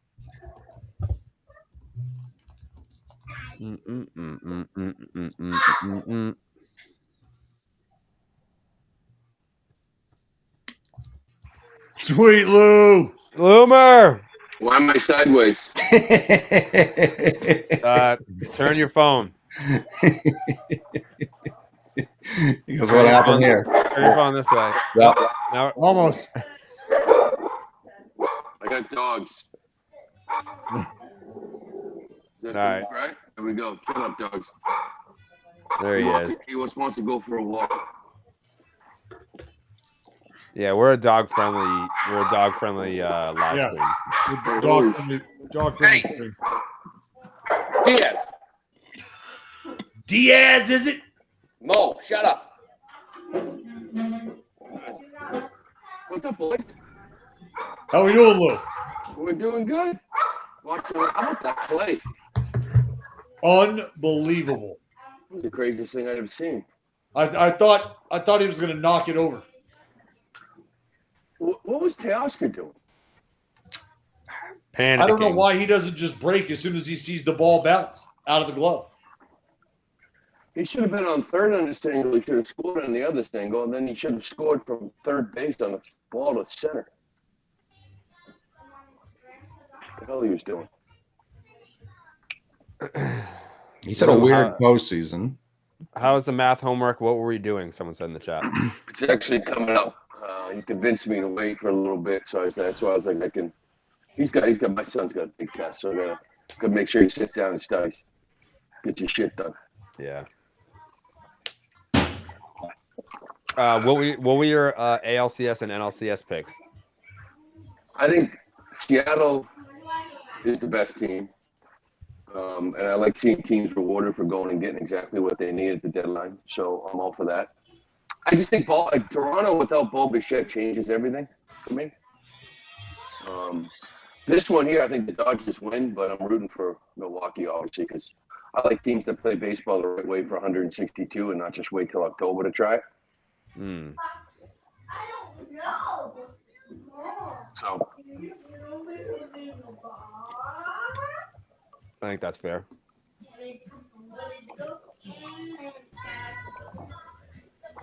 Dallas, did you see Bob Guerin? They just showed him. Yeah, pitch coaching his ass off, man. Mm-hmm. Yeah, dude. Doing his thing. He'd be managing his ass off somewhere if you didn't sabotage his career. I had nothing to do with that. Mm.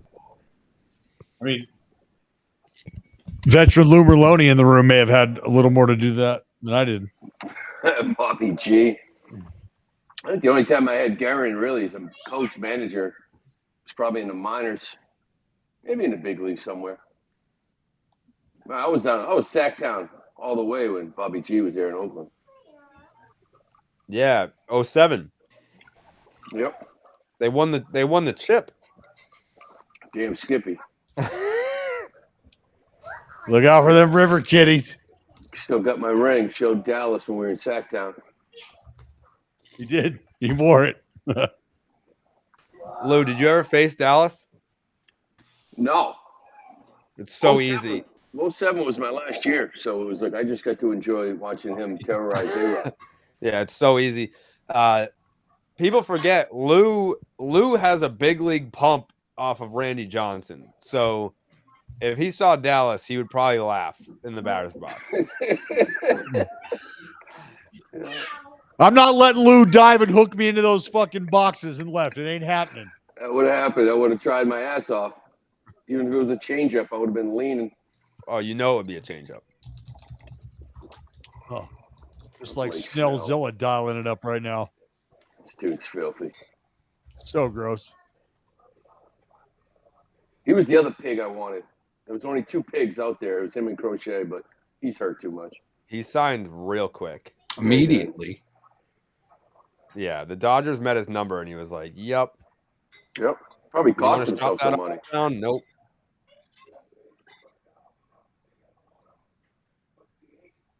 He would have made more if he waited. Especially after Freed and Crochet were off the board, probably. Hell yeah. Tough thing to sell a guy who just got burned the year before. Also true. And it's the Dodgers. It's the Dodgers that were the first ones to come calling, like, hey, we would love to. Yes. Yep. Yeah. He's a West Coast guy. He's been to the World Series and gotten bit by the Dodgers. The best second half pitcher maybe of all time. Is that a nug you could look up, Jay Hay? Like best second half pitchers of all time? Absolutely. Hold on. He and Arrieta. Like single season or just like career, what they did in the second half of all seasons? Career. Yeah. Hold on a second. Like I feel like you would have to like set it to like how many second half innings are we talking? 150? For a career? Yeah. I mean, we could set it at that. Sure. Let's go there. What would you set it to? Well, that's only like 2 years worth of. Yeah, I would say let's start 500. 500? That gives us. Yeah. All right. Let's go 15 innings so you can put Conley early in there.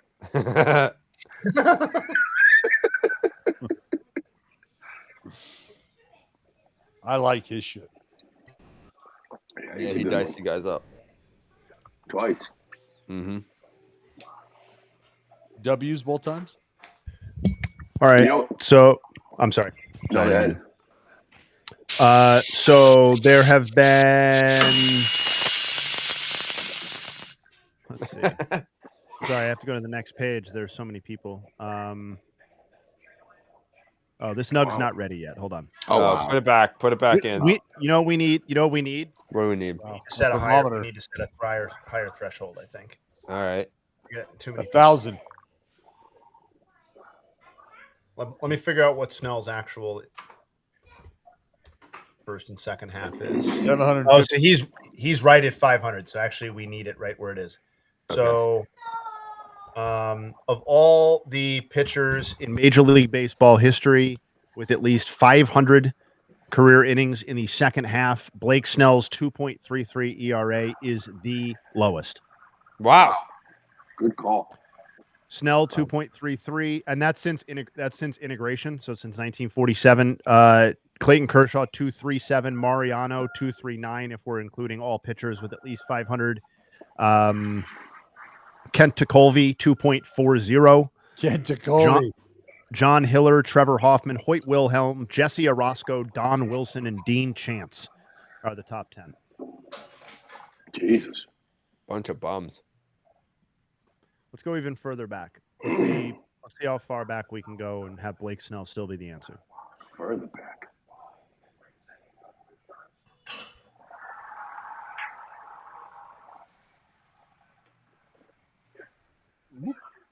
How about this play?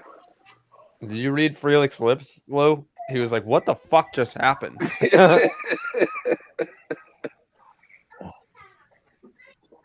The umpire's got to make so the a Snell call stat too, in the second half,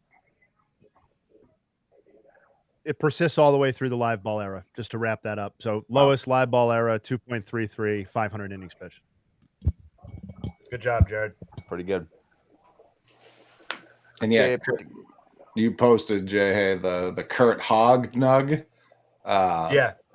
That's an insane. So it was the only batted ball hit over 350 feet for a double play in the pitch tracking era, regular and postseason. They're saying grounded. They're calling that a grounder, I suppose. I think he's just I mean, it's just, I think that's capturing all of the double plays in that case, but yeah, that's crazy. If he didn't fly out into one, you know what I mean? Like, I guess it is by definition a grounder. We got the clip up on the BID Instagram right now of Frelick saying, "What the fuck just happened?" Hey, does anybody else love the fact that Murph watches the game from the pisser, like from the bathroom? Just Murph's tucked the best. in a corner. Yeah, everyone's on the top step, like he's down the hall. I'm repping Murph tonight, Lou. I like it. You know, Murph once told me when he was at Notre Dame that I couldn't play there. You know that was. No Italians on an Irish campus? Yeah, back then we didn't have like perfect game. Nobody knew who the hell anybody was. He just looked at me and was like, "Who are you from Massachusetts? You can't play." You know? You were a Friar through and through. Yeah, I know. Friar. Imagine an alternate universe where Lou wasn't a Friar. I don't even know if I would have been born.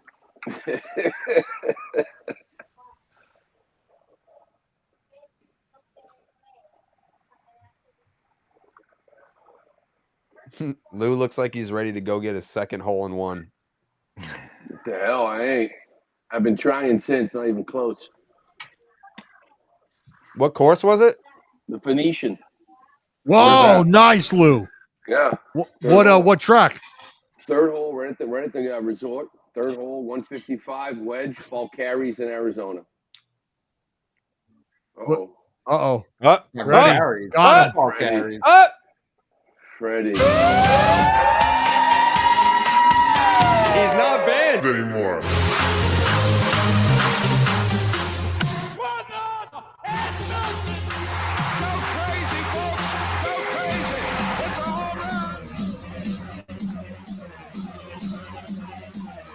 Hit the fucking horn, Jerry.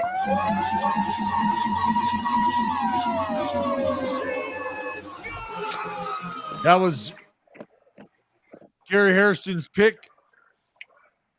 Pick the clip? Yep. I thought he got one the first time. Wow, Lou's first Awful. Jovi. It's a How's big it feel, moment. Lou? It's Congrats a to big moment Lou. for me. Mhm. Man, I'm never going to forget it. No. Freddie Freeman as your first Jovi is pretty memorable. I mean, Mine was Kyle Teal. Yours is a first ballot Hall of Famer. Yeah, it's pretty special. That boy, It free. is. Lou, people are asking about Pete Alonso. That's who you're honing in on this winter. That's a no-brainer, isn't it? But not for 7 years, but No. 4 years. What would that contract look like? Be 4 and 30, right? Option year, 5th year. I would think. Player or team? Probably These days, player gets everything. Yeah. Be like a team option with a $10 million buyout. Yeah. I mean, I don't know how he just fits everything.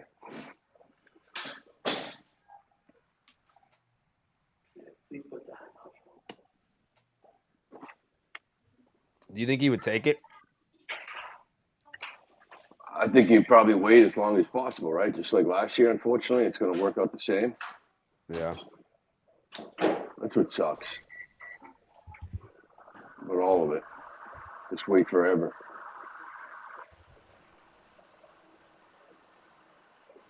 Is this game 1? Yeah. Yeah. What day is it? We got Monday, Jerry. I've been in this closet since fucking October 3rd.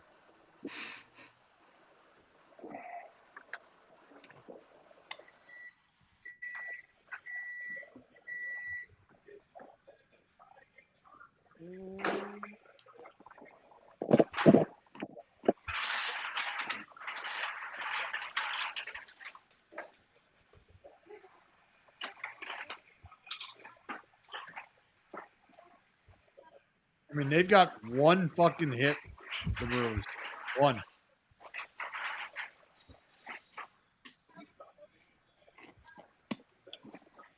The Dodgers staff is stupid. They're not sure if they want to throw Glasnow or Ohtani game 3. Fuck out of here.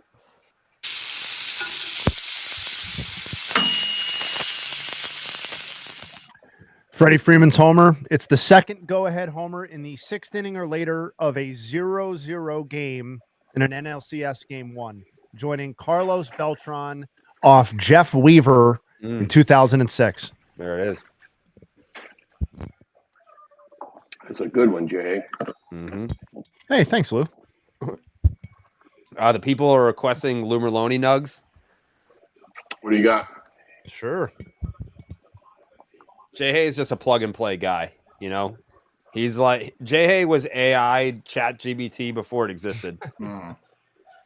Let's see. It won't take long to investigate that. Look that shit up. Nope. There's like a small pamphlet. You just gave out the big one. That was Randy. That's not even a nug though. That's just like a fun fact. We need to get in the weeds on Loomer nugs.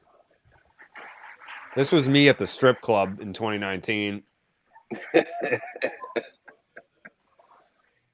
Oh, Tommy. I was telling that story today. We were down in spring training in Florida. Chandelier was handing out lap dances, but then Tootsie was handing out massages.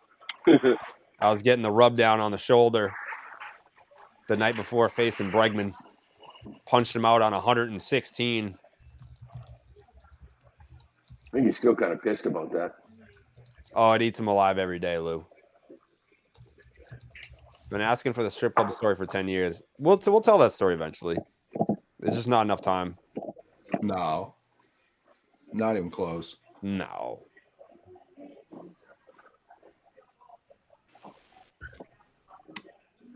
Why are people tweeting me that play wasn't a double play? It was a double play. The most super on the books is a DP. What was the first out if the second out was home plate? No, that was the first out at home. That was the first out. Second out was he ran to third. Third. The buddy on second he went back. He thought it was caught, so he ran back. Second out was at third. Yeah. Contreras jogged down. He didn't even risk throwing it. He just because the guy was still at second, so he jogged down and just tagged the bag. Is that ball 4?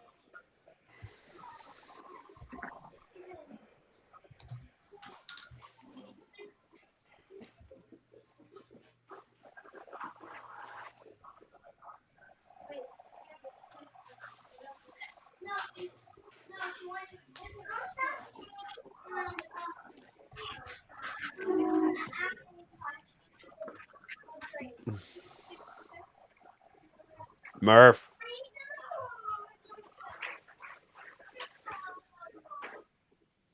Good for Quinn Priester. He was cool when we went to Worcester and talked to him. Yeah. Quinn. Good trade in April. All right. Let's hit that Sizzler Lou Merloni Nug time. What? Okay. So, in all months that are not August, Lou hit 264, 328, 372. That's exactly a 700 OPS for his career in 1,073 plate appearances. But when the calendar flipped to August, Lou hit 323, 361, 474. That's an 834 OPS in 150 plate appearances. That's a dog in the dog days is what that is. Thank you. Dog days of summer when I took off. Mm-hmm. That's when everybody got hurt and they let me play. So that was fun. It's a hell of a nug right there. We'll keep digging around, see what else we can find. I think I'm going to try to motivate some offense. Man. Backwards fitted cap dropped Loomer 12-11 career OPS as a pinch hitter. You didn't want to see Lou grab the twig off the pine if you were an opposing team. God, no. Always ready, Skip. That's it. Whatever you need. Utility Lou. Yeah. Give me a bat and I'm ready to go. I'm swinging. Yep.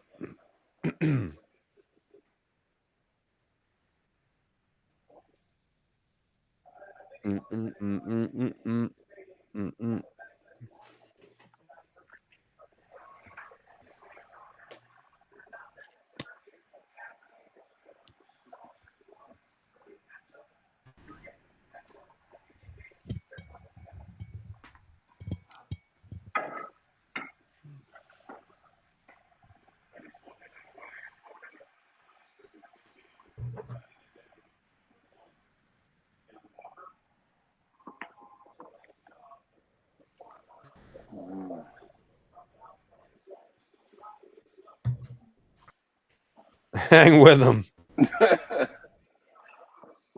This is a great crew, by the way. Frenchie and Darling. What's a tougher matchup, hitting off of Dallas or pitching to Bregman? They were both pretty easy. I would say I was more comfortable pitching to Bregman because Dallas was throwing everything, the whole kitchen sink at me. Still didn't strike me out. I was definitely had more juices flowing for the Breggy AB, but both were extremely easy in terms of hitting one to the moon and punching the guy out.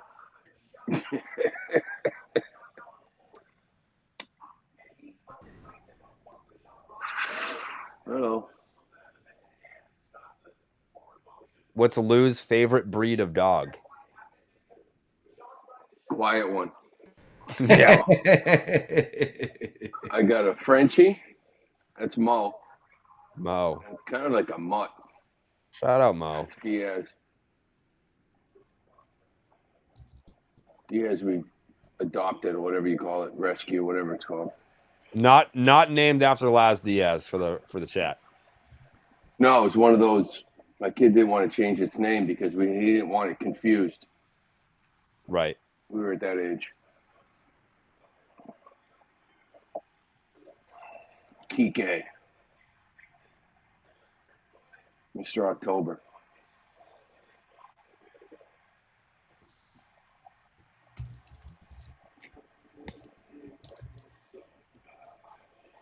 Anybody else can't wait for ABS system?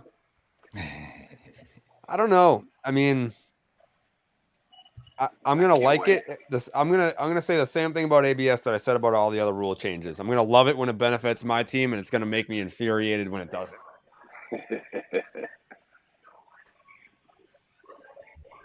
How are you, if you're a manager, Lou, how are you implementing it? Are you telling Roman he's the only one who can do it? Are you telling Narvaez he's the only one who can do it? That's first off, I think the catchers are the only ones that can do it because every pitcher thinks every pitch they throw is a strike. But I do think that's one thing I've always wondered. Even in spring training, we were talking about it. Because like JD Martinez in the first inning with 2 outs, nobody on, would have used it twice. Sure.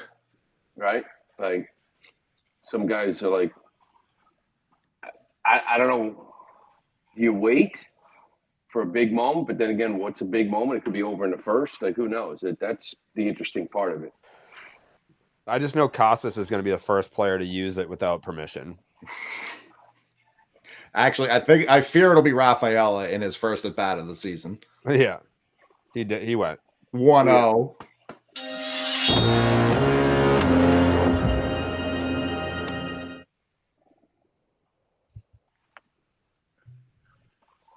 Yeah, ABS would be good.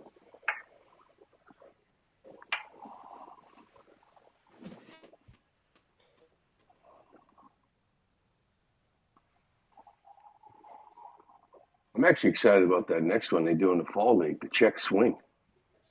They're going to actually implement that probably in a couple of years. Did he go? Yeah. Yeah. They got some formula that they can check. If there's like a first down marker type and they're slowing down the bat to see if it cracks it, that would be electric. Yeah, it was like a 45-degree angle. They used it in the fall league, I think, and they kind of liked it. So, you know, that's like 2 years away now, right? Yeah. I got to be honest. The minute that they legitimately tried to sell the public during the home run derby that they had already calculated the distance that Cal Raleigh's ball had traveled just further than Brent Rooker's home run ball, I was like, you're just not gonna I'm not listening to that. Who fucking cares? Who cares? Everybody being force-fed lies from the man. You know what? Brent Rooker. Rooker. Wait till Big Amish is in there next year. Oh, sweet Lou. Yeah. You know, Dallas is funny because, you know, like the whole Conley Early phenomenon, right? Whatever. People are like, dude, whatever. 2 games against the A's, they suck. I'm like, they're top 5, have better years than anyone on your team. Like that lineup is stupid. Yeah, Just need pitching. The boys can swing it. There's no doubt about it. Holy shit, could they? Yeah. Listen up, Mark Ellis, you know. Lee.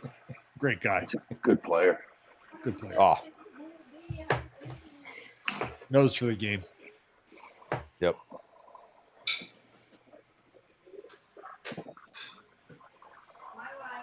A's will make the playoffs next year. Yeah, I mean, I'm a little gun shy after picking him this year. Maybe he looks stupid, but no.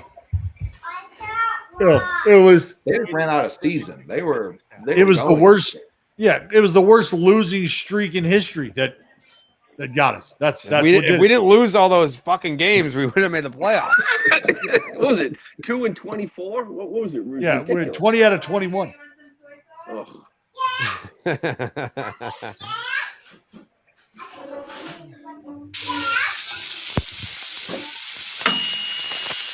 Quick one here. Freddie Freeman's up to 15 career postseason homers now. That's the 3rd most among primary first basemen all time. Albert Pujols, 19. Jim Thome, 17.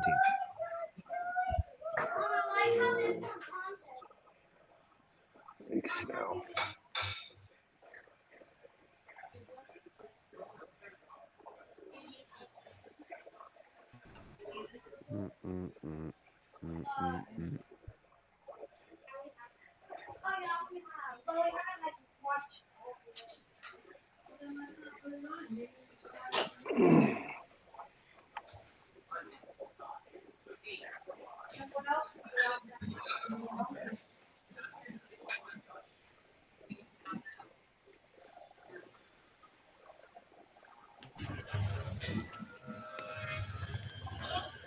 Oh yeah, Loomer. Yeah. When can you do the 10? Well, let's see. I don't have to do anything until February 17th. So, yeah, we got to do like a Loomer Fleming debrief episode. Yeah, I mean, I have a few nights scheduled here and there, but for the most part, I call my off season thin. All right.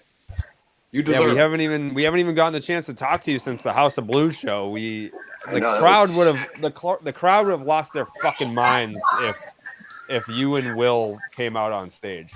What were we talking about? Trying to do some audio video thing to send you guys or something? I forget what it was. I just never. That looked sick though. Great job, by the way. That was unbelievable. I just love seeing those videos. If they had just fucking won game 2 like they should have, then we would have been able to like play like a video submission from you guys. The crowd would have went fucking bananas. That was a tough game to watch. Yeah. Lou, if you could only add Alonso or Joe Ryan, where are you going?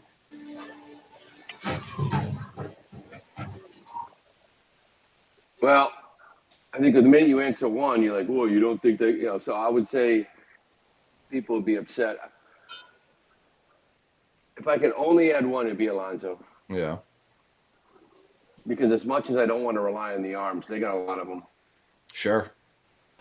And there are less bats available than there are arms if they still wanted to sign Michael. If Michael King was your consolation prize, you're not upset. Yeah, no. I think Brian, King. I don't want to get excited about Cease because I just don't see them going enough. But Sandy. He does check a lot of the boxes that they targeted even with like reliever arms last year. Like, he does have the high K percentage. I don't think they care what his like ERA was this year. Well, I'll say this about him. Like the stat last year that blew me away about Crochet was swing and strike percentage. Exactly. Dylan Cease was second in baseball last year in swing and strike percentage. Yeah. So I know they love him because of that. That feels like something Bailey can work with.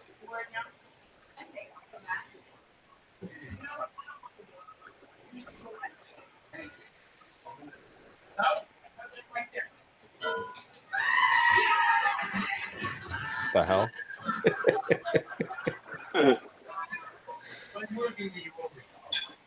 I'm fascinated by how much money Cease will command. Dealing. Yeah, really nothing would surprise me. If he got a 1 year, so many things. That wouldn't shock me. If he got 150, I wouldn't be shocked. Who's that? Cease. Yeah. Did someone just get stabbed? I think Doc should mess with Snell and just say, that's it, you're good, thanks, you did your job. Take him out. Too much of that.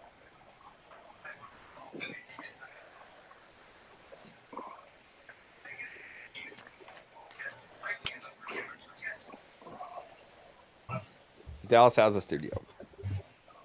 He's balancing family life and 20-hour streams a day at the same time.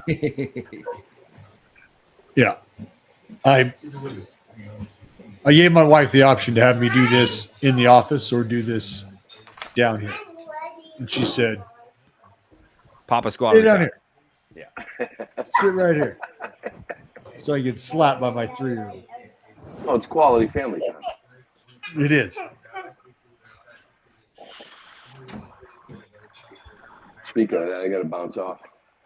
Time for the boy to get things done. Get that test. Yeah, Mace, you ready? You ready? Math. He's miserable. He's going to do math. I don't blame him. Yeah, it gives me that look. You gotta be miserable too. Mm-hmm. Wait, the guy says I got to give Jared my polar bear pitch. Does he not want? I think I know I'm out on him if it's north of the deal you just said. If that's really what he's dragging his feet for, I'm all set. Yeah. So I mean, like 7 years, I'm out too. Oh, at 5, yeah, I'm out. At 5, you're out. Yeah, like it's 3 with an option. 3 with an option, I'm in. Super in. Let's keep going. How about 4? If it's like 4 on the nose, I'm calling Bichette, seeing what he wants, and then if he wants too much, then I'm probably going back to Pete. I think Bichette is like your, in case Bregman wigs out and doesn't come back, insurance. Sure, but I do think up the middle you have more questions than it appears. Yeah, I agree. Like Story, career year in Boston, no doubt. Is gonna age. There's no way around that. And likely a second baseman potentially moving forward. And then Marcelo still hasn't cracked 100 games at any level, and wasn't exactly raking against lefties yet. So that's where it's like, if he's a platoon guy next year, that's not an everyday shortstop or second baseman. Not just lefties, spin too. Off spin. Sure. Change up, spin, everything. No, he needs to play a little bit more. He needs to check off a few boxes.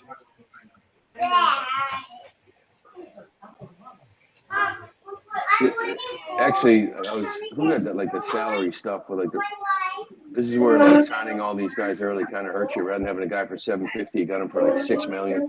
Roman and everybody else. If the Snakes make Marte available, is that a call you're making? Yeah, I'm just trying to figure out why they would. They've invested a lot of money into a team that didn't make the playoffs, and he had some weird black cloud following him all year. It was just misfortune after misfortune. I don't know. Yeah. I love good players. Agreed. Agreed. Yeah, and he's a really good one. All right, I gotta get going. Tell Jared I said what's up. We'll talk soon. All right, Lou. Good to see you, brother. Good seeing you guys. We'll talk to you. Mr. August. Mr. August. I like that. Mr. Dog Days himself. Lomer. Love Lou. He's great.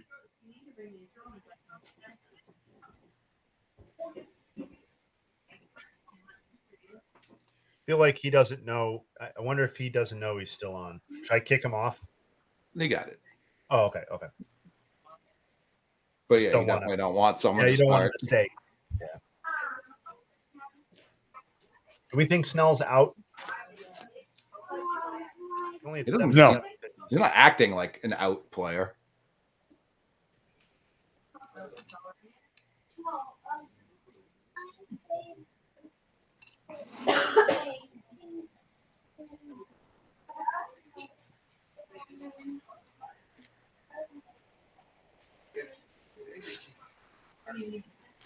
Listen, I'm not going to announce that the Bills are ass until I see the Falcons beat them. They've got to finish this one off. There's 7 minutes left, and it's the Falcons, so we get a lot of game left. Yeah, speaking of that, let's check the Bills' odds to win this game.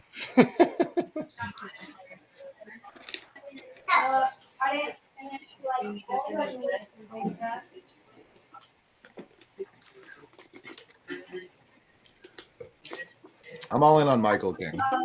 All in on Michael King. I don't know that you need one number 2 starter. I don't think you need to sign 2 starters. Michael King's shit is nasty. Filthy.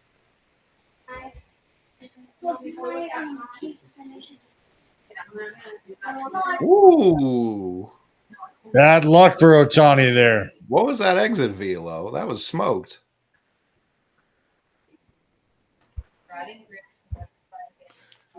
King has a mutual option. I'd be a little surprised if he exercised it, especially knowing a lockout's looming. You want to get some years. You don't want to be a free agent into a lockout.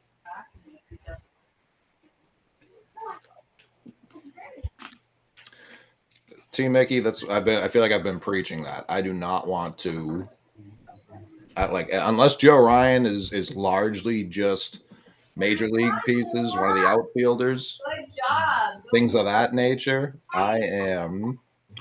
Lift your plate up.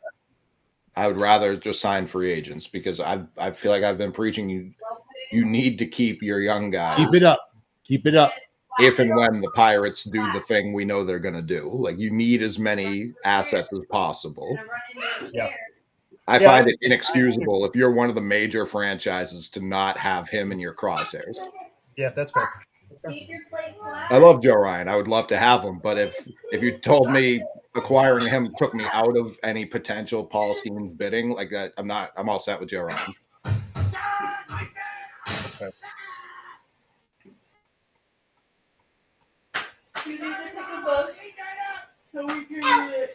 Joe Ryan, I would love to have him. Love to have him. Did you just throw Paul Skeens out there, Cole? What I said, Dallas, because I know you were parenting and didn't hear all of it, so that probably sounded insane if you only heard a little of it. I only heard a little bit of that. I said if you're every like big market, so if you're Boston, if you're both New Yorks, if you're LA, I was going to say both LAs, but I mean, the Angels spend money, but I don't think Paul Skeens wants to tie himself to that ship anytime soon. If you're one of those 5 teams, I guess the Cubs potentially in there as well, the years they decide to spend money. If you're not making all of your moves in terms of what you're doing in the minors, what you're doing in terms of young elite talent, if that's not all at least loosely tied to the idea that Skeens could be made available by the Pirates at any moment, then I think you're doing a horrible job, like a terrible job. It's so like I believe that there are players just like Paul Skeens, and much like with Ohtani, where if you are not doing, and I understand that we can probably count 5 teams very quickly off the top of our head who have no business even putting together the PowerPoint for an Ohtani or 20. You're right, Jay. Yeah. But the idea is, even in those 20 teams, I'm going to need you to be doing some sort of calculus on how this individual becomes part of our franchise. How do we sell this individual on Big them? time. You know, like that has to be what you're doing. Paul Skeens is one of those players. Ohtani was one of those players. You know, I think to an extent, if you thought you were going to be a player for a guy like Crochet based on what starting pitching is like you want to know, all right, this is what we could possibly be doing. But Skeens, Ohtani, like these are guys very different from a lot of other animals on the planet right now. 1,000%. And like I think he's the closest we've seen to like 84 Roger Clemens, like just a power line step in the league. I don't have any concerns health-wise, knock on wood. I'm not trying to jinx the kid. He seems like he's completely single-mind focused on being the greatest pitcher of all time. Like that is the vibe I get off of him. And I'm very interested in being in that business. Yeah. Yep.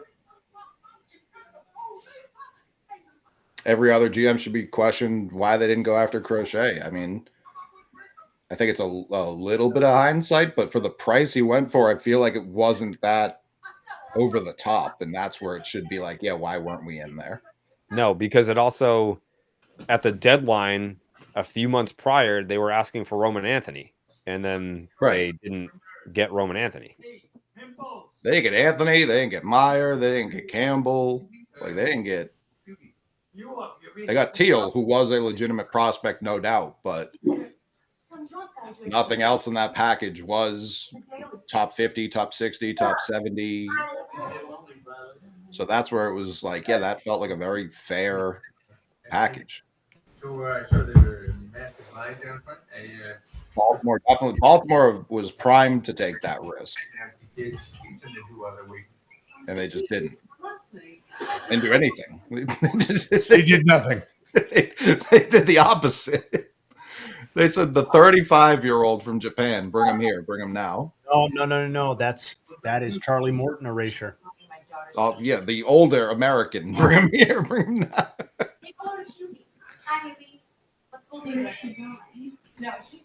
Yeah, just watching everybody else in that division try and do something, and then you just stand there. You just stand there. Is basically what that was. Snell's still out there. Why did we miss 2 pitches? I don't fucking understand that. I don't know.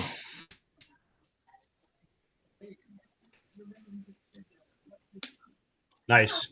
Snell's gonna give us a good nug. Mm-hmm. 7 shut, 1 hit or less. Yeah. Yeah, no 8 walks. punchies or higher. Yeah, He's only had 80 pitches. Yeah, this might not be the end.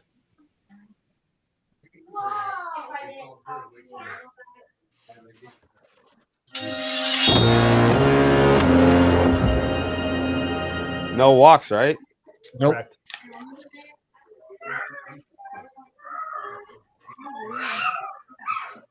Wait, the broadcast missed the plays? That's not us. That's the broadcast came back late from commercial. That's fucking unbelievable. Gotta pay the Well, that bill. could just be the speed in between innings, and they just didn't slow Snell up. I don't give a fuck what the reason is. Sure. That never used to be a problem based on my viewing experience until the last couple of years. And Jay on the phone with Fox would be unbelievable, or TNT. It's not just TNT either. I mean, yeah, it's I don't get it. All you're doing is showing the game. That's your only job. That's all you got to do. That's all you got to do. Show the game. I don't give a fuck what they're doing. Call Master. Call it. Yeah. Tell him to cut the commercial breaks. Let's get going. Come on.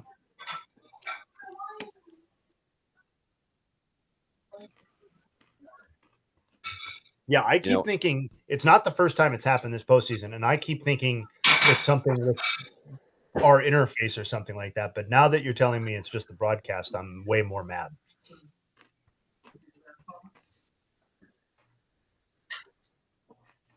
No, I know it's money. I know it's money. I said Fox missed pitches earlier tonight for turkey coverage for Canadian Thanksgiving. Dallas, doing that. Do you? I don't recall when this started or how many guys even do it, but do you like the fact that pitchers can have cards out there? Do I like it?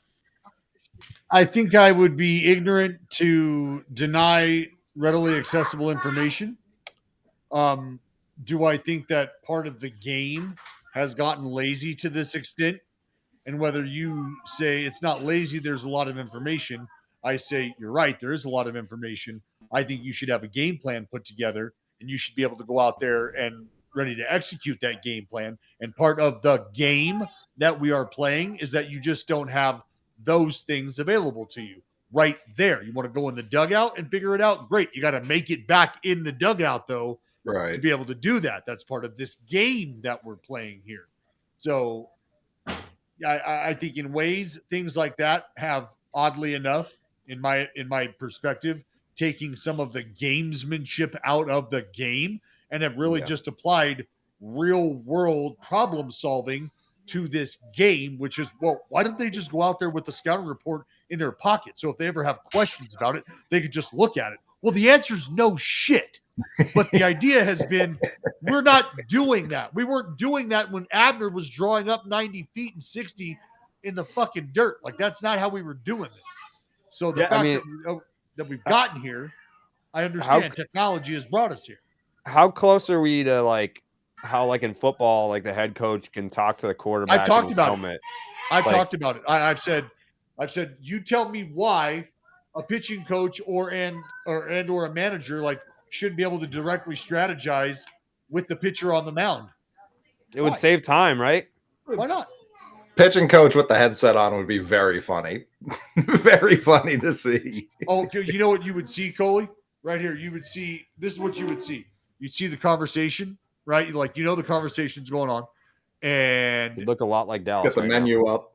And then you're like this, and you go, all right. And now you watch the pitch.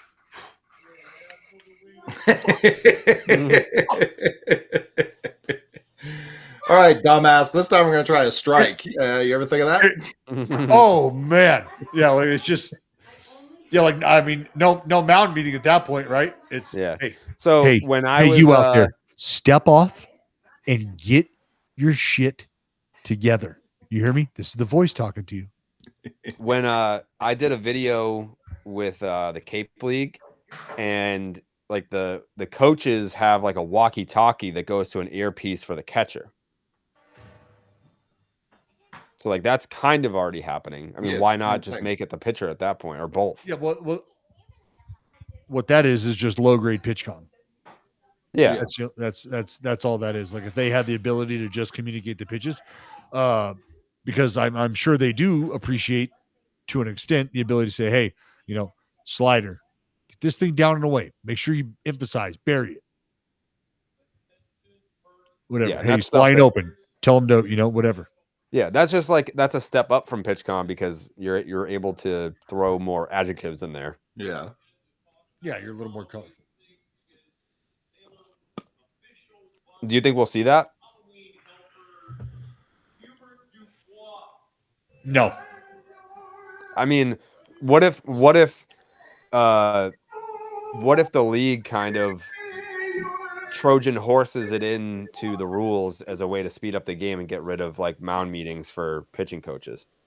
I mean, I could see that, but honestly, I think that they've done enough in terms of trying to speed the game up. Yeah. I think like the pursuit of finding every which way you can speed this up. I think we're done with that for the most part. And I think it's just about trying to get to a place of important application of common sense and the rules as they are written. Aaron in the chat said Alex Cora doing that with Erod would have been must-see TV. Like, if he had a walkie-talkie that went to Erod on the mound, he would be like, "You fucking idiot! You stupid motherfucker!" But to your point, Dallas, like the laziness of the cards. Could a coach not just be like shift? Like, do they need the cards? Like, it feels lazy on the coach's behalf. Oh, they do that. They still do that. So that you'll still see guys look at their cards and then look into the dugout and they'll be like, and that's because maybe in the moment or in the game situation, they're not sure. They just want to be reassured. They're just double checking. And so that's when you'll see you'll see certain signals, which mean certain things. Snell has sat down 14 straight and he's faced the minimum. That's sexy. Yep. So he I remember that. 91 pitches for Snell. Got to think he's coming back out, right? You'd have to have him come out and have someone warming. Who's leading off?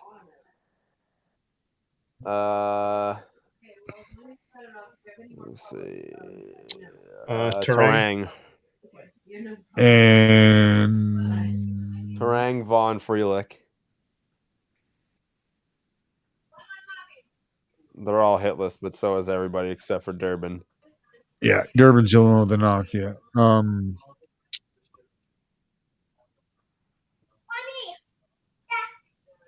Nobody warming. That man did? Yeah. Oh my gosh, that's fun. Yeah.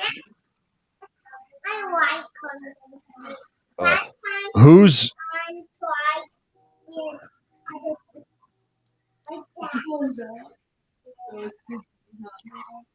yeah, there's just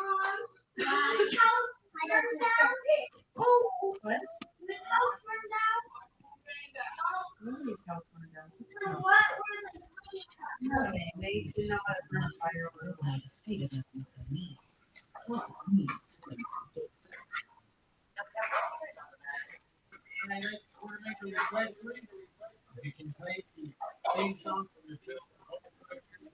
No way. Oh. Nice camera work. Are you Wow. fucking kidding? that was bad. I mean, off the bat, they that was missed it. gone. They missed it.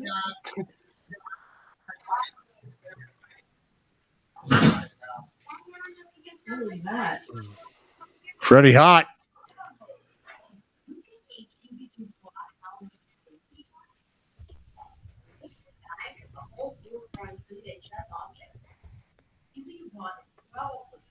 Roki's moving around. Oh. Roki looming.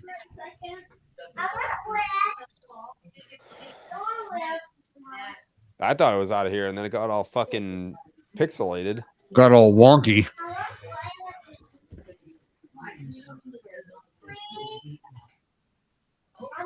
Talking about blow up toys over now.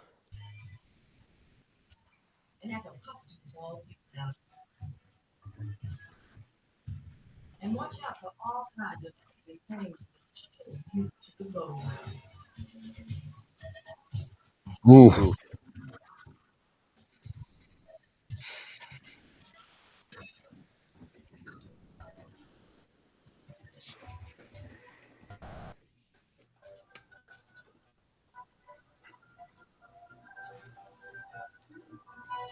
Jammed him. Get off my hands.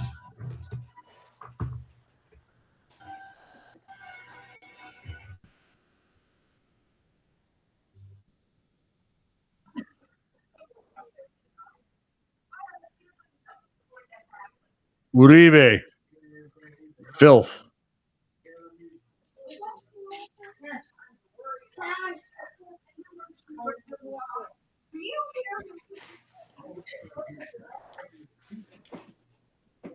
Falcons up 10. This would be just a regular Falcons loss if they figure this.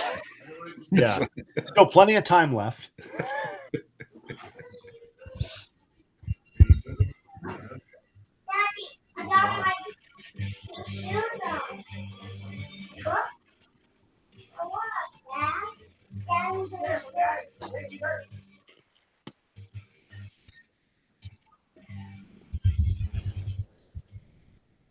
It carried a lot further than I thought it was.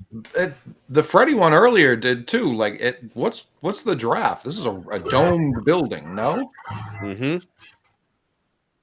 Very peculiar. The Patriots would be in first place if the Bills lose, yes.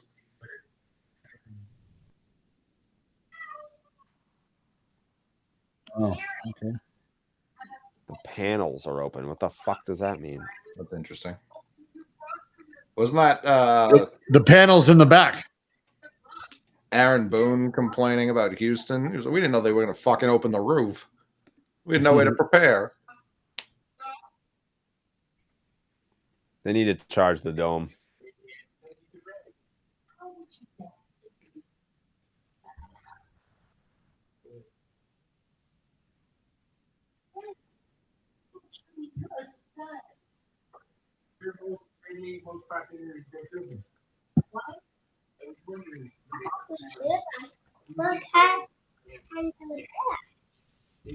You lighten up? And unicorn light ups? Yes. What? Sorry about it. Sorry about it.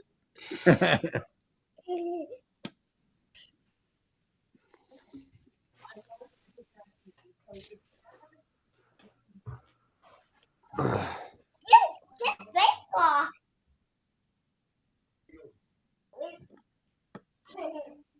Oh. That's Tommy. I'll take the foot down a little bit of poke shoulder over there, kid.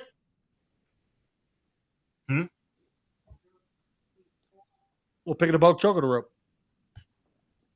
Picking a boat, choking the rope. Right here. Picking a boat, choking the rope. Yeah, picking a boat, If choking T the rope. went down Bernie Brewer's slide, it would be catastrophic. We should do it. Catastrophic in all the right ways. Like I think if T went down Bernie Brewer's slide, there would be multiple casualties. It would be like it would be. He would absolutely smash through the wall meant to keep you there. Yeah. I smell It'd be like the Boston cop slide, but also the guy who broke his arm on the Brewers slide, like combined somehow. It'd be the quite. Reporter, yeah. I rode down that slide with our super traveling fan, Road Trip Mike, head of the Road Trip Renegades. Mm-hmm. And I made him go first, and that's exactly what happened. Is I basically just glued him to the wall. Yeah, you're welcome. My people in Milwaukee facilitated. What are you talking about? I set that up for you. No, you did not. Yes, I did. What are you talking about? I'll pull receipts right now. Dallas. What are you talking? I vividly remember being like, "Yo, Dallas wants to go down the slide." I didn't even set this up. This was through NBC. June 8th, 2023. Is that when Funny. it was? No, this was this year. Did you not do it in 2023?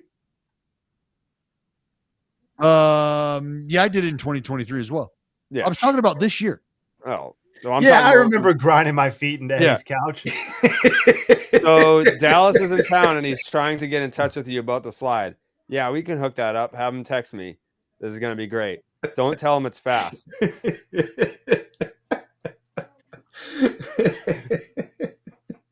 I don't know what you're. Do you remember how that happened? What happened? Never mind. How? Never mind. I don't know what you're talking about. No, I was telling a story in the year 2025, this year. Yeah, and this you're is like, different. This is different. I pulled the strings. The first time that you did. You're like, yeah, I did 3 years ago. That's right. That's what you were. 2. No, it's not what I was talking about at all, but I guess. I built the relationship that you used to do it the second time. You're welcome. No, because I didn't have anything to do with it the second time.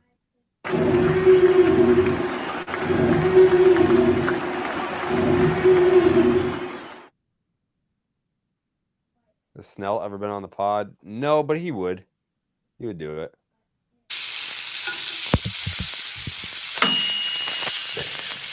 Freddie is the 4th first baseman in history with multiple career games in the postseason with a home run and a double, which he's done tonight and in 2021. He joined Steve Garvey, Albert Pujols, and Mike Napoli.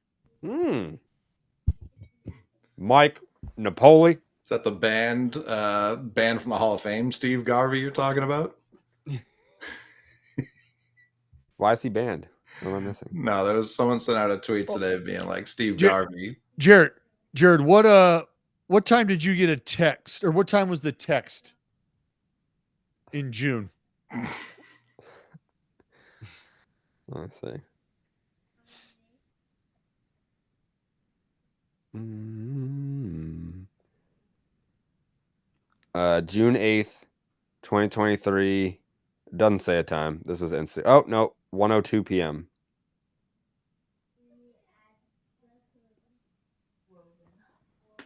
The Falcons have done it. They said they couldn't do it. They did it. They won? They beat the Bills. Patriots are in first place, Jerry. Thank God, dude. It's been so long. It's been a long time.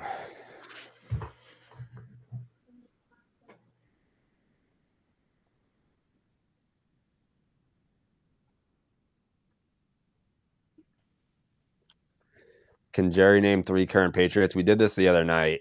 I only know Stephon Diggs and Drake May. That's it. And you learned who Stephon Diggs was this calendar year. I just found out last night that he's Cardi B's baby daddy. That's right. Yeah, I learned that last night from Train.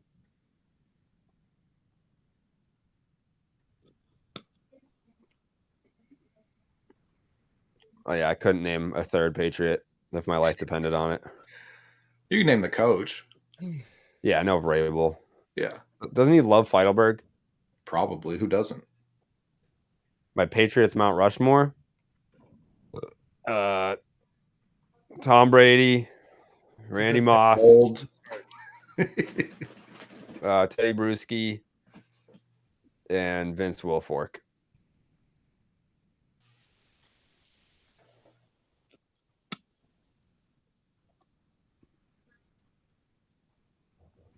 Who would yours be, Coley? Mount Rushmore for the Patriots? Mm-hmm. Brady, Gronk. Oh, Gronk. Ty Law.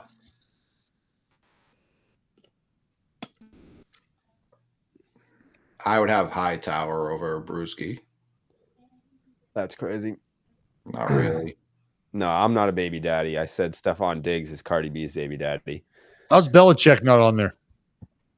I've never heard a coach on a Mount Rushmore like that. If anyone had a case, Come on, Vince Lombardi's not on the Packers Mount Rushmore? Probably not. I would put like 4 quarterbacks on there. It's like Art Star, Brett Favre. who's the one Aaron umpire you Rodgers? hate the most in the league and why? Laz Diaz for costing the Red Sox the 2021 American League pennant. Pretty good reason. Ow. Ow. I am stepdad.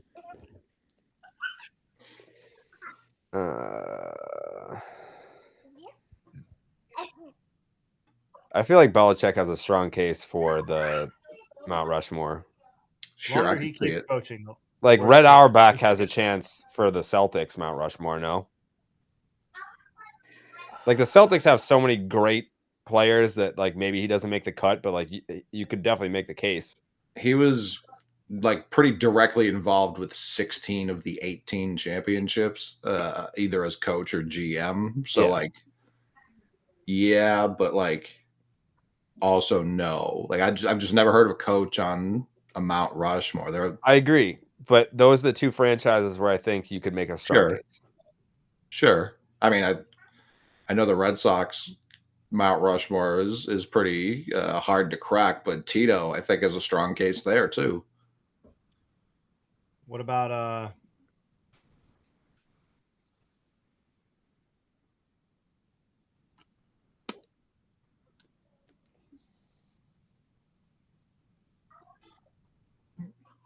I'm waiting. Yeah. I decided I didn't have anything to say. My bad. What about Vita Blue? Vin Scully for the Dodgers. I want to say I put Vin Scully on the Mount Rushmore for the Dodgers when we did the segment. I think you did. Yeah. Yeah, because I think we had Euchre on the Brewers. The Brewers, yeah. See, I almost see it more for a team like the Brewers. No offense, but I see it more for a team like the Brewers. Yeah, Celtics is hard to crack. Good God. This is crazy. Phil Jackson on the Bulls, I think that makes sense. Like they don't have a robust history outside of the years he was there, and the other guys that were there would also be on it. Yeah, but do you go Phil Jackson or Eddie Curry? It's an all-time debate, right? Like we've been talking about that for years. Him, Curry, Tyson Chandler, Tyrus Thomas, like that. That's the big four, really. Jeez. At least Tyson fucking was a real NBA player. Won it. He figured it out. Huge part on a title team. Those other guys were fucking bums. I mean, the Bulls. Eddie Curry was like a tried and true bum. Yeah. The Knicks tried to pair him up with another giant center. It was a wild time in the early 2000s. Yeah. Yeah. The Paw Sox Mount Rushmore. Rusney Castillo, Lou Merloni, Roger Clemens, and Wade Boggs. Manny. Manny preferred to play for the Paw Sox over the Red Sox. So he's like, this is sick.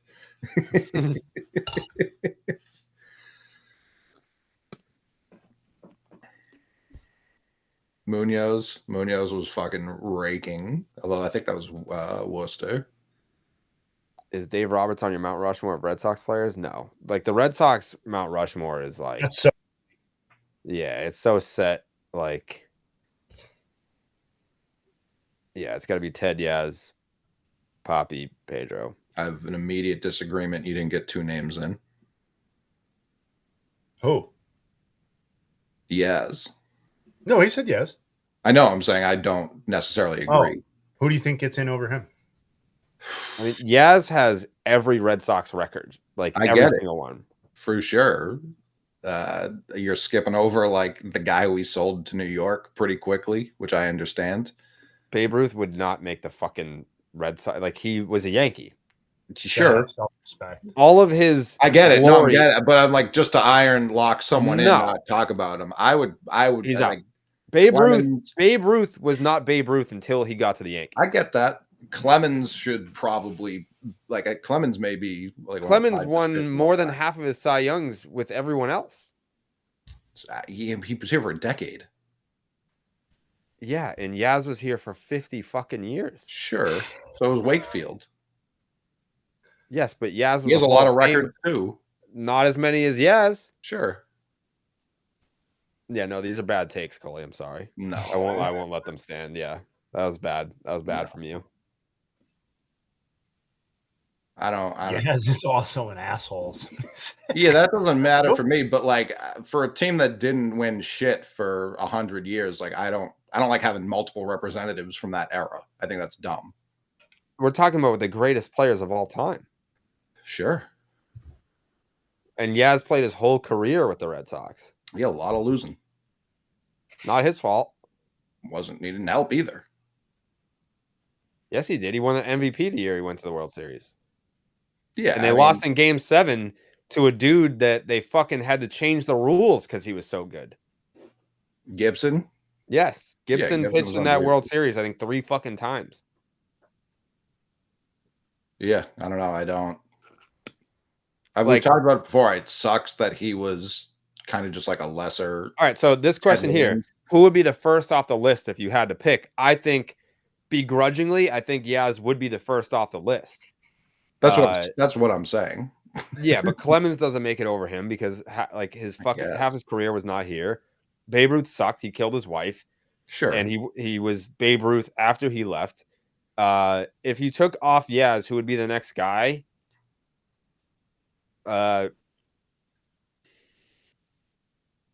There's like that next, like the Red Sox Mount Rushmore, the second tier is probably way more debatable than like the first tier. Like that second tier, there's so many guys that could be second tier Mount Rushmore guys. Like I could name fucking 20 right now. We think Snell's out. Roki was warming. We think he's out, right? He shook hands. They showed him. Yeah. Okay. Definitely coming out. The second tier could be Clemens. It could be Wake. It could be Mike Greenwell, Jim Rice, Dustin Pedroia, Jason Varitek. Like Schilling. Tech. I know everyone hates him, but like he could be up there. For Tech, what he did. think, is Hall of Fame. Nomar. Tech. Like if I were doing a Celtics Manny. If I were doing a Celtics one, I think Tommy Heinsohn's on there because he was with the Celtics literally forever. Pesky, Boggs, Lester, Dewey, Fred Lynn. Like that second tier is like you're gonna be wrong. Like the second tier, there's like 20 second tier guys that all deserve the second tier.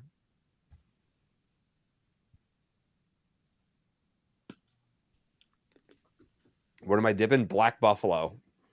Black Buffalo, straight, long cut. Jim Lonborg. I mean, he had one good year. No disrespect. But he pulled a T and like broke his leg skiing and was never the same after that and became a dentist. Mookie. I mean, if you're not having Clemens, there's no world you can have Mookie. We're talking second tier. Sure. Clemens would be on my second tier. It's a tough scene. Bruce Hurst. Playoff Kike. Yeah, Lil Poppy. You didn't say Lil Poppy yet. Lil Poppy.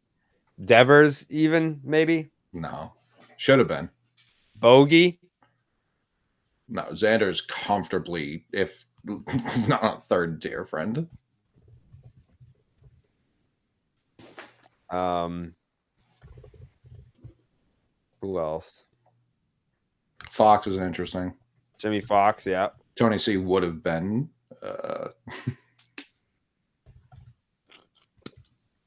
Remy. Yeah, I mean he's Remy Moore as a broadcaster, but yeah, he wasn't as good as Tommy at his individual sport, but similar impact with the team, I would say. Adam Heisdew. Yeah, Heisdew for sure.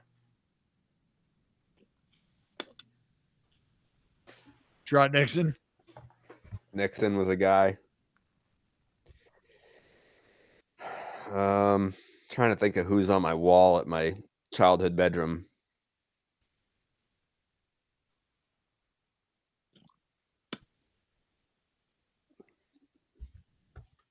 Did I say Mike Greenwell, RIP?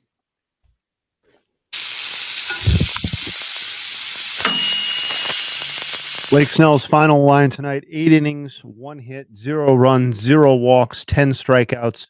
We're going to throw the runs in the garbage for a second because we don't need them. We don't need the innings pitched either. He's the only pitcher in postseason history to have a start featuring 0 walks, 10 or more strikeouts, and no more than 1 hit allowed. All previous instances of starts of 10 or more strikeouts and no more than 1 hit allowed featured at least 1 walk. Yusevich had one of those starts earlier this postseason. Scherzer, Anibal Sanchez, Homer Bailey, Roger Clemens, El Duque, Mussina, and Mo Drabowski are the only other instances. But again, Snell's the only one to do what he's done tonight. Ooh, give me the starting 9 BID guest Mount Rushmore. Bryce Harper. Are we talking about like guest quality or like talent of player? Bob Kendrick is probably on there.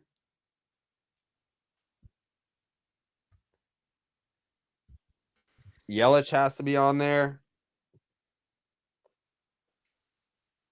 Yeah, I mean, I think pound for pound, the Bryce Harper interview and star power, and I think that's the best.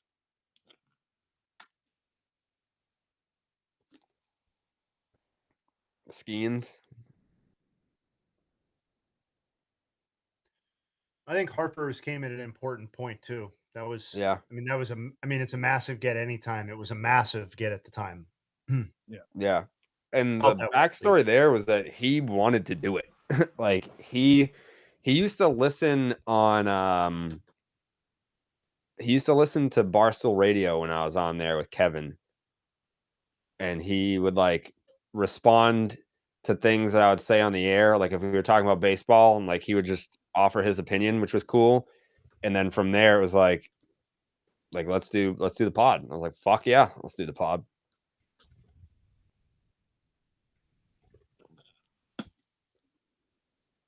Guest quality. I mean, Euchre was amazing, obviously. Biebs was great. Yeah. Breakfast with Biebs. Biebs has been quality. Breakfast with Biebs was all time.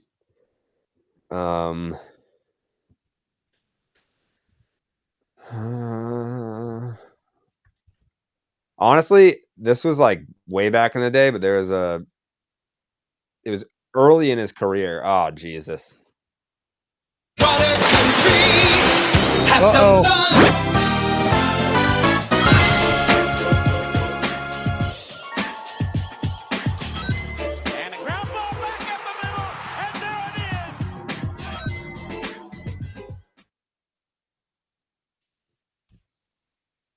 Jay, hey, you see that question? Can't do that. Can't give away runs.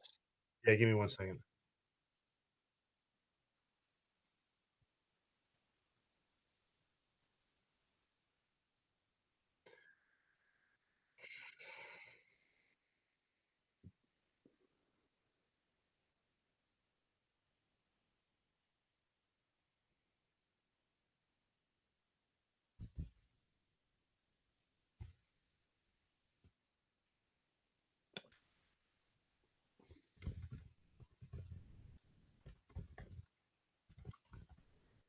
Who has a better chance to be a Red Sox legend, Crochet or Roman?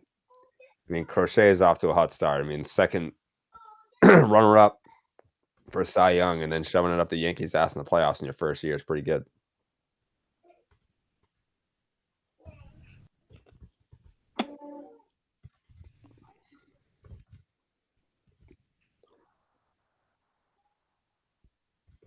Sweating it out.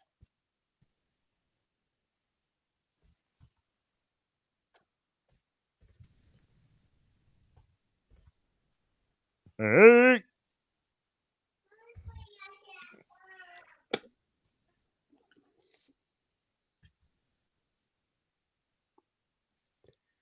I'm not tired of the Dodgers. I would like more drama. I would like the Brewers to fight back a little bit more.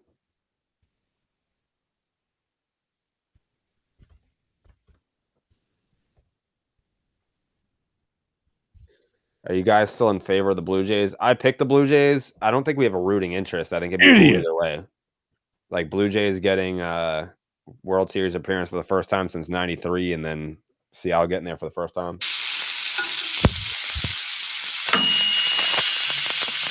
Blake Snell just threw up a game score of 90. That's really high.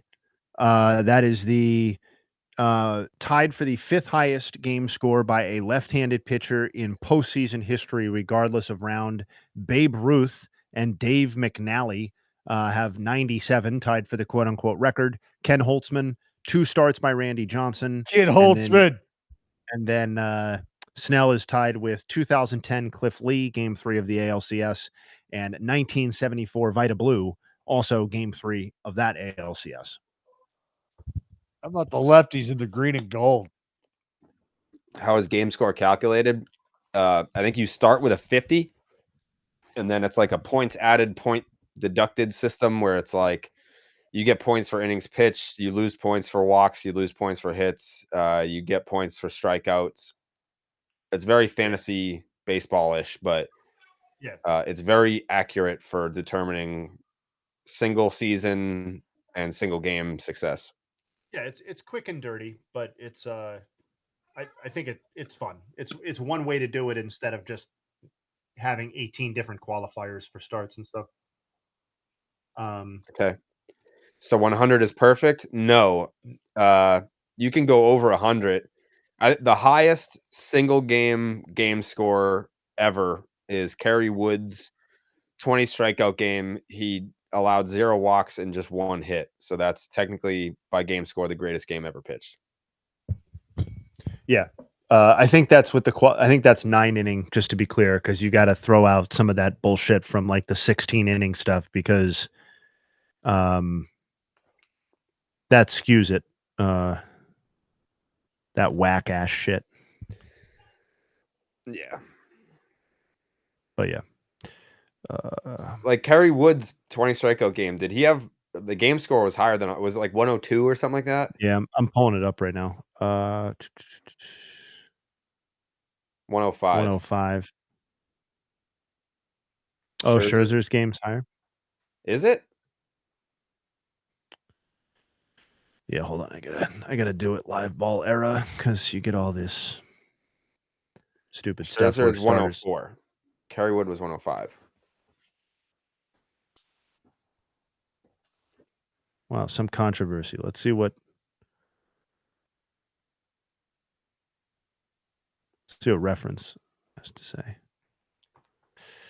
Do you know who invented game score, Jay Hay? Bill James.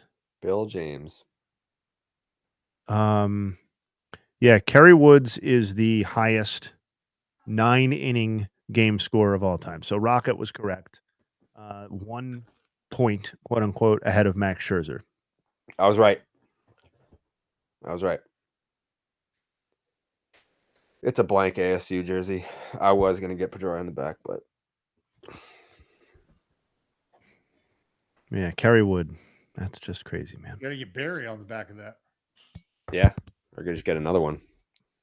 This game was flying at like 10 p.m. I think it was like in the 8th inning, and then we just added 45 minutes for no reason.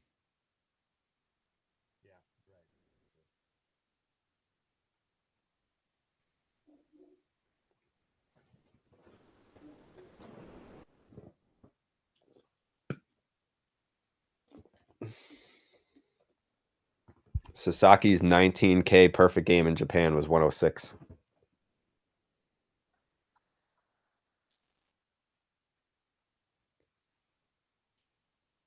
Yeah, this game's already over. It's just that TNT's not back yet from commercial break.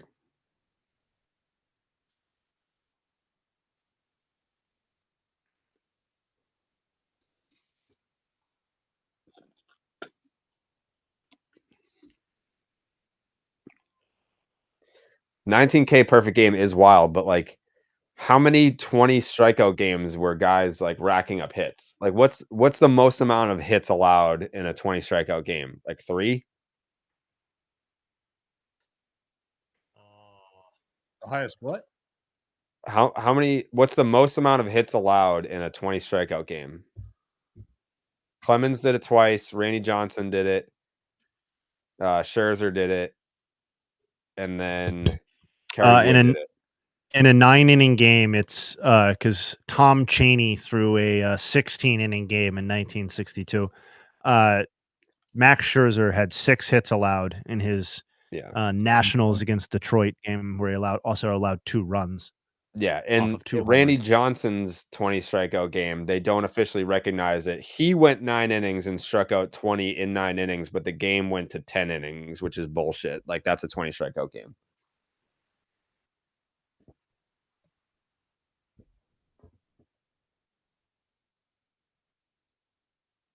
Is the ball lighter in Japan? I don't believe it's lighter. I believe it's well, I don't believe I know that it's just it's a tack, it's a feel difference. Those balls come out of the wrapper ready to rock, tacked up.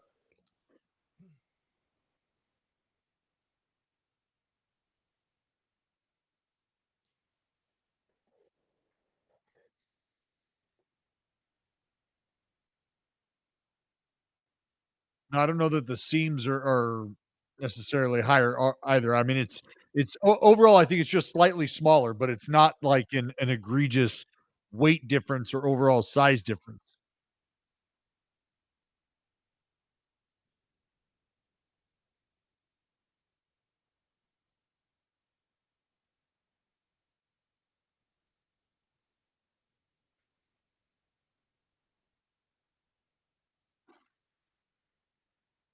Oh my God. It's not ball 4. Okay.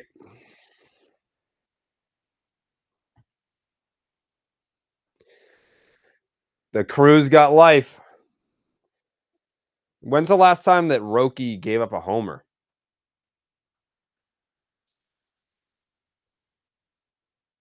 I don't know.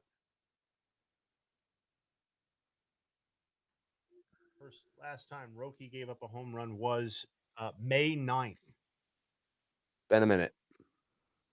That's at least at the major league level.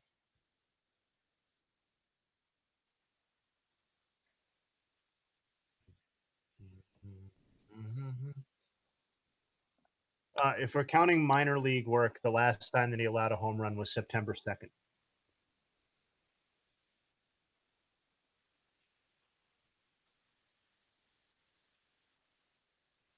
Light Tower Bowers just does not have command of that thing right now. That's dangerous when you're up against Light Tower Bowers. Got to have it here. Well, there's a pop in it right now.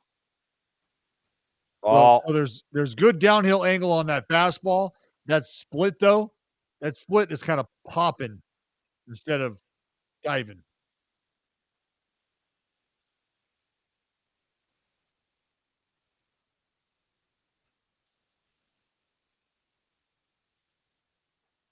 Ball. Well, they know all they got to do is just lose their shit against Sasaki and get it loud. How long is the leash here, Dallas? You get someone up right now? I think you got to start moving somebody around. Well, he's got to face 3. Well, that's why you got to move somebody around right now.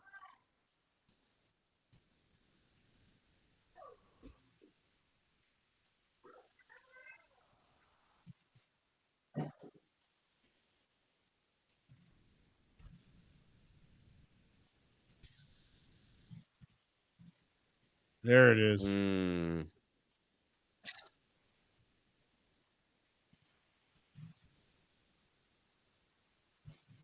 God, that thing is just devastating. Devastating.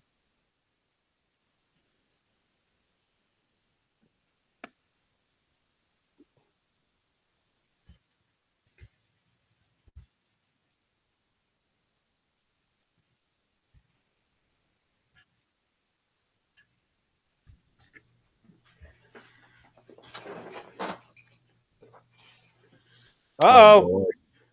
Double. Over his head. Uh-oh. All good. Punch out, pop up. Then you get yourself the third out, and it's over. No big deal. Whose side are you on, Dallas?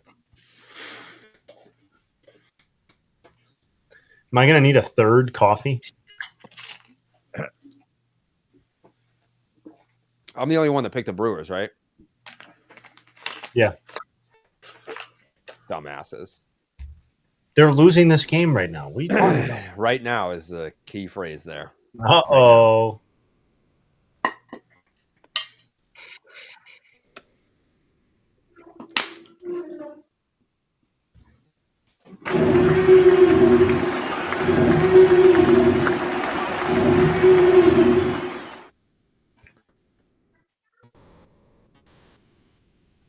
Churio, they need you now tonight. They need you more than ever.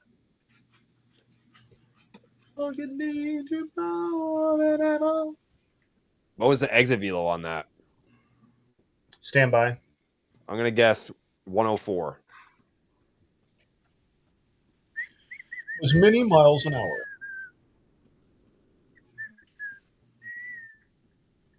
Mm-hmm. Looks like 108.9. 108.9, yeah. Damn. 98.5. That is the fast. That's a run. Have some fun.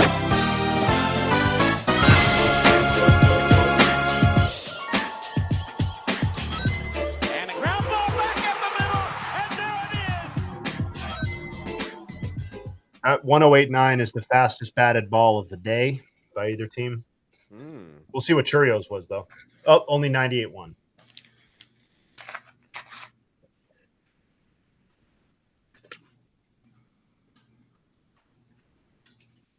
Come on, Yelly.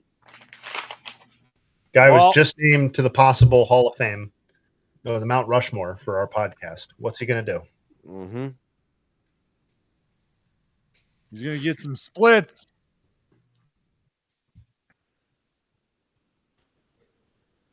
Oh my! That thing just felt falls it. off the fucking table, man. He wanted to go in the cold tub.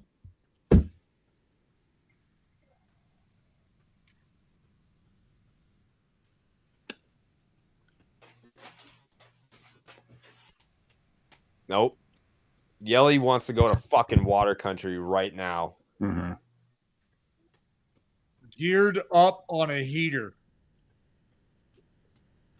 I think he's going splitter. I'm selling out to the heater right now because I think he'll throw me the splitter later. Ball.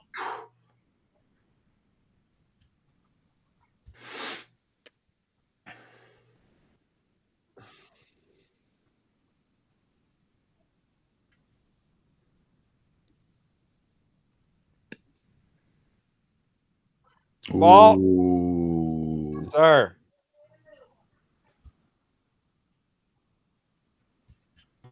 Unbelievable.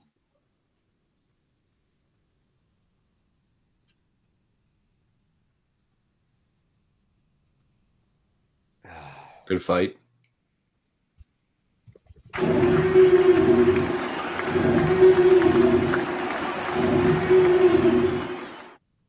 Oh, Trinan's up. Vessi is up.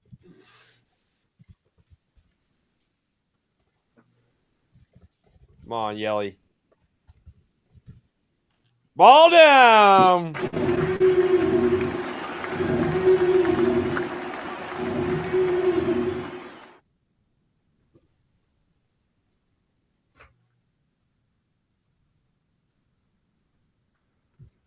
That was a great at bat. Professional AB.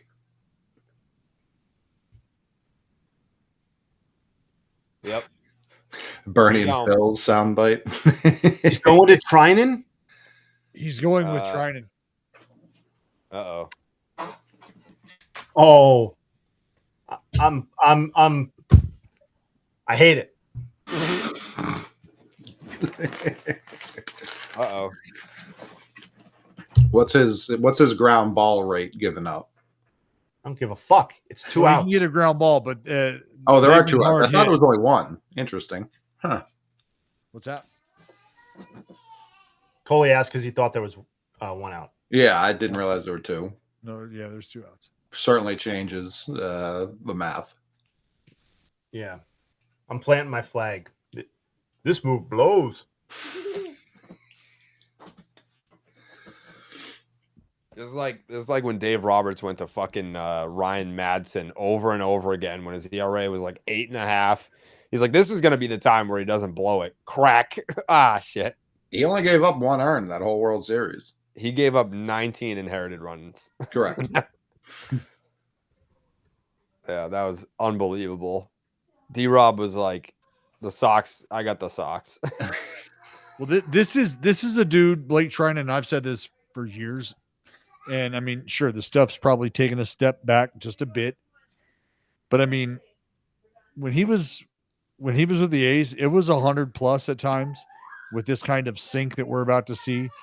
It's just an absolute wipeout slider. Like he's one of those guys that I talk about where like you see him play catch, you see him face guys, and you just wonder, how do you even get the bat to the ball? Like, how do you hit the ball? 7.71 postseason ERA. Is that good? No, that is not good. Well, he got what was it? Game against Philly. He didn't even get it out. It's a shame, dude. It's a shame. He also got taken to the woodshed by the Yankees in that wild card game in 18 too. But I will say Bomel just fucking left him out there to die. The good thing is that he was a closer all year, and he was out there for like his fucking 8th inning of work. Bomel, well, not Bomel. Trevino and Trinan both had more appearances of 4 outs or more that year than all of the other top 5 closers in baseball combined. Each one of them. Red Sox mentioned.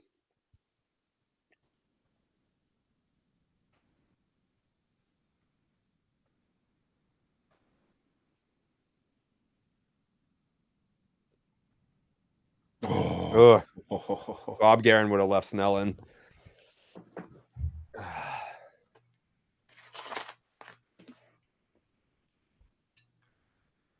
I would hope he's locked in.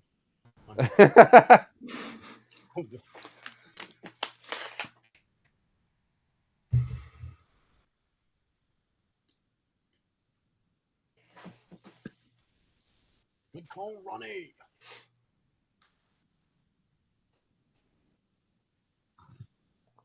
So is that a stolen base or a defensive indifference? Was it indifference when he like pumped a throw? I don't know if you can claim indifference.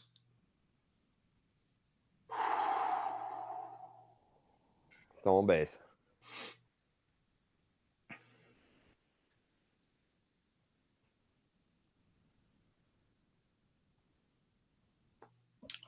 A play at the plate would be unbelievable here. Spin this thing. Spin it. There it is. No. What a take. You just got to be more competitive than that. That was a ball out of the hand, never even close. Too easy of a decision for Contreras.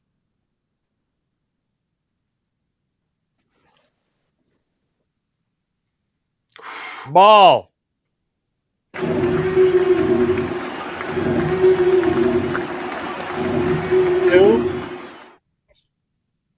They're loaded.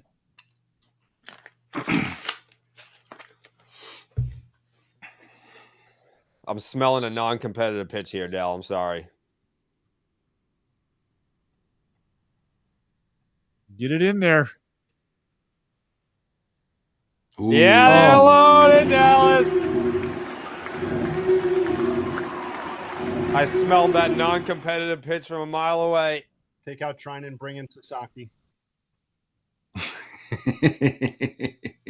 Put in Shohei.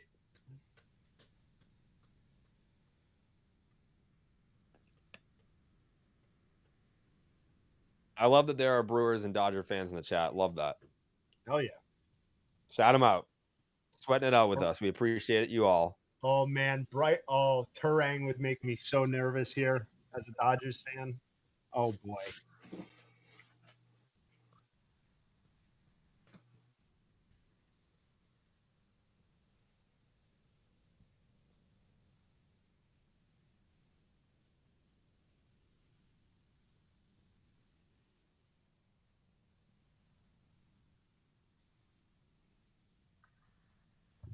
Will Trinan pull a Kirkering?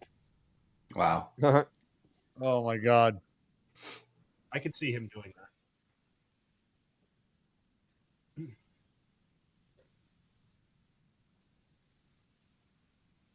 Ooh. Good cut. Lay one down. Yeah, bunt one back to the mound. Just see what happens.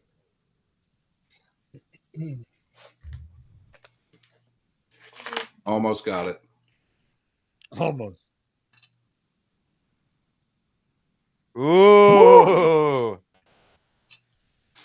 I'm getting ejected if I'm the pitcher and I don't get that pitch. I'm in the shower so fast.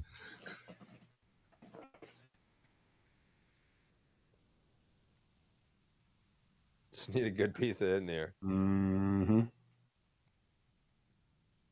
Ball.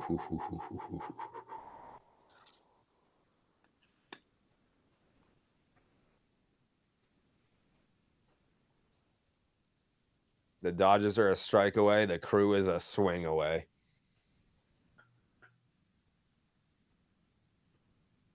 Ooh, whoa, where that? You. Bozo. Not a team player.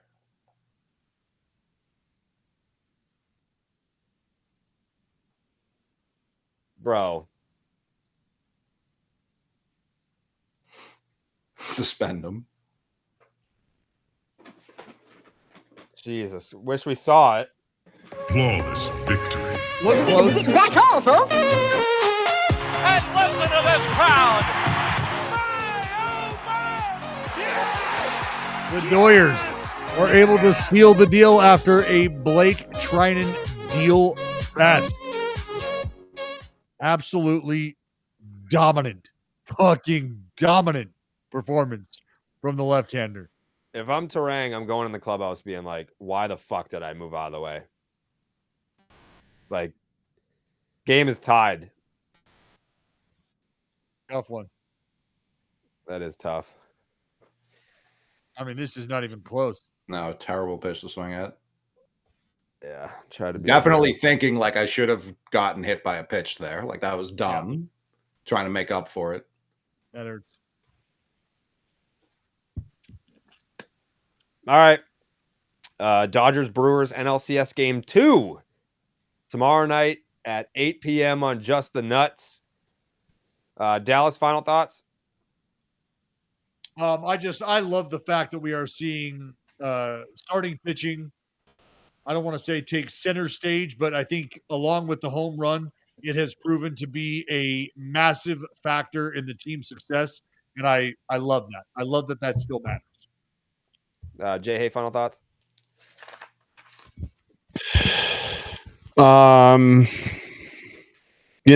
Looks like that move worked out for Trinan, I guess. Yeah, but the Snell performance, it's my favorite thing about the postseason is individual awesome starting pitching performances. So the fact we got one tonight is cool. I'm looking forward to the rest of the series. Goalie. Now just a hell of a day. Hell of a day for the sport. Hell of a day for the Pats. For the Pats. Shout out Blake Snell. One of the greatest pitching performances of all time. He deserves it after what happened in the World Series in 2020 with Tampa and Kevin Cash. Nice to be able to go out there and shove the way that he did and have that bullpen slop their way to a win. All right, everyone. Thanks for watching.